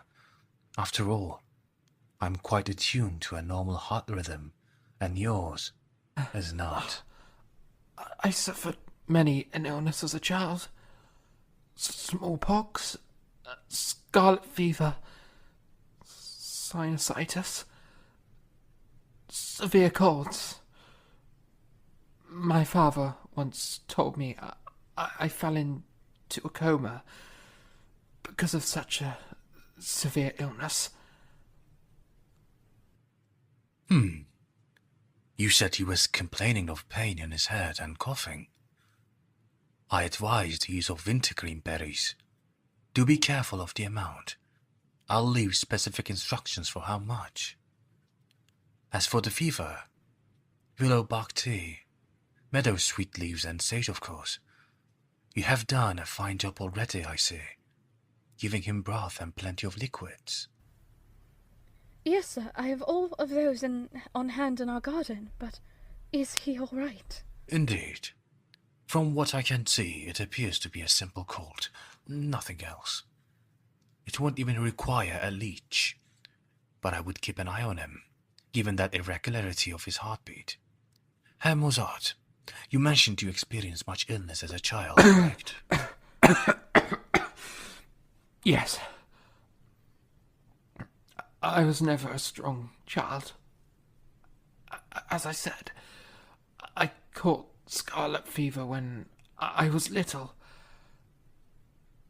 It nearly killed me. In that case, you should probably stick to resting and nothing more. Now, sit up. Why? Sit up, if you please. You sound terrible, and sitting up will help you. Now, on the way down, Miss Sophia said you're not fond of snuff. But I'm afraid we'll have to use it.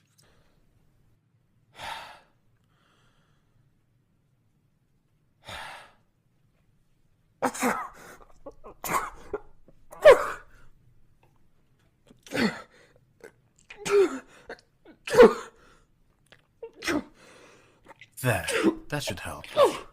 Now, I'll charge you with this care, madame. Keep him on bed rest and give him plenty of fluids. Make sure he eats as well and keeps up his strength. And absolutely no excitement. His history should be enough of an indicator of how well he'll do. And to me, as it sounds troublesome, I would suggest avoiding stressful activity. Yes, of course. I'll watch over him, Dr. Closet.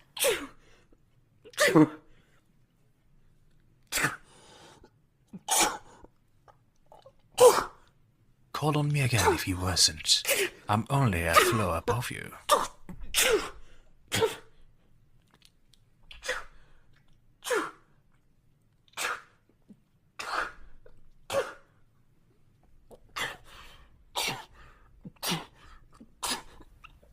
Poor Ferdl. Here. But my operas, my pupil, I have to teach. I have to. Well, Ferdl, don't exert yourself. Now then, let's get you some tea to reduce the fever before it becomes an issue. Thank you, Doctor. I'll take it from here.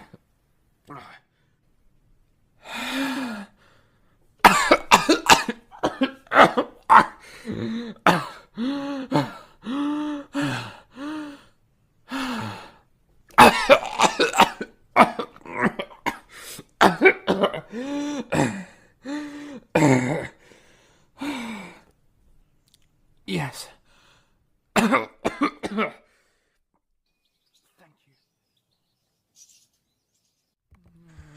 Ferdl came down with a cold a few days earlier. He's been bedridden all week.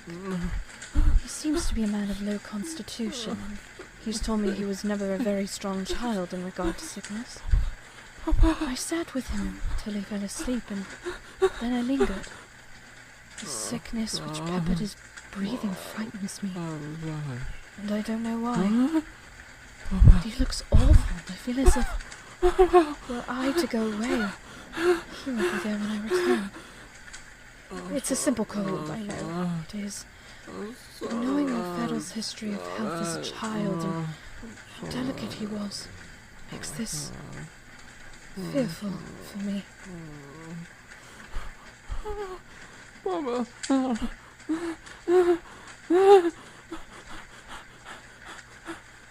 Papa! Papa! Papa!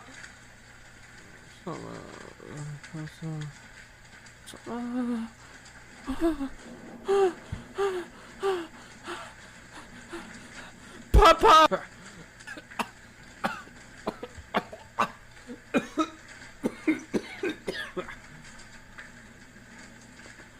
Papa! Papa! Where are you?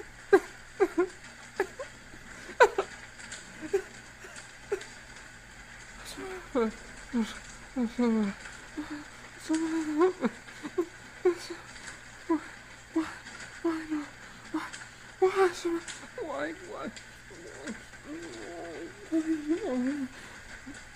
no.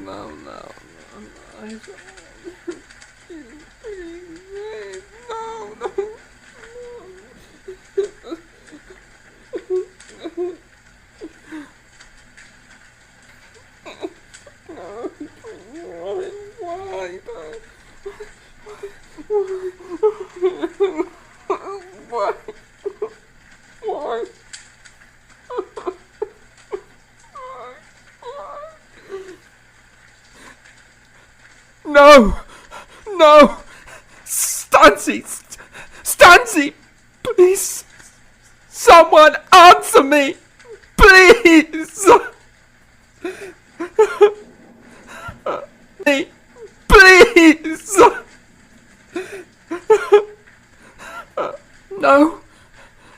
No! Stancy! Stancy, please!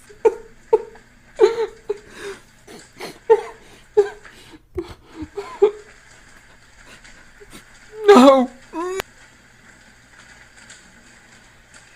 I'm here, Phil. I'm right here. Please!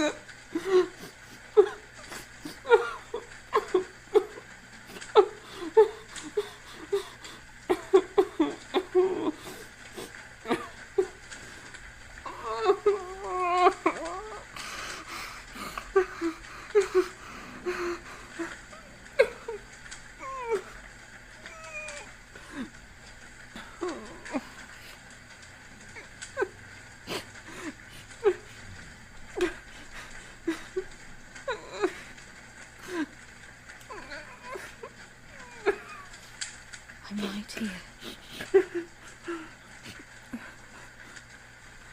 It's dark. I'm here, O'Farrell. I'm right here. Stancy? You're still here. Yes. Now easy, O'Farrell. Easy. It's all right. You must have had a nightmare. Yes, I had the most vulgar dream, Stancy. It was dark. It was cold and barren. I was alone. I'm frightened. I don't wish to be alone, Stancy. Don't leave me alone. You're safe, and you're certainly not alone.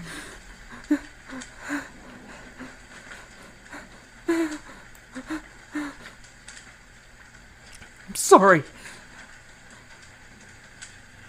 You're worrying your head over me. I'm being ridiculous. I'm sorry. I'm here to care for you. I told you as much. And I meant it. Now come, just rest your head. And we'll get through this.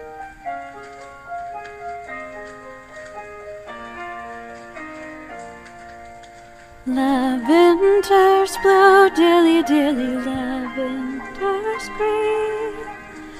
When you are king, dilly dilly, I shall be queen.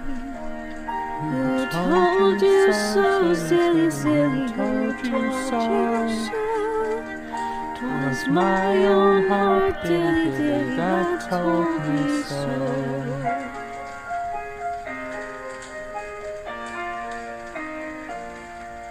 Lavender's blue, dilly dilly, lavender's green. When you are king, dilly dilly, I shall be queen. Who told you so, silly, silly, who told you so? 'Twas my own heart, dilly dilly, that told me so.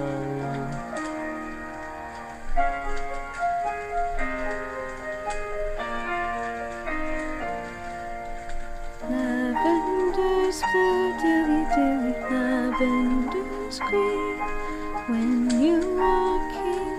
dilly, I shall be queen. Who told you so, silly, silly, who told you so? 'Twas my own heart, dilly dilly, that told me so.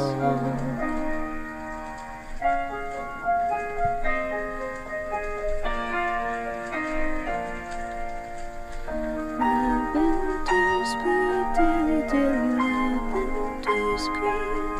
When you are king, dilly dilly, I shall be queen. Who told you so, silly, silly, who told you so? 'Twas my own heart, dilly dilly,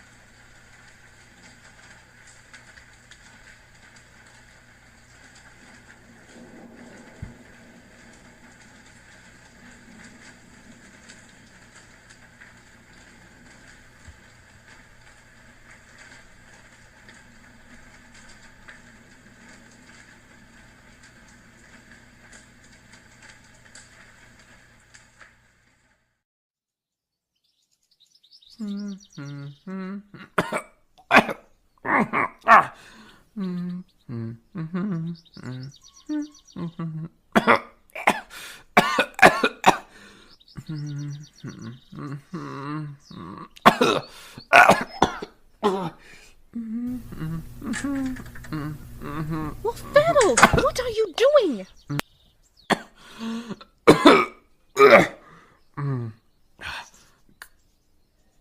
Composing. I have to complete this. I have to. I can't afford to fall behind. Poppycock, Stanzi! Why did you have to? That's why. You're supposed to be resting, not working. And why haven't you finished eating?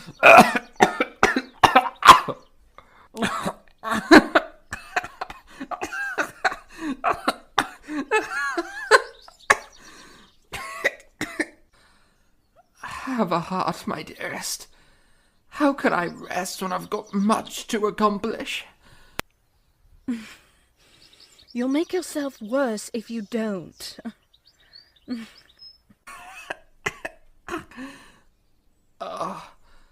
Really? Would you get angry if I continued? Yes, you'll make me very, very unhappy if you don't rest, Wolferl. Well, I certainly wouldn't want that. You know, you're quite strong-willed and deeply bold to speak with me this way, Miss Stansel. Call me impressed.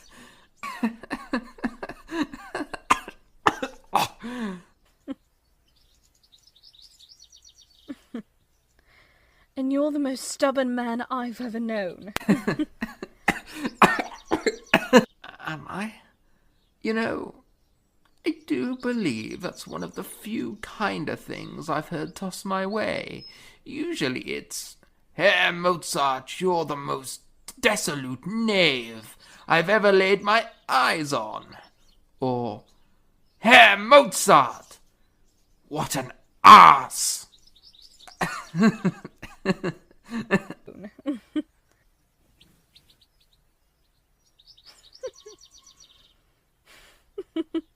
Cheeky, that's quite the sentiment.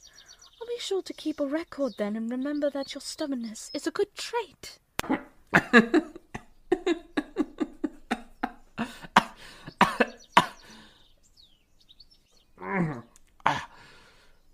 That's harsh. I prefer charismatic and cultured, perhaps, even debonair. But stubborn works too, I suppose.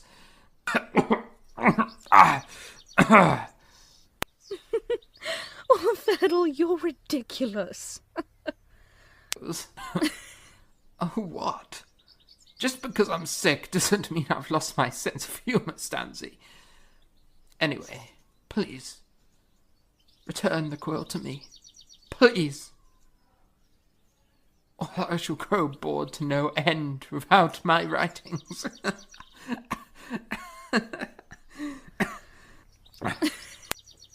Not a chance. There'll be no working for you, sir. Not until this passes and you're well again.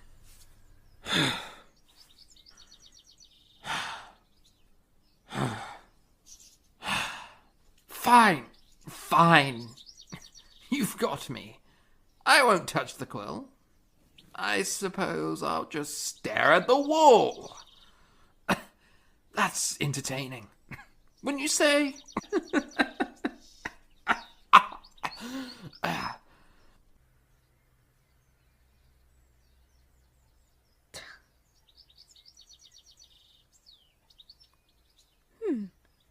Seems you've got a slight fever. How do you feel? I feel strange. Very, very strange. Achy and cold or hot, both at the same time. And I'm very sleepy. All right. I'll make you tea with the meadow sweet leaves. I should bring the fever down and then. You promised me you're going Thank you, to sleep. Stanzi. And I will.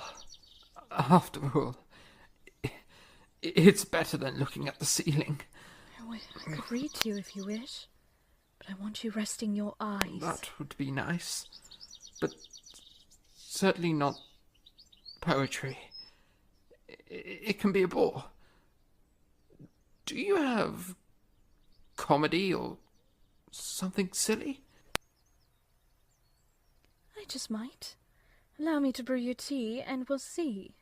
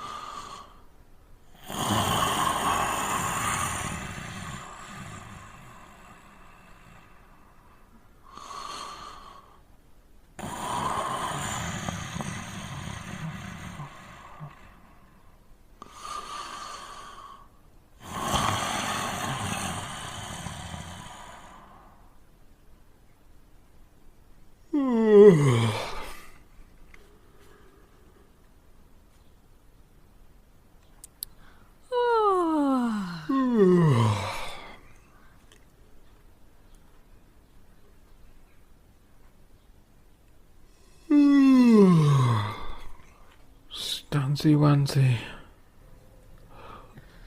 Don't go. I'm afraid I have to get up, Wolfie. Besides, if Mama saw this, she'd think poorly of me. Oh, floppy wops. You're just my faithful friend, Stanzi. You're my friend, aren't you? That's why you stayed all night.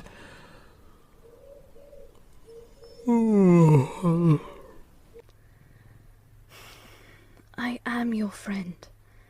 Now get some sleep. I'll return with breakfast shortly.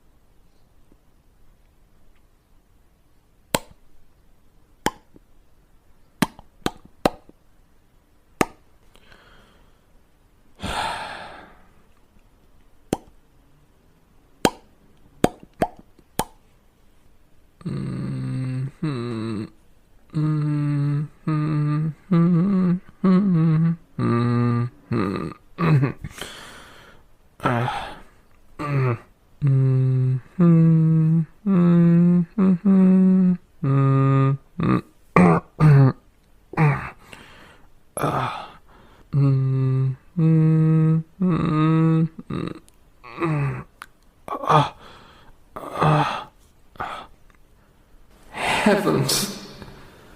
My head feels like a bird has taken their beak to it, and is plundering away at the fleshy wood that is my inner skull. It's slightly painful, but I don't feel so cold after waking up, following the difficulties of last night.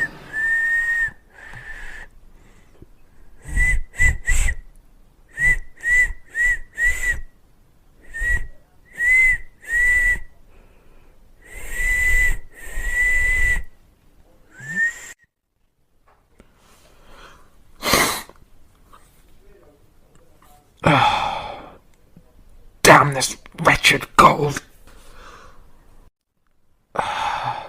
Not to mention I'm starving. Bored. I'm very bored. I like to dance and sing and prance, but I'm very bored. And hungry. Oh,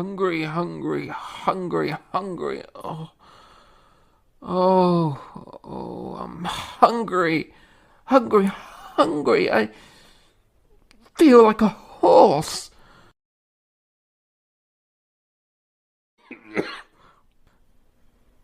Come in. Hello. I'm sorry it took so long to get back to you with an afternoon meal. Mama, Josephina and Sophia were headed to tea, and they had a list of tasks they wished for me to still accomplish. But here, I made a little noodle-sup soup, a few eggs, and we had a loaf of fresh bread, so I sliced up a few pieces for you with apricot jam and butter. I also have more willow bark tea, and you will drink it. Thank you. This is lovely. And I won't lie, I'm starving, but Stancy, have you at all rested yourself?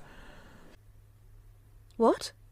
You've done an ample job caring for me, on top of the housework, but you don't need to run yourself into the ground. Please, this poor woman, she looks exhausted, sitting in a chair beside the bed. I hope she doesn't think little of me. Caressing her cheek tenderly and kindly, she deserves tenfold what she's given to me, but I'm afraid I can't manage much at the moment, but I swear, if I wasn't so sick, I'd kiss her pretty head. She's so beautiful, like an angel or a Greek goddess.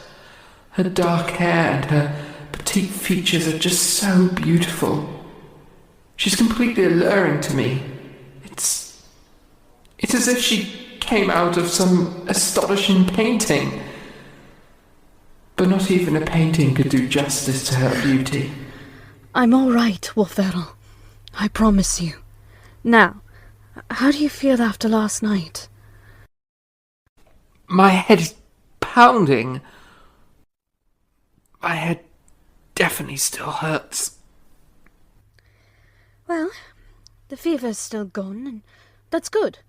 But you'll probably need to eat what I've brought you, and then I'll get you some more medicine. A little willow bark will help with your head, and some garlic syrup for that cough of yours, and blancmange. Yes, that'll help you for sure. Lord, she has to be the most kind-hearted woman I've laid my eyes on. Oh, Stancy. Can you make it taste better? Both are intolerable, you know. And both will help you. Also, no, I'm afraid I cannot season up your medicine, Wolferl. And Stancy, do take care that you sleep too, please. I will, Wolfie. I promise you. Now eat, you're too lean. I'm quite proud of being lean and fit. It's hard to uphold, you know. July 4th, 1781. Dearest father, I have not written to Count Arco, and shall not do so, as you beg me to desist on account of your peace of mind. It is just as I expected. You really are too timid, and yet have nothing whatsoever to fear. But you are as much insulted as myself. I do not ask you to make a piece of work on the subject, or at all to inconvenience yourself, but the Archbishop and his minions must dread speaking to you on the subject.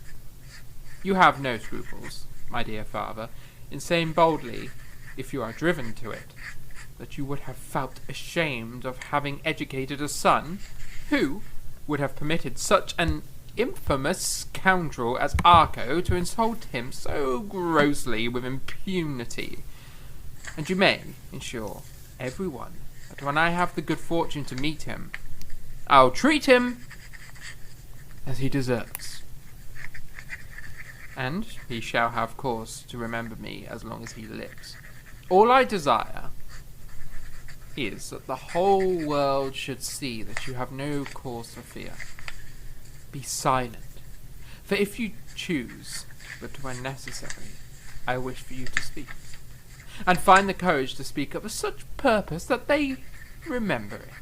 Secondly, the Archbishop has privately offered Kozlach 1,000 florins. He, however, declined, saying that he was better off here, and unless he could improve his condition, he would never leave Vienna. But to his friends he added, "It is the affair with Mozart that chiefly deters me. When the Archbishop allows such a man as that to leave him, what might not I expect? So, you see how he knows me, and appreciates my talents, father. Secretly, your ever dutiful son, Wolfgang Amadeus Mozart." Come in. I've made up some lunch, and I wanted to check in. How are you feeling today? I think I've got a sniffle left over, but nothing serious. You look better. No headache or aching?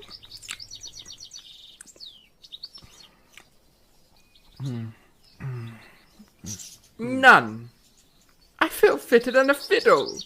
Oh, hey diddle diddle. And sadly, I think the cat ran away with my spoon. But all the same, I feel better. Well, it's good to have your smile and laugh back. You worried me this past week.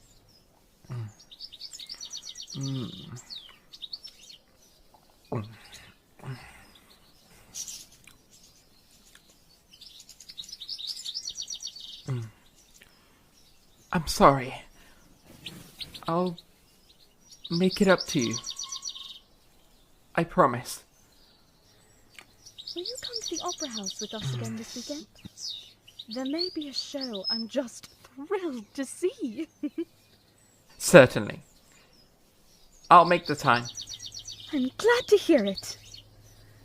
Oh, on another matter, may I ask what all this is? Nothing significant. I've been writing to my father, and I'll need this delivered, if you can. Of course. I'll post this right away. Thank you. And I appreciate the meal as well, Stanzel. Indeed. Anyway, I'll leave you to your work, but don't push it, Wolferl. You sound a little stuffed up still. I'll be fine, Stanzel. I promise.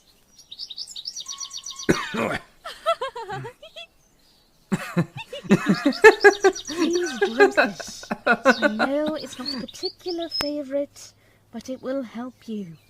And don't skip on your medicine this evening. Yes, Stanzel. I'll be a good boy. And drink on up. Indeed, you'll be something. Anyway, I'll see you at dinner tonight. I have errands to run and things to procure in town this afternoon, but I'll return shortly. Errands? No, don't go. I'll be so alone without my dearest little Stansy Wansy.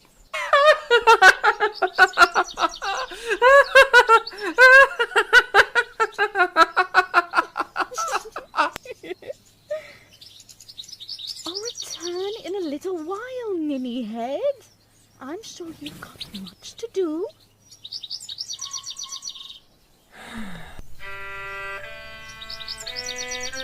Indeed I do. So much to do.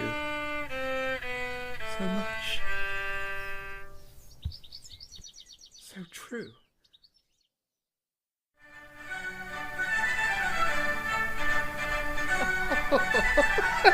Bravissimo! Oh, I do love this one.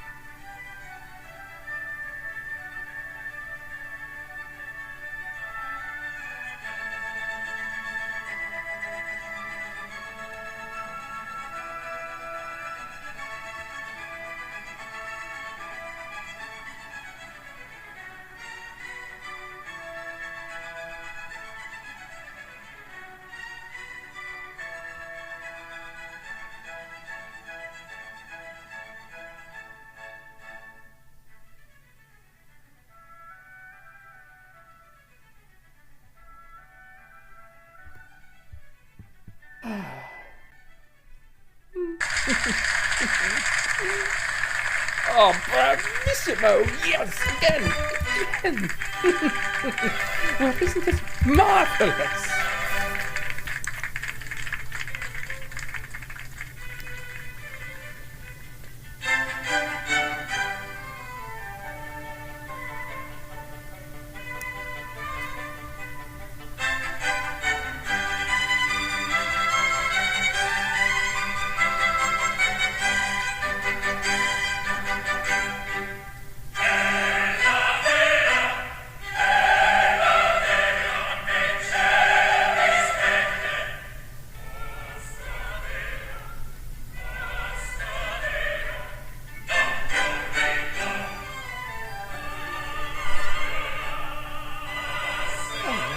Rather funny. Good show. Good show.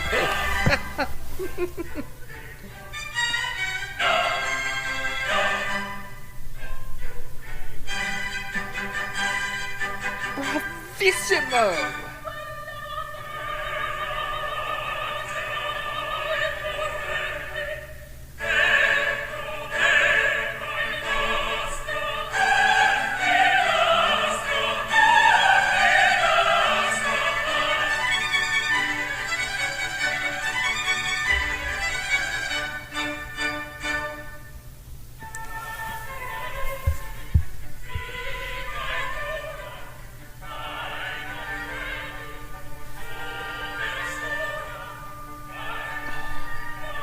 Bravissimo!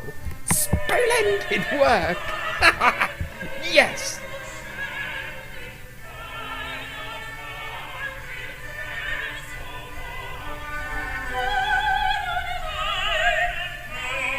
Simply bravissimo! That was absolutely lovely. Don't you think, Constanza? I did. La Federta Premiata was lovely. Oh, it was spectacular. What do you think, Wolferdle? It was quite the spectacle. With one minor complaint. I truly wish the operas were in German. Still, I suppose the Italian language has gotten one opera right. Are you truly not a fan of the Italian language? Oh, the language is beautiful. I speak it fluently, but I'm not particularly fond of its people. For as many ridiculous stories as I have from my time spent in Italy, I did not enjoy their ideas of the arts, I suppose. However, this was a lovely exception. I see. Are you sorry you came out with us? Not in the slightest. Any moment spent with you is a worthwhile endeavour, Stanza.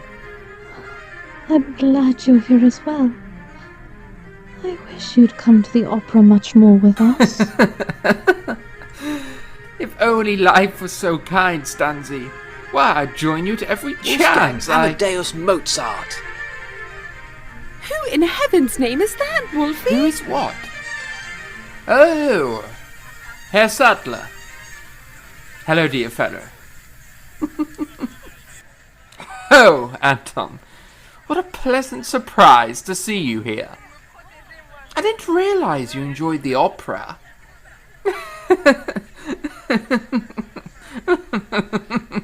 It's an expense I can hardly afford on my own. I'm here with a few gents. They paid for my ticket. So I see. Oh, Anton. May I reintroduce you to Madame Constanza Weber? Her family graciously invited me out tonight. Constanza, you remember Anton, don't you? We were introduced that night at the dance back in June. Indeed, I do recall. You were unsightly. And rather boorish with the amount of wine you consumed. Tansy. That's not very kind. You're quite bold, little bird.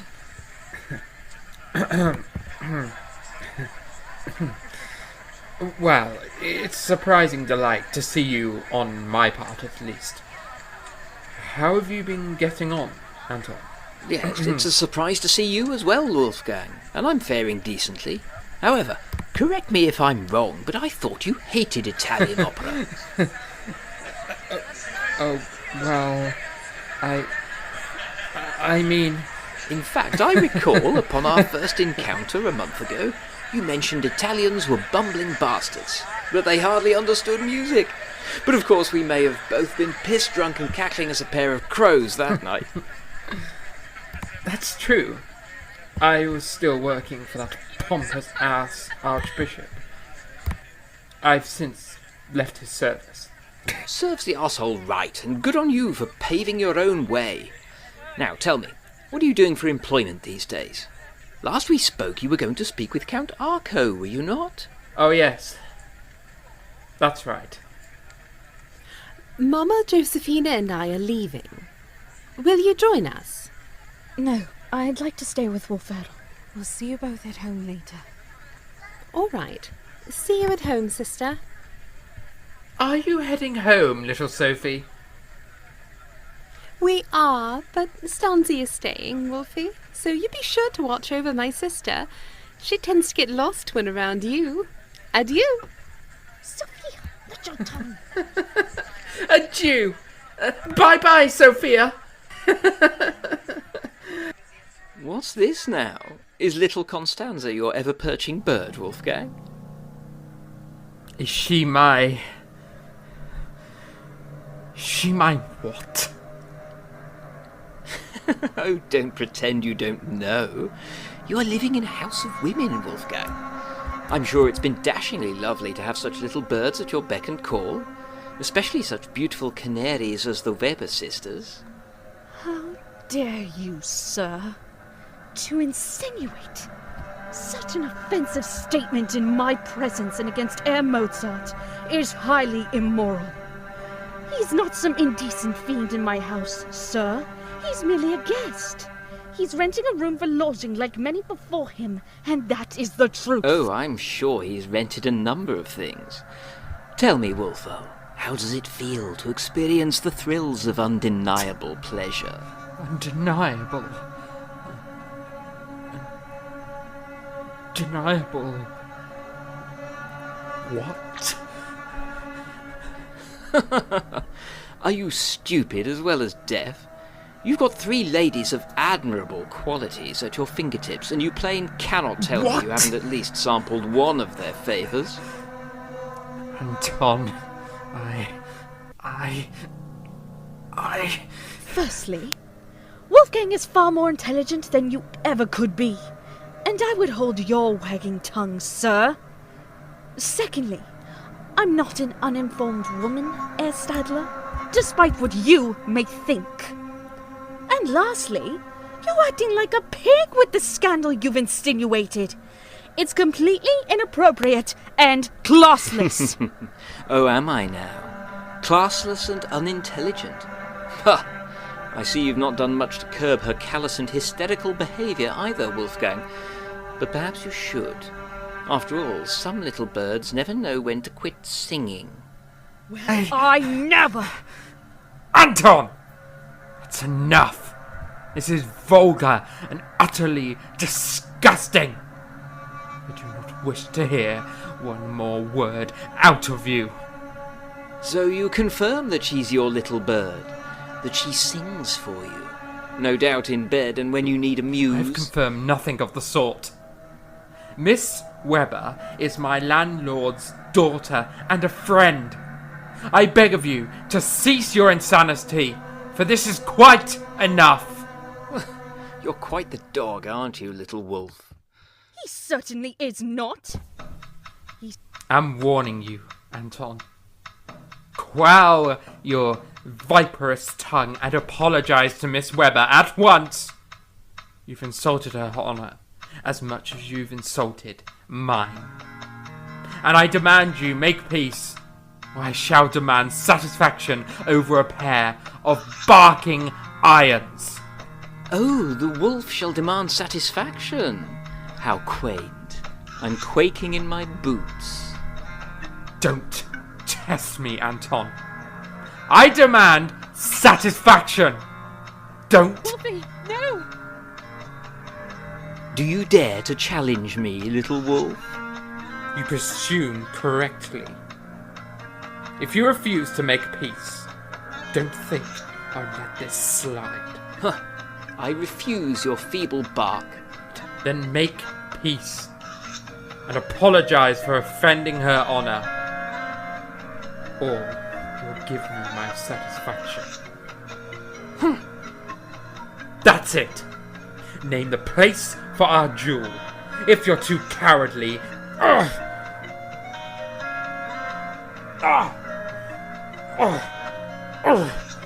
I demand a duel with a pair of barking irons between you and I? Ha! You'd fall before you even reached the meeting ground. That's it! Last chance. I'm warning you, Sadler.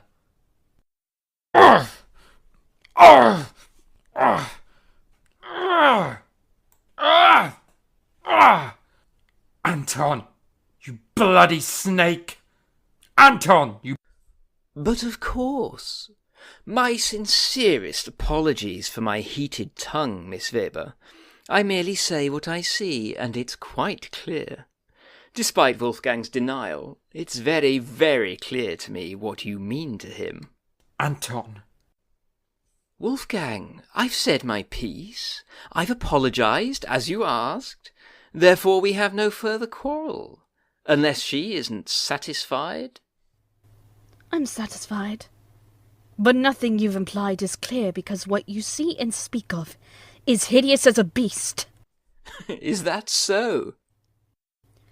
Indeed, it is dreadful the things you spew. No high society gentleman would insinuate the vulgarities you have. But for the sake of peace and stability, I will forgive your leech of a tongue. Now then, Wolferdle, let's go home, please. Yes. I agree. I'm feeling sick to my stomach. And I want to go home too. Come along, Miss Webber. And I hope you will forgive me for this incident. Stanzi, I want to apologise for what happened back there. I know Anton and I know that I made a connection to him last month, and he plays an instrument amazingly well.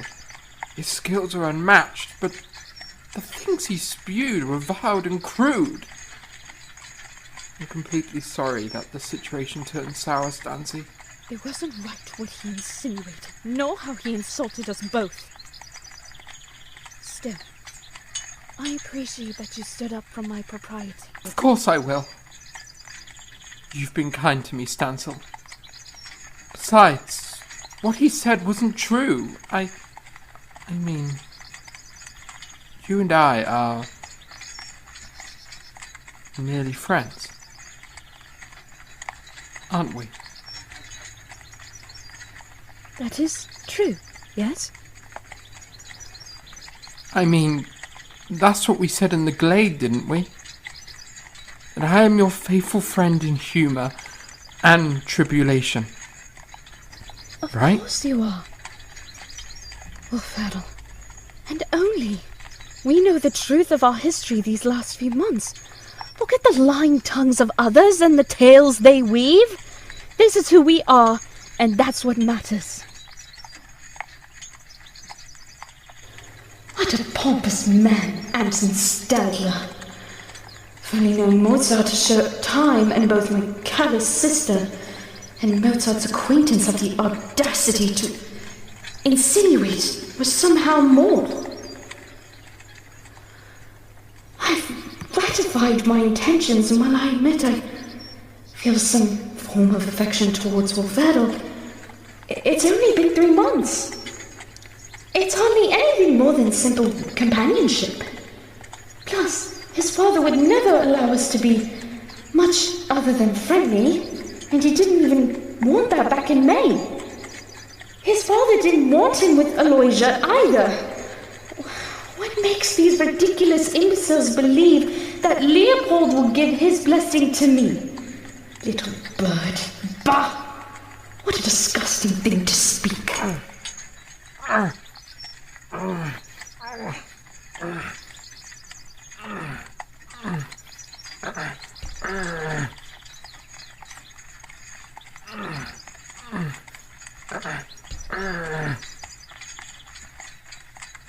I'm sorry. Here, squeeze my hands instead. That's it. Better? Sorry. The ghoul of Anton appalled me greatly. And I can still see the embarrassment written all over Constanza's face. Or is that courage? I can't tell. Although she was quite courageous and bold, standing up to him like she did. Meanwhile, I felt beside myself. It threw me for a loop, this entire exchange, but Anton may not have been entirely off the mark wrong about, well, the deeper recesses of my heart. I would never do the things he insinuated, not at all, to any of the Webber girls, especially not to Constanza. And yet, I think I love her.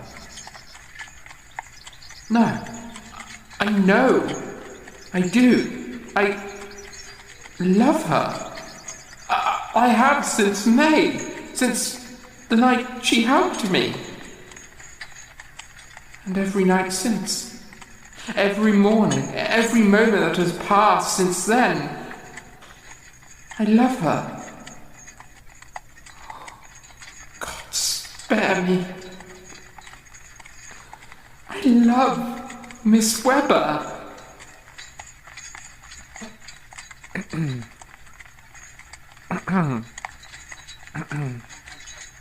Permit me to say, Stanzi, but even if we know the truth, perhaps I should go. Leave your family lodgings, I mean. Tonight's fiasco with Anton will surely incur rumours, and it would bring me the greatest of shame to have you scorned.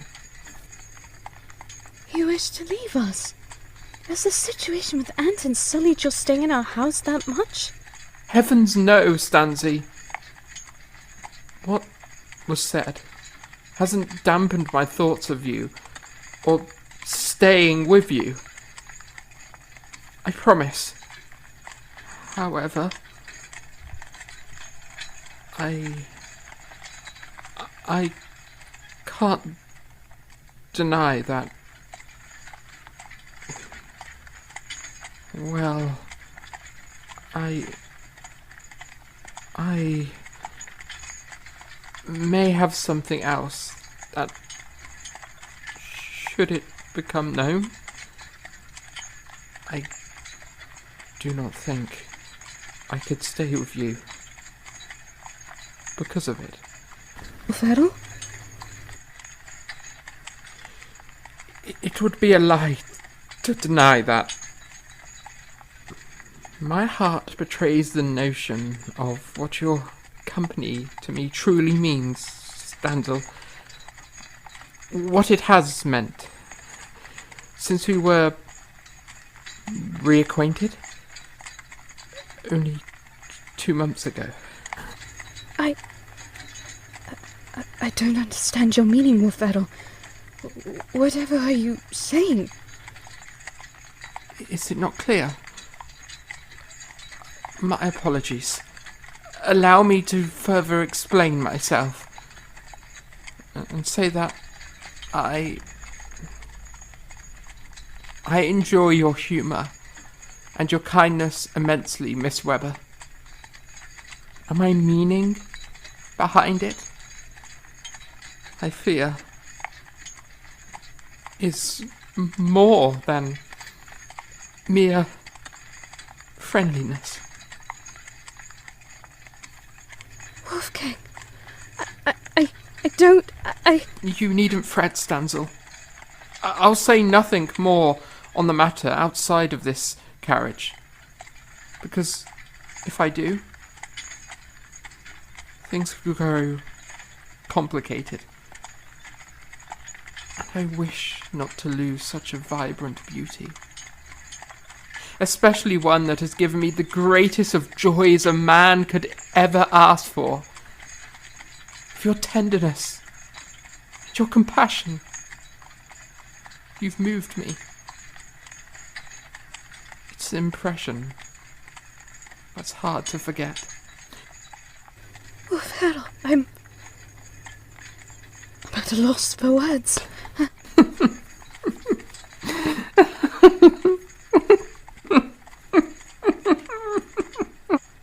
It's all right. I won't deny that I too was at a loss for words when you came to me. That night I collapsed after the fight with the Archbishop. You puzzled me, Miss Webber. Yet, when I'm with you, I feel more alive than I ever have with anyone else. Wolfie, listen, It's all right. You don't have to say anything. And I'll understand if you don't feel the same towards me. But I must say this, or I fear I never will.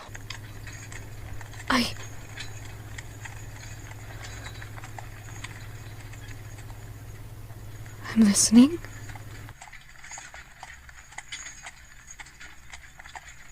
Anton, despite his vulgarity, back at the opera house, was right about one thing. And what was he right about?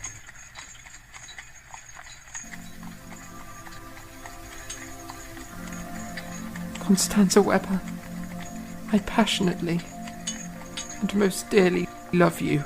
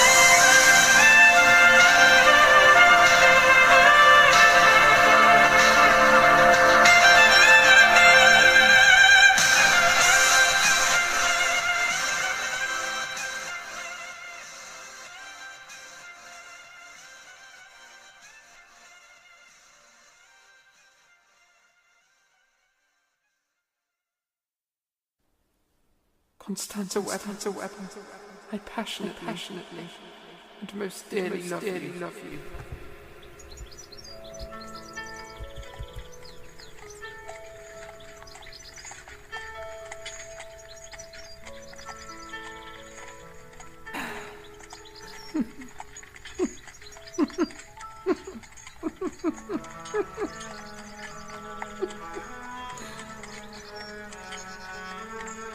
You know, ever since the beginning, I felt a twinge of puzzlement with you, and yet I think I knew that I adored you with my whole heart, Stanzi. And God himself must have smiled on me to bring you into my life. You've given me a joy I've scarcely known in so long. For the first time, the world is alive again. Oh, Phil, I feel the same, and that was unexpected. However, Did I do it wrong? Did I misunderstand you? I'm so sorry, Stanzel. If this causes your heart trouble, I'll go far away. My care for you is endless, and I would not wish to cause trouble for you. Sincerely and true. I will go far from you, so that your heart may have the freedom to find a pasture of pleasure that allows it to come alive. I desire you to be happy, Stanzel. Above all else, what your heart desires is all I can hope for. And if I misunderstood you, I'll leave. I can promise you, you didn't do it wrong and you didn't misunderstand me. However, I wish I could give you the very depths of my own heart, because I adore your company and I care for you more than I can fully express.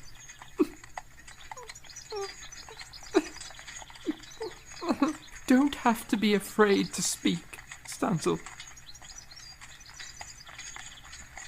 Tell me, what stirs your heart? The truth is, Wolfero, I do not think this would fare well with your father. None of this, you and I, would never have a future because of him.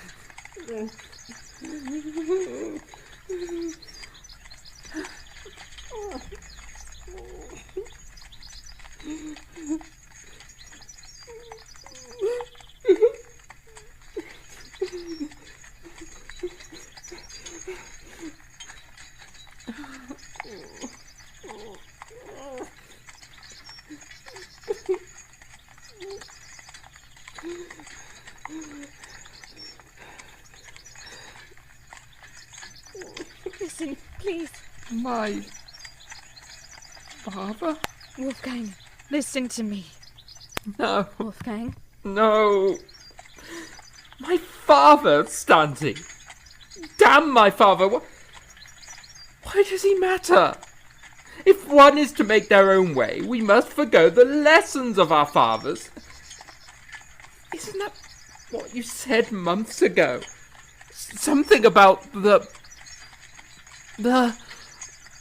merits of her fathers. Ah, yes. Resignation. Revolution. Yes, that's it. I fully understand your meaning from the night at the Catalan. To revolt against their will and forgo their paths is what we must do. And by that merit, it's revolution, a breakaway. And that's what I'm doing. I love you, Stanzi. To hell with my father's foolishness. I'm not his puppet, but my own man. And I'll damn well do as I please. I know I said that, Wolfero, and I meant it. But do you think your father would let his son throw away his life for some woman he thinks so little of? Bobby Wobbs! I'm not throwing away my life. If any sane man had such a fervent passion of burning love for a woman of your quality and standings as I do, he will fight for it, and I will fight for it. For this. Not even my father's iron will can deny what I want this time. Knowing you will fight for me is noble, Wolfero. But it is all for naught. Your father sees me in the same negative light as he saw my sister. You know he does.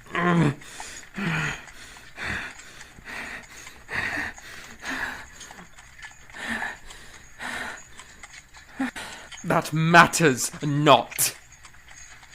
His opinions are naught, and I deny them.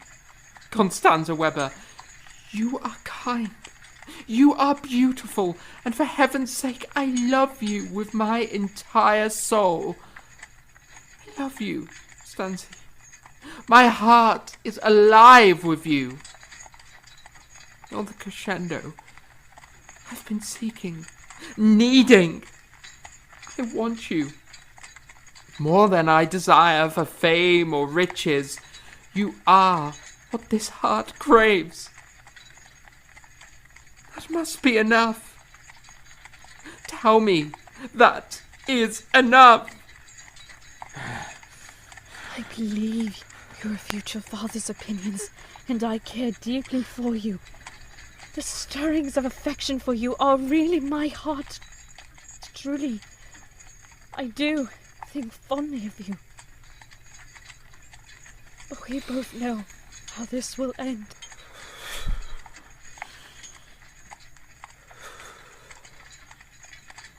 Indeed we do. I'm grateful for your candour, Miss Webber. And I hope you don't think poorly of me. After all, I'm just the fool of Salzburg, the fool of Vienna. No, you're not a fool, but I cannot give my affections to you.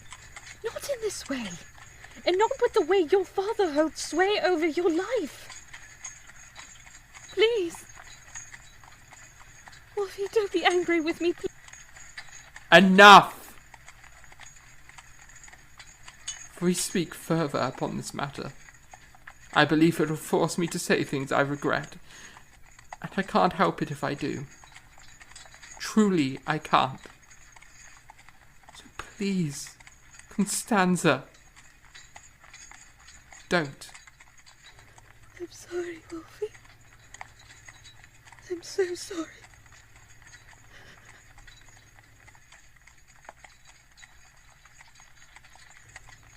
I'm so sorry.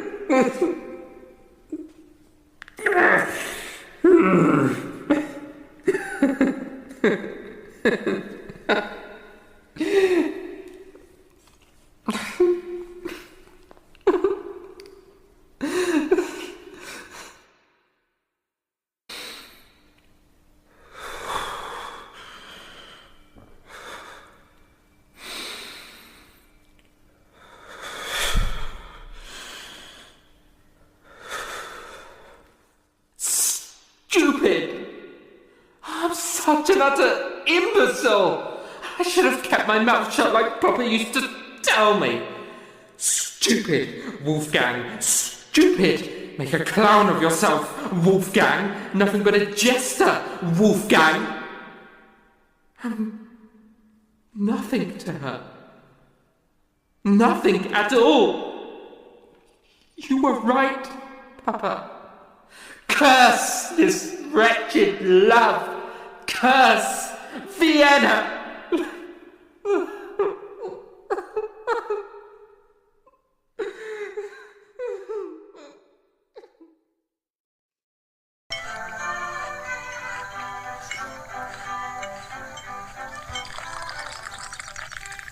Now then, I've heard a funny little rumour that a certain Salzburg bird is in Vienna working for Countess Thurn and taking on pupils. Is this true? Do you mean Wolfie? Yes, he's come back to us after all these years, Aloysia. Wolfie? The last person I heard you call that was Wolfgang Amadeus Mozart. Surely he isn't staying with you. He is. I'm afraid it's true, Aloysia. Our dear Wolfgang is back with us. He was regrettably discharged from some lodgings of a former employer 2 months back, and Mamma took pity on him. He's been lodging in this house ever since. How curious. And has he found a suitable woman to keep hold of his impulses? I recall he had quite the temper, especially when things didn't go his way.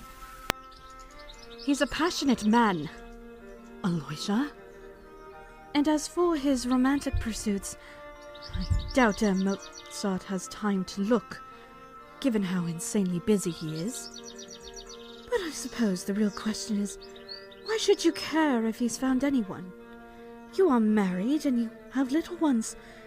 Can we not allow bygones to simply be bygones and act like the adults we are now? You still defend him, just like you did the day he came back from Paris and begged me to marry him. If I recall, he got back at you and mortified the whole room too. What was that delightful tune he sang? Dear sister? Perhaps you've had too much tea, little sister. I wouldn't continue your snivelling God much further. No. I think it was something like, The Girl Who Doesn't Love Me? Oh yes, I remember. The girl who doesn't love me can kiss my ass instead. That was it, wasn't it? I'm happy to leave the girl who doesn't love me. Ugh, you're both cruel. Oh, do grow up, Aloysia. We were mere children 5 years ago, and you were unfairly cruel to him.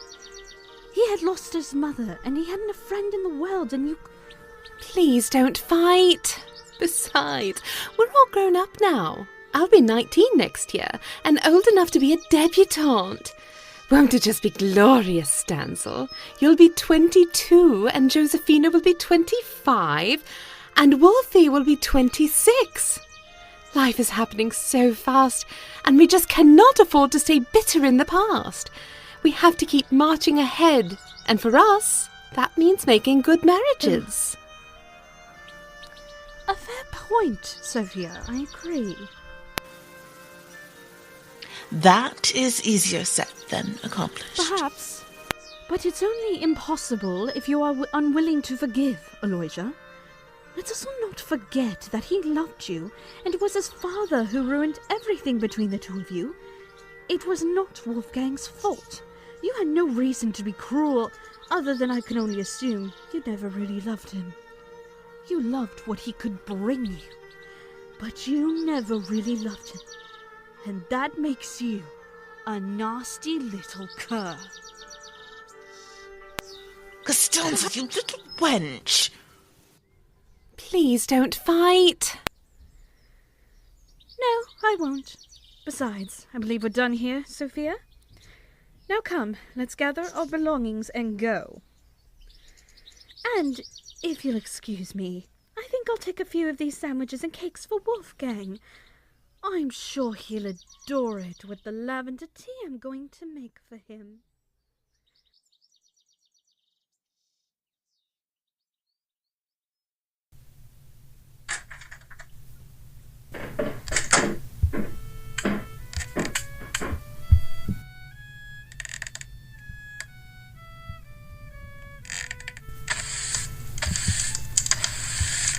Are you still mad at Aloysia for how she treated Wolfie 5 years ago? I suppose I am. I'm also mad at myself. What?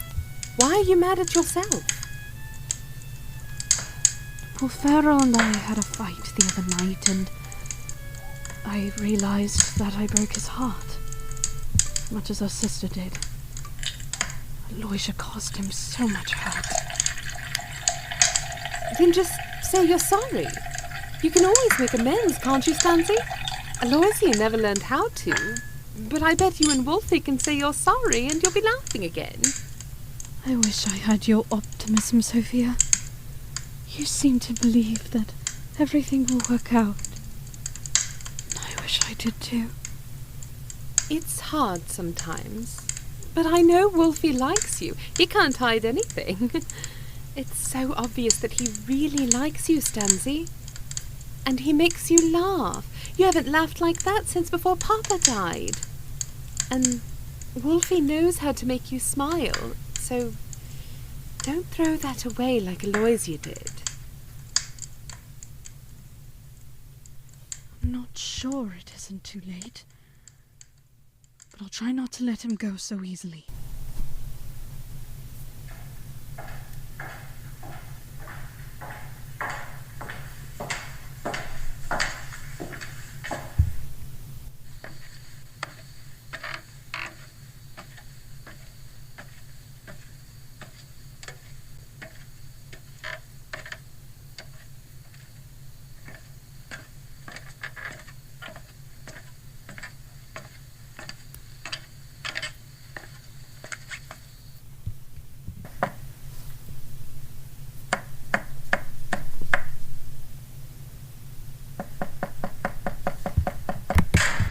How's Bows? Yes? What is it? Wolf Edel, I just wanted to make sure you ate. I've missed you at the table these last few days, and Sophia and I happened to take tea with a friend and brought a few sandwiches for you. I also made up some soup. I figured you need to eat.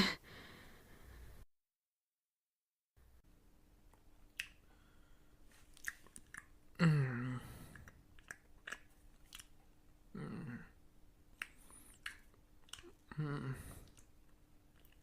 sorry I've been unable to join you. I'm busy composing for my next opera, and the deadline for its completion is tight. It's being written in the honour of a great noble who is coming to visit Vienna, and I have to be ready by the time he is set to arrive. So I see. I'll leave you to it then. And there's some coffee as well. Indeed, but, thank you for the meal and the tea. Coffee, too. I didn't realize I was so hungry.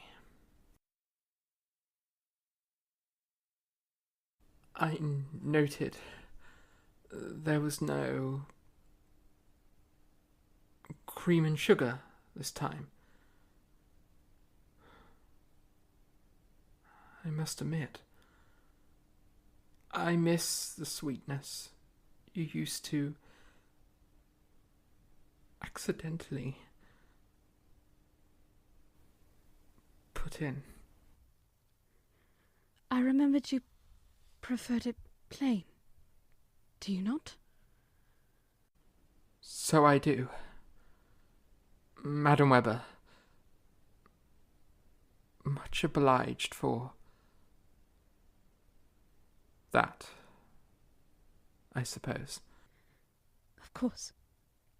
Good day. Mozart. Miss Webber? Wait a moment, please. Yes? You shan't see me tomorrow morning either. Nor for quite some time. A patron of mine, Count Cabenzel, is coming to take me to Heisenberg,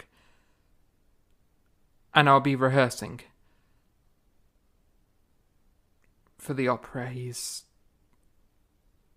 asked me for. I wish you luck then. Of course.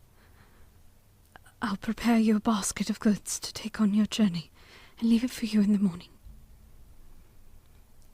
Adieu, sir.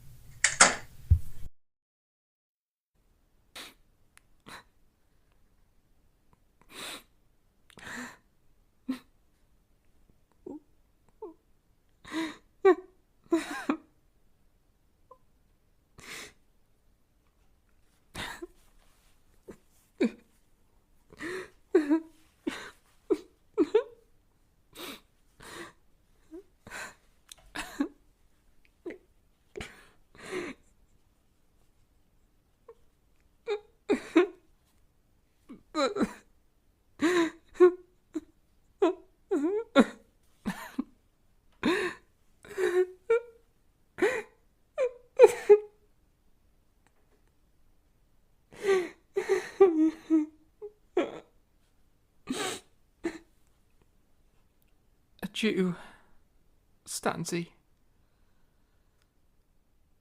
I suppose I best finish this and pack. I'm to leave for Heisenberg by tomorrow's light.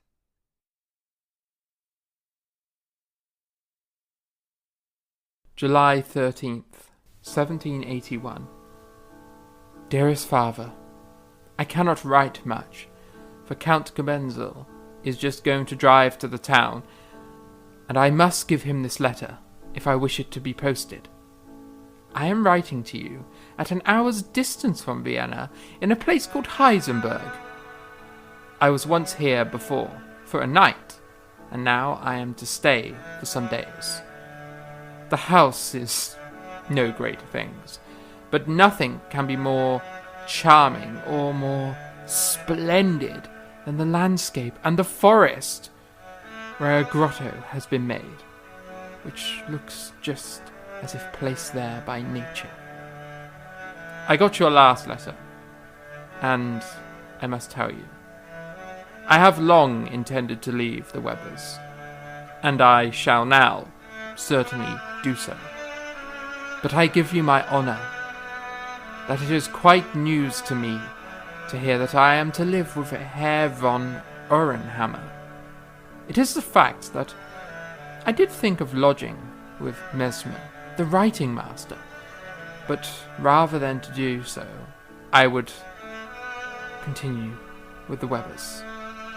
Mesmer has Regini in his house, and is his great friend and patron, but still more so of his lady. I suppose, however, until I can find a good, reasonable, and comfortable lodging, I shall not leave my present one. And even then, I shall have to invent some plausible pretext to satisfy the excellent elder Madame Ohrenhammer, for I really have no cause to go away. Herr von Moll, a Salzburg acquaintance, has, I know not why, a very malicious tongue, which surprises me in him. He said that he had hoped I would reflect and soon return to Salzburg, for I should scarcely find things so agreeable here. But that I only stated on account of the ladies. Fräulein von Ohrenhammer repeated this to me, but the answers he received elsewhere on this point are very plain. I can pretty well guess why he talks in this strain. He is a very great patron of Kruzlach's, and oh my, how silly! The story of Herr von Mill caused me the most profound astonishment. I thought him capable of much, but I never could have believed him to be a rogue. I pitied the poor family from my heart. I feel guilt-ridden. I didn't even say goodbye when Wolfell left to perform his latest opera in Heisenberg. Ever since the night of the incident with Anton and the situation in the carriage, I'd hardly been able to seek his gaze and speak more than 2 words to Wolfgang. I wouldn't be surprised if he never wishes to keep my company ever again. I was harsh in my words and cold in my response to his confession. I suppose I hadn't suspected that Wolfgang felt the way that he did towards me because, truth be told, it seemed I was the only one doing much for him, and he, despite his kindness and good nature, has little in the way of affections in the same serene manner as I did. I believe love is not something that one solely carries as a lone candle in the darkness. Instead, it is 2 flames which burn together brightly. And to be quite truthful, while I feel kindly towards Wolfgang in the 3 months that we've spoken and enjoyed our time together, I know I felt a flutter in my heart I know I felt compelled to care for him, and I know we kissed. But I do not know if the kiss was out of love or pity. Every feeling I have is a spiral. It's impossible to grasp. It's like trying to reorient a child who's taken a tumble and, for but a moment or two, they can't tell exactly which way is up. Being with Wolfgang is like this. Although I do not find him boorish or unkind, in fact, I assert that he's brought a great deal of joy to me, but still I find myself anxious and uncertain. And I know it is truly an account of Wolfgang's father. I just know that man would fight this, just like he did Aloysius' interest in Wolferdel all those years ago. And for that, unless Wolferdel stands up to his father, even if I leaned into the recesses of my heart's truth, there would be no future. Back so soon? What's the matter, Stanzi? It seems I've made a fool of myself, Sophia. And I don't know how to rectify what I'm feeling or what I've done. With Wolfie, you mean? With Wolferdel? No, but how could you? I'll be honest, it was clear from miles away, dear sister. In every moment you've been at his side. I knew it. You've fallen in love with him, haven't you? No. Well, it's much more complicated than that. Complicated how? The trouble is, Wolferdel loves me back, Sophia. And he told me as much when we returned from the theatre after wildly unpleasant circumstances. First, what kind of circumstances? And then, secondly, why is it troubling that he loves you? Wolferdel's acquaintance, Anton Stadler, is a viperous man. He's foul-tongued and he insulted both Wolferdel and I after the opera a while back. Although we got Herr Stadler to back off, we left the opera house quite shaken, and then during the carriage ride back, Wolfgang's... I'm listening.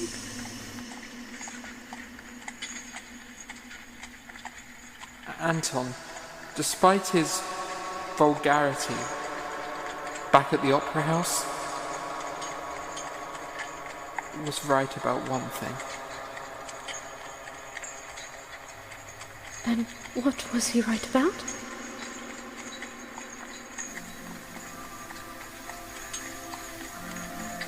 Constanza Weber, I passionately and most dearly love you.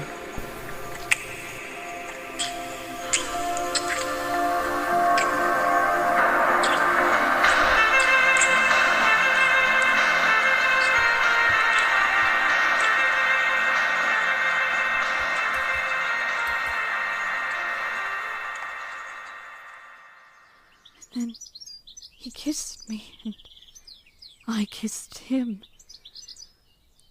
I was baffled, Sophia. Completely beside myself, baffled. I didn't suspect that Wolfgang felt that way. I didn't realize I wanted him in that way either. It seems you've taken the first step. But you have to ask yourself truly, what does that heart of yours beat with? I have to ask what? You're old enough to be married, Stanzi. And if Herr Mozart fancies you, this could be the opportunity you need. Ask to begin a courtship with him from Mama. Besides, you hated here with our mother ever since Papa died. Take this chance to have a future. I can see that Wolfie wants it with you. I do not hate our family, Sophia. Nay, but you do squabble with Mama. And your fights with Josephina are awful, too. only because she and Mama take their anger and bitterness out on me. You know how she and Joe changed after Papa passed away. I know they did. We all changed after Papa passed. But it's been 2 years, Constanza. For them, the grief is still fresh, and they're bitter. But while I know you loved our Papa, you have moved on, haven't you? For our Mama, it will feel as if Papa died yesterday. And yes, Sophia, I miss him still at times. But I'm ready to move on. And you're not wrong. I am moving on, and I am ready to live again. But I may have sullied my future with Will Ferrell too. How? I told him I could not give him my affections. What? Stanzi, why did you reject Wolfel after you kissed him? Do you not find his presence a delight? You defended him from Mama. You've nursed him, dear sister. I mean, you've taken care of him and been at his side, so why not just be forthcoming and honest? Because his father will be the greatest obstacle, Sophia. I do not believe if a man of that caliber is willing to intervene and blaspheme our family's name, that he would ever give his blessing of a courtship, let alone a blessing to perhaps, if the cards favour us, marry his son. So, Wolf is grown up the same as you. If anything, he should stand up for himself if he loves you that much. I do not believe he can. I believe he's going to leave us, and that will be the end of it. Stanzi, did he say he would fight for you? Yes. And why did you refuse to believe him? Yes. I do not wish to be in the same state as Aloysia, and yet I feel as if I were her when I told him I could not give him my heart. I did not mean to break his heart. For the truth is, I think I could love him, Sophia. I think I could love him. And now he will leave us. He will leave because we were seen together at the opera house. And people shall talk as if they did at the dinner party. He won't be going anywhere. I believe there may yet be another chance, dear sister. Don't give up hope yet.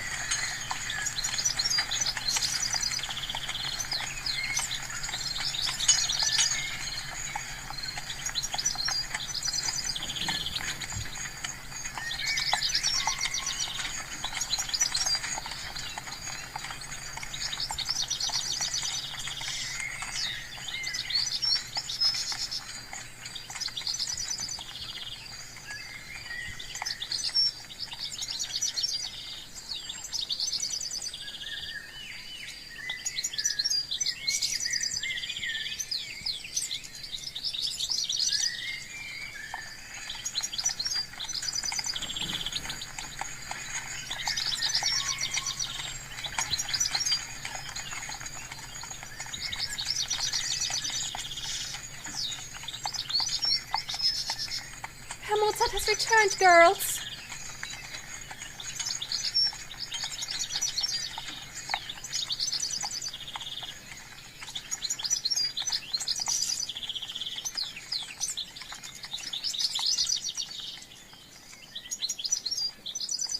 Well, what are you waiting for? Your prince is outside.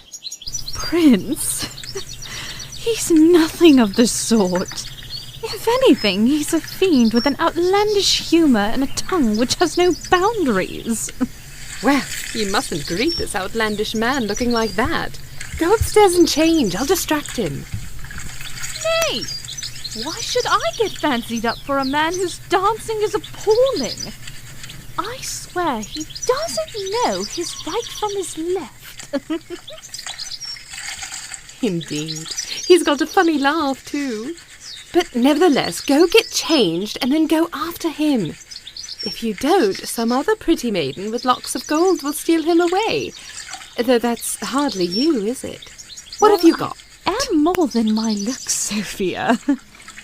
And I'm not imprudent nor a dunce. Indeed. You've got too much in your head. Not to mention stubbornness, and your tongue has no boundaries.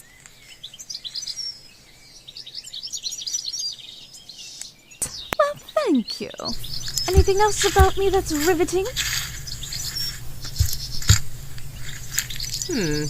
Your dancing is a trifle messy. And you speak your mind. You sing like a fish in a pond. And you tell some wild jokes. And that's what the fool coming out of the carriage finds attractive in you. So go. I can see him and the valet getting his luggage out of the carriage. You have time. I hate it that you're right. I am, aren't I?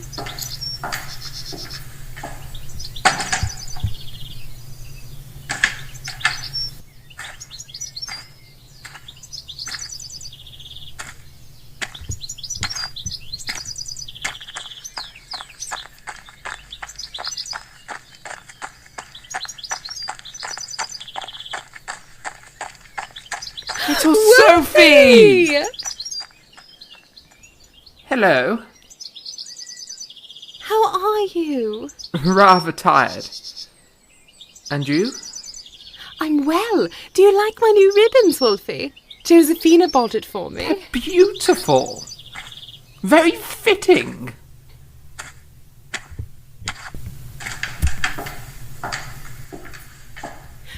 Come, sit.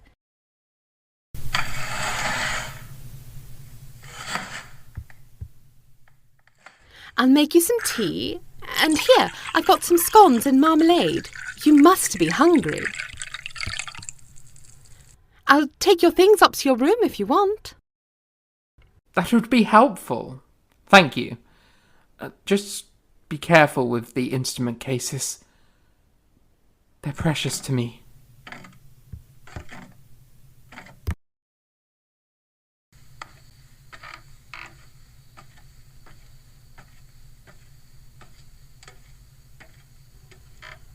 Are you ready?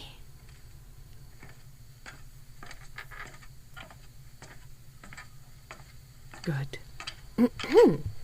Oh, Wolfie, that last case is a bit heavy. Could you bring it up? Certainly. It's just some papers. Nothing more.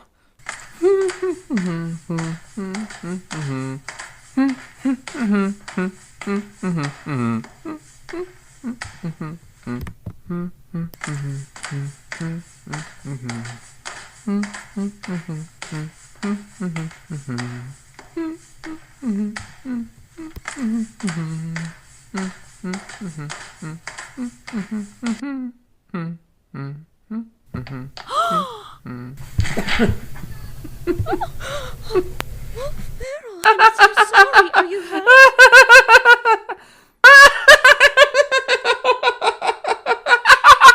Hello, Lady Weber. Did you miss me?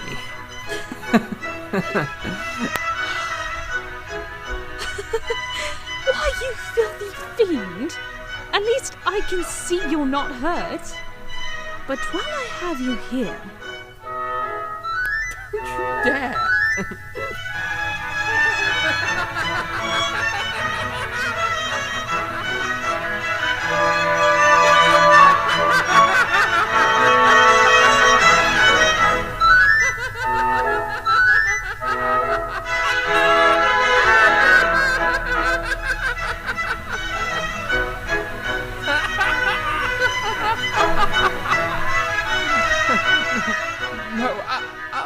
hurt, but, well, I mean, this is quite the way to greet a man after he's been away. I didn't expect it. No. Well, it wasn't planned.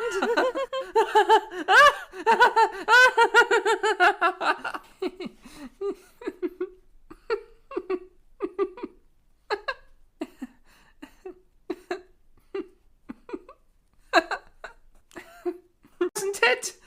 Oh dear! I say, what the heavens is going on up there?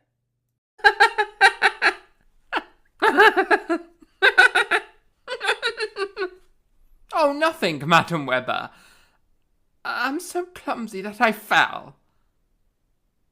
But I'm fine. Lord on high, you're hopeless, Wolfie. Well, with you around, Miss Webber, I might just find my footing. Or lose it. Maybe both.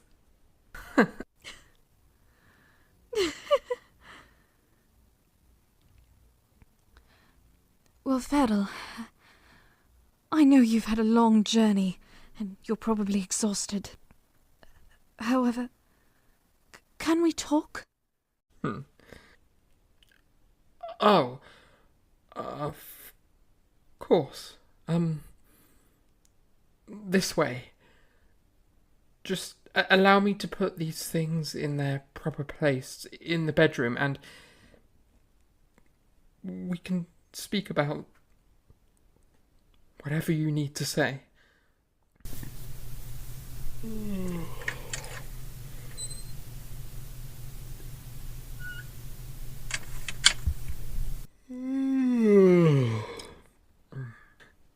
Stanzi,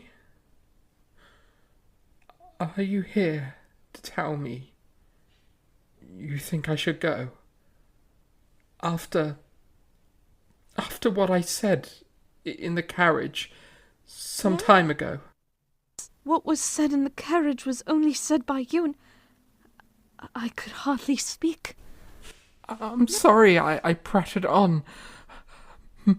Father always told me I needed to tame my tongue, and I can. I can listen as quiet as a mouse. See? Whisper. I can be very quiet. Wolfgang,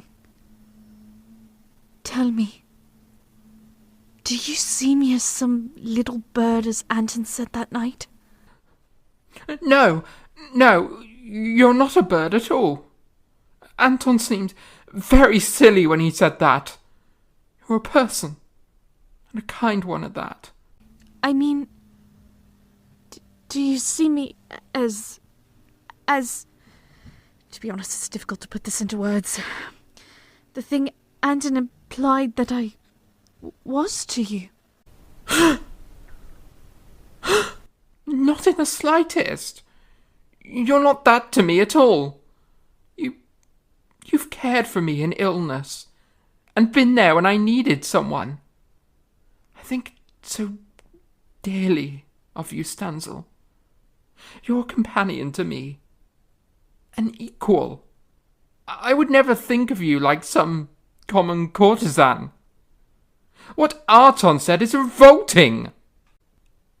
I can tell you the truth of what my heart feels towards you. I believe it's the beginning of a clear future. That is, if you would allow me the chance to prove that I am a man worthy of your affections. Oh dear, I'm babbling on again, braying like some donkey instead of listening like a mouse. Oh, I'm so sorry. I'm very bad at this, Stanzi. Maybe I should go. Before this tongue of mine gets me into more trouble. Are you going to slap me for real? Oh dear. Wolfie, I could never, I promise you. The truth is, I don't wish for you to go anywhere, Wolferl. I don't want you to leave again. Not forever. Please, don't go away. You want me to stay? Of course I do. When you were gone, everything felt so empty. So grey again, and I am so sorry for how I acted. As am I. For how I behaved. When you tried to tell me your fears, I was wrong to dismiss you. But I must ask, if you don't wish for me to leave, then the night after the opera, why did you act in the manner that you did? Well, Ferrell, I know you love your father. I know it's a complicated relationship, and the truth is, I do not wish to be the cause of division between you and him. That's why I acted as I did, because if he didn't want you with Aloysia all those years ago, how could he want or give his blessing of a mere courtship to me? He thinks so little of us, of my family. I understand, and you're right. The way he's acted all those years toward your family is wrong. So, I'll petition him. I'll do it. I don't care how many letters it takes to convince him you're worthy of me. But I'll do it for you, Stancy. The truth is, you've become my heart, dearest Stancy. And most passionately, most sincerely, I love you. Nothing would please me more than to spend the rest of my days with you. I love you, Wolfadel. I have so much love for you. I feel alive in you again. I just hope this doesn't lead to more heartache. It's the last thing I would want for you. It won't. Besides, I'm too stubborn. My father cannot deny my happiness forever. I won't let him. You have my promise. We'll make this work. You and I. Together. Yes, we can. Although, there is another matter that may make this task even harder, Wolfie. Tell me. I'll face any obstacle that comes our way. I'm not afraid. Your bravery is admirable. However, while you were away, we attended a dinner party at the house of an old friend from Munich. Old friend? Do you refer to Friedrich Ramm? No, Peter von Winter. Do you remember him? Ha! You mean that pig-faced, ass-kissing, pompous little violinist? I certainly do recall. He was appalling and snobbish. He paraded around the chamber of the church, making my ears bleed with his sloppy bow work. I bet he still calls that dung he churns out music, doesn't he? Well, that pig-faced bootlicker has learned during Vienna from Mama. And I think his wife has definitely decided that because there are 3 unmarried young Weber ladies of... that you're staying with us to procure a hand in marriage. Far from it! To be perfectly transparent, I enjoy jesting with Sophia, and Josephina is hardly ever around for me to speak with her. I only converse with you and Sophia. You and I, however, it's true that we haven't exactly come forth to your mother that we kissed in the carriage. But I'm sure we'll come forward and ask for her blessing. Do you have a wish to be burned at the stake, Wolfie? Good point. So, we're a scandal. Perfect. But we're not named. No one knows. We're just good companions to the rest of society. Right?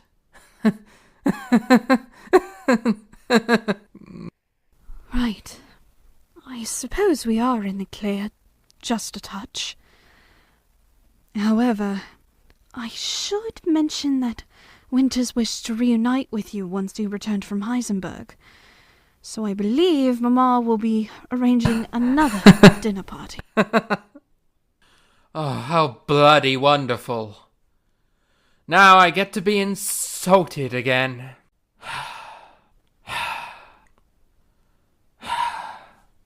Oh, why must ninny-faced imbeciles make our case difficult, Stanzi? Ah, if only I knew. But sadly, I'm afraid I'm not omnipotent, Wolfie. I'll leave you to your rest.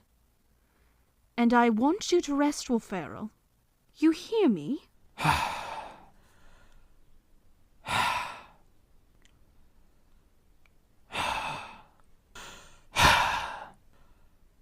I can't sleep. Not alone. Wolfie, this is hardly appropriate.